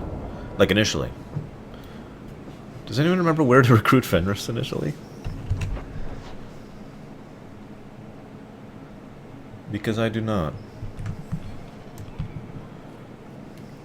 Thank you, Zeiss. Going crazy. Just tell me we're ready for time. I agree, by the way. The Arashok is probably one of the most interesting and engaging characters in Dragon Age 2. Like, overall. You seen the alienage? Oh, Gascaway. I'll talk about the Arashok in more detail later, but it's a fascinating type of character that isn't actually that... He's not good. I don't agree with him. I don't even like him that much. Like if he was a real person, I would not get along with him. But he is so wonderfully designed that he is actually a full fleshed out character rather than being a caricature. He is... Well, I'll talk about him more later, but I'll just summarize there for now. I like the Arashok. Hey look, Carta thugs, even here. Coming out of the water, literally. I'll deal with it. You walk away, but don't get full of yourself. Lord Heremont, what do we do with the human? Stand down. She's not our foe.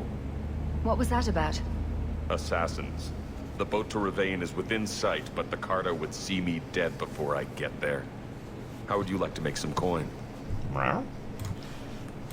I've never seen a Dwarven Lord. You still haven't. If you're looking at him in daylight, he's not a lord anymore. Yep. I'm Renville Heremont, the last of my house. My family was once revered in Orzammar. Now I'm nothing but a surfacer on the run. Yeah, I wasn't going to mention that yet, Baronessa, but... Well, I will. Let's just put it that way. You must have greatly angered the Carter for them to attack you with so many witnesses around. My family was murdered one by King Balin, after my uncle failed to claim the throne. Oh, you're welcome. Balin's reach is long, and his vengeance a terrible thing to behold. I'll clear the way for you, Heremont. Dispatch these ruffians, and I'll pay you what I can now. And by the ancestors, I will reward you proper when I am safe. What is your name? Hawk. A good name. I will remember it. No, that's not my whole name. Has I didn't have a chance groups to... lying in wait for us. Take the battle to them. By the way, another thing I like about the Arashok is he's kind of an interesting perspective of, or an interesting way to explain the idea of rivalry in a nutshell. You may dislike him and disagree with him, but you still respect him. Heremont spoke to you, didn't he? Whatever reward he offered, we'll offer you more to kill him. This is an interesting thing, by the way. Two things. First of all, this guy obviously was castless.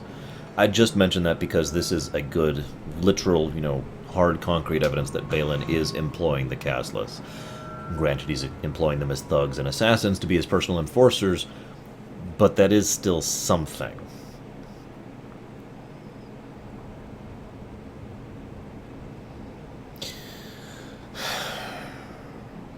I'm not sure what to do here, actually. Oh, the Kunari are definitely terrifying. Well, you weren't here for that whole discussion about the Kunari versus the Tevinter, were you, Rigel? Nah, I'm a woman of my word. How about I take care of you instead? Stupid bastard! Yes, he did pointless steal, if memory serves.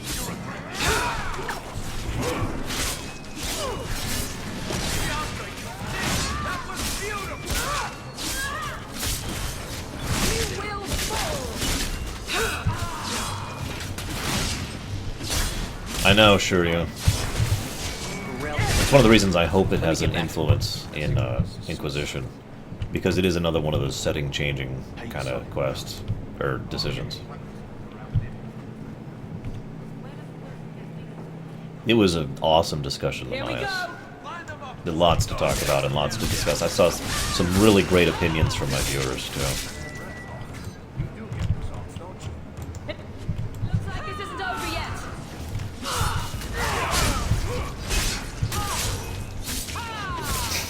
Yeah, I know, Scott. Although I actually think that's a case of gameplay and story integration. I think this kind of murder on the streets is so commonplace in Kirkwall that it doesn't even raise an eyebrow. Not a wise place to linger. Just my opinion on it. This was part of the pre-order thing. I got several DLCs when the game first came out, and this was one of the ones I got for that. I also had the Black Emporium. It's just turned on or working, or however you want to think about that. I like how Krenzler just commented on the thing I just commented on. Check Twitch lag.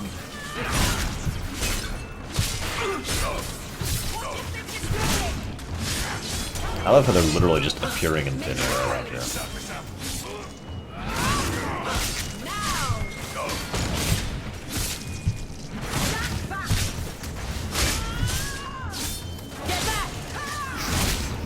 I do too, Lamias. One of the things I used to do, which does not involve me being evil, I feel like stressing, was I'd be killing someone up on the roof because, you know, hey, you're not supposed to be out the roof, so I'd kill them because they were irritating me. And then I'd fling their body over the edge down to the grains, and everyone's like, oh my god, there's a dead person! Ah! And then I'd grab the other two guards who came in and fling their bodies down off the rooftops into the streets, and everyone's like, oh my god! No, that's not a good example. This one? Nah. I'm trying to find some more examples of lack of texture. Hey, it's the same guy who has suddenly grown mammary glands. That's the same guy's texture face. I just feel like stressing that on that woman. In case you thought I was kidding about them being crunched for time in this game. But yeah, I mentioned that earlier, Fenrir. And that's why I never have completed this game on Nightmare. I never will. It's not worth my time. Or interest, or anything, really.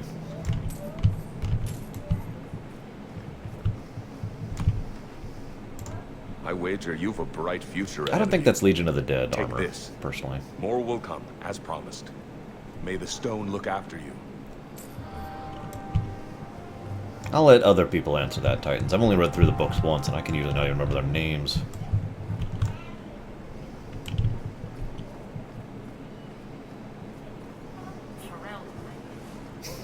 Sure they are, Deathwing. I don't know what you're talking about, Darkstar. Only a few dozen, thousand, million.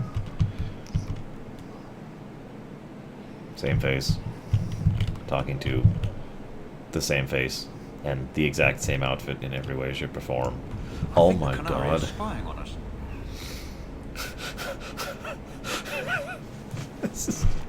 I'm done, I swear. For now. Just amuses me.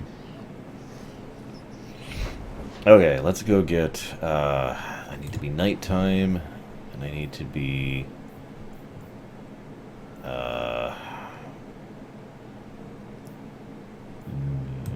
maybe?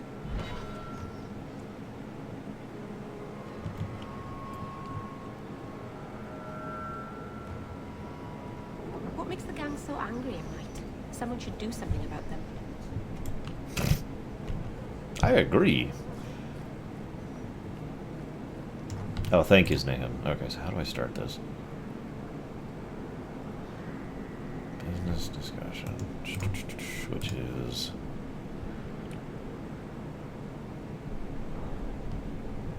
Oh, okay, so I need to go do that first. Alright, we'll do that.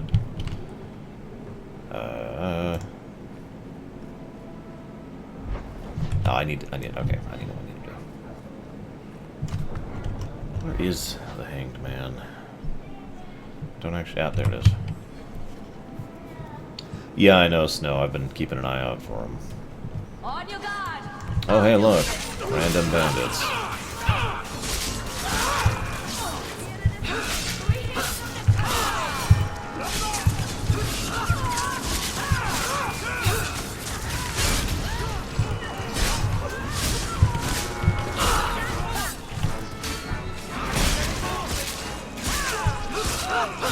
Did that person just literally appear out of thin air right in front of me? Oh, God. These bandits are well equipped indeed.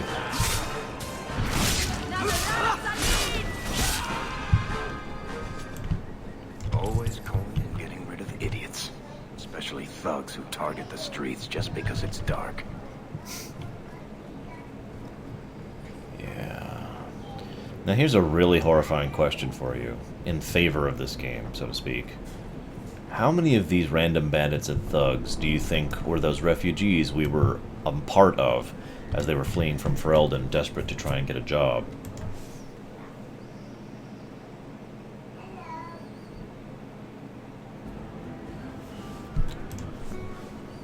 So, here's the thing. We need to find a way into the deep roads. Bartrand can lead us to the right place once we're down there, but we need a good entrance.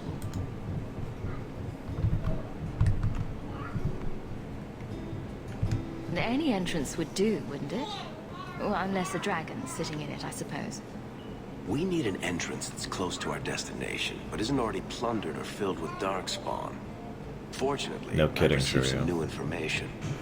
There's a Grey Warden in the city. If anyone knows how to get down there, it'll be him. Wait, there's a Grey Warden in the city. I heard those bastards betrayed the king. Diverse NPCs. Oh, this is for Origins. Huh. Why would a Grey Warden know that? The Wardens don't just fight darkspawn. They forge into the deep roads all the time. And if he doesn't know, he might be able to point us to those who do. Are there any other options? None at the moment. Bartrand had an entrance lined up, but it was a bust. I'll keep looking, but if we don't find something, we'll have a fancy expedition with nowhere to go. By the way, fun thought for the day. Given the colossal size of the Citadel, wouldn't it be funny if all of these areas we're in are just different sectioned off parts of the Citadel that have like holographic things generating the artificial ceilings of the sky and whatnot? So, you know, yeah, I'll stop there. We don't want trouble with the Grey Wardens, do we? Let's look at our options first. I'd rather not fight a warden unless we have to. Supposedly, this Grey Warden came in with some other Ferelden refugees not long ago. That's about a year ago. A low-town woman named Lorerunner has been helping the Fereldans. We talked to her. Maybe we learn where he is. I'll keep after my contacts, see if I can drum up any other work. It would, wouldn't it? Yeah. And one beach and one barrack, or not barracks, warehouse. Ah. Yeah, they do have a lot of nativism, for lack of a better way to put it, in this. What are you looking at?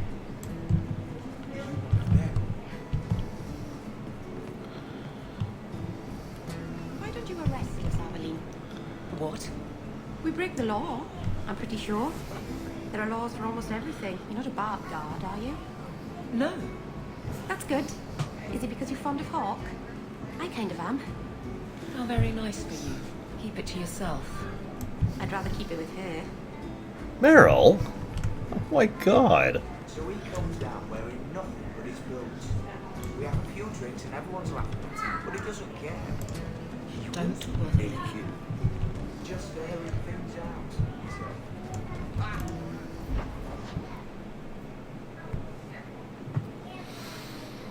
Okay, so now I go back to the house. So, someone dropped off a message for you. It's on the I got paper. I'm glad you have paper, little Jaina. Yeah, I I got there's it. something dangerous in there. That's corner.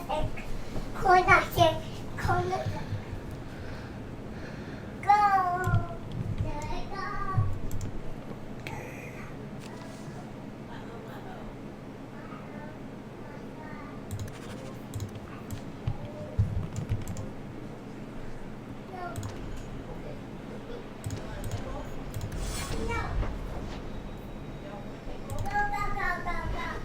Go.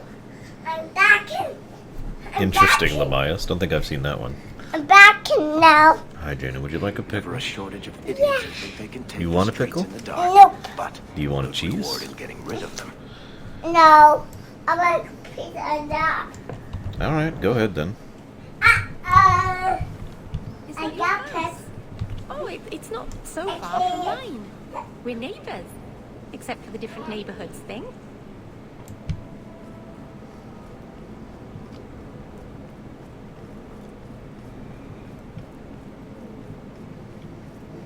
Be careful! Oh, hi. Now you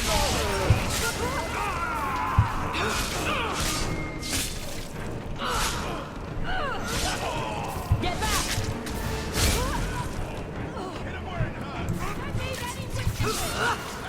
I have no idea, honestly, Rory. Knowing Dragon Age 2, I'm thinking they just want to handwave it.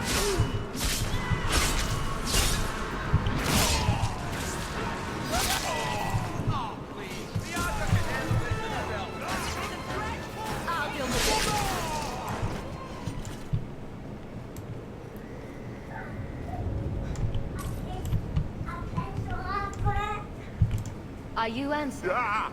Sweet mother of Partha. You can't just run up on someone like that. I just had a huge Are you battle right next to the you, one dude. that mercenary told me about? The one looking for work? Hello, Jaina. That is a pretzel, Jaina. Pretzel. I am excited for Nintendo Xenoblade X. Hello. Everyone says hello, Jaina. I am also excited for the new Mario Kart 8 thing, and I'm excited for Splatoon. And I don't know what else I was going to say. Oh, no. Nope. You can have your shurka, but you cannot have anything else that is involved in this table, Jaina. This is not set up for children right now. Yeah. I used to work with the Red Iron, if that's what you mean. Yes, it is. What I mean, that is... My apologies, human. I haven't been on the surface very long. I keep thinking I'll fall up into that sky any minute. Bartrand used to be like that. Got jumpy every time he stepped outside. What a bizarre thing to be scared of. But I digress. I need some help. Rather badly, in fact. Some product of mine has been misplaced. The men who were supposed to deliver it decided not to. If you retrieve my property, I could reward you handsomely. Just what did these men steal? Did I say steal? I don't know if I would go that far. They seemed like perfectly reasonable smugglers. They smiled and everything. The goods are valuable, however, and illegal. And my client wants them very, very badly. You know how these Templars can be. You're smuggling lyrium to the Templars? Maker's breath. Between the Chantry, the Carta, and the Coterie. Shh! By the Paragons, not so loudly! My word. I'm not cut out for this. I should have taken that job sweeping staples like Mother insisted. I'll get it back for you. Oh, thank goodness. The gentlemen conduct their business at night in a little hovel within the alienage. If you have to kill them, then I guess it can't be avoided. but I'm sure they'll be reasonable.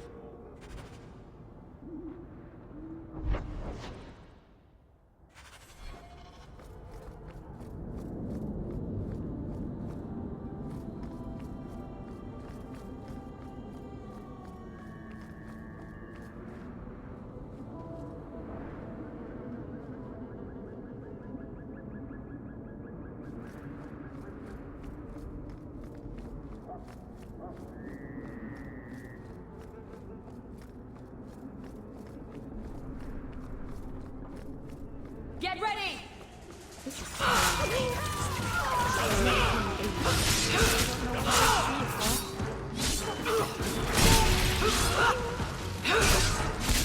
I'll lead them!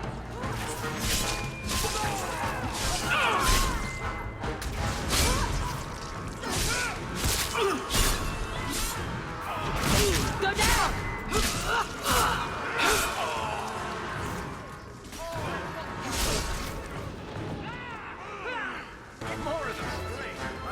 How about you?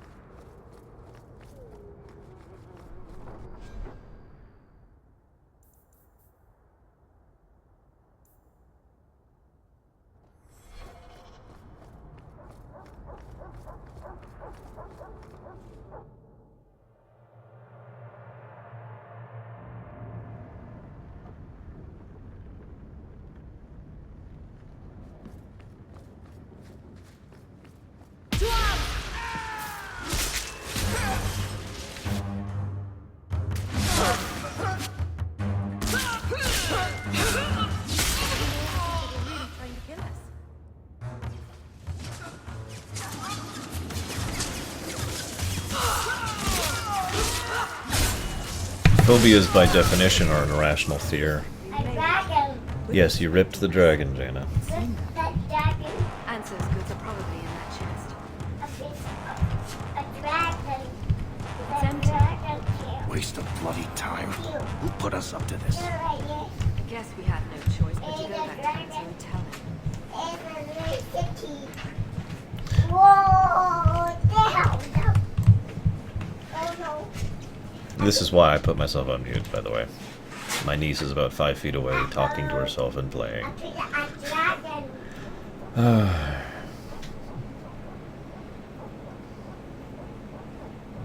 That's not the elf. Who is that? It doesn't matter. We were told to kill whoever enters the house. Now we fight. Oh, gee, it's the Teventer. What error shall I do? Other than kill them all. Do you think I should kill them all, little one? That's a turtle? That is so not a turtle. That is a red dragon, little one. That's right.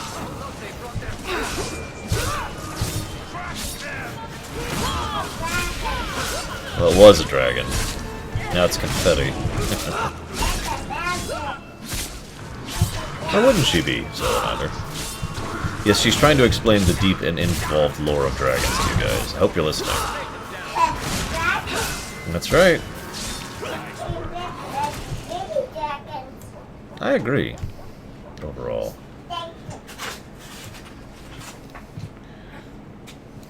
Rip shred, rip shred. I got a dragon here.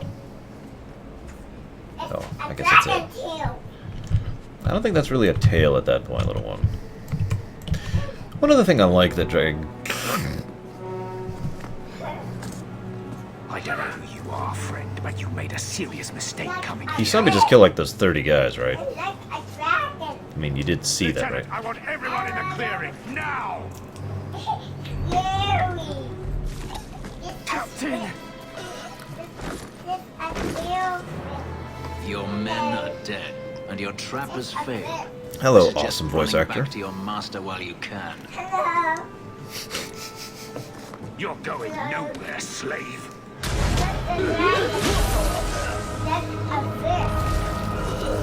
I am not not a slave. I apologize. When I asked Anso to provide a distraction for the hunters, I had no idea they'd be so numerous. You were responsible for this. I'm the reason you're here, yes. My name is Fenris. These men were Imperial bounty hunters, seeking to recover a Magister's lost property, namely myself. They were trying to lure me into the open. Crude as their methods were, I could not face them alone. Thankfully, Anso chose wisely. Am I the only one who actually really likes Fenris? Of the various characters, if I was to rate them in terms of my favoritism or whatever, Varric would be at the top. Duh, right? But then it would be Meryl, and then it would be Fenris. Now, I admit a lot of one of the reasons I like Fenris is because of the fact that he is voiced by an awesome voice actor, whose name I can never think of, and in about 10 seconds I'm going to get like 6 different people telling me what his name is in the chat. But, in addition to that, it's not just the fact that his backstory is interesting or engaging. It's not, and he does actually have way too severe of a mindset and a perspective, in my opinion. But all of that is very understandable, given what he's been through, given where he's gone through, given his... Gideon Emery, thank you. I told you! Given the crap he's been through and continues going through, you know? Given the fact that he's never been able to actually lower his guard. In fact, one of the single worst acts you can make in all of Dragon Age... Jaina? Shh. One of the worst acts you can take in all of Dragon Age is turning him back over to his slave masters. Now, granted, it's hard for me not to like Fenris because I'm very anti-slave. Very, very anti-slave. I've talked about this before. And that bugs the crap out of me that he was treated as property in such a severe way. And it's also worth noting that through Fenris we learn a lot about how the Tevinter actually operate, at least at the level he was used to, which is admittedly the Magister level. So that's the upper crust of Tevinter society. But that upper crust is disgusting. If you couldn't fight them, why not just run? There comes a time when you must stop running, when you turn and face the tiger. That seems like a lot of effort to find one slave. It is. Does this have something to do with those markings? Yes. I imagine I must look strange to you. I did not receive these markings by choice. Yes, that's a dragon tail. They served me well. Without them, I would still be a slave. Now, granted, Fenris is, like I said, a little bit too extreme. I actually kind of hope that we get to see some kind of fulfillment of his character arc in Inquisition. Haha, yeah, right. But one thing I do like about him, and by like I mean absolutely can't be help but be horrified by, is his tattoos. For those of you who don't know, those are lyrium tattoos. For those of you who don't understand the significance of that, I don't know what else to say about that.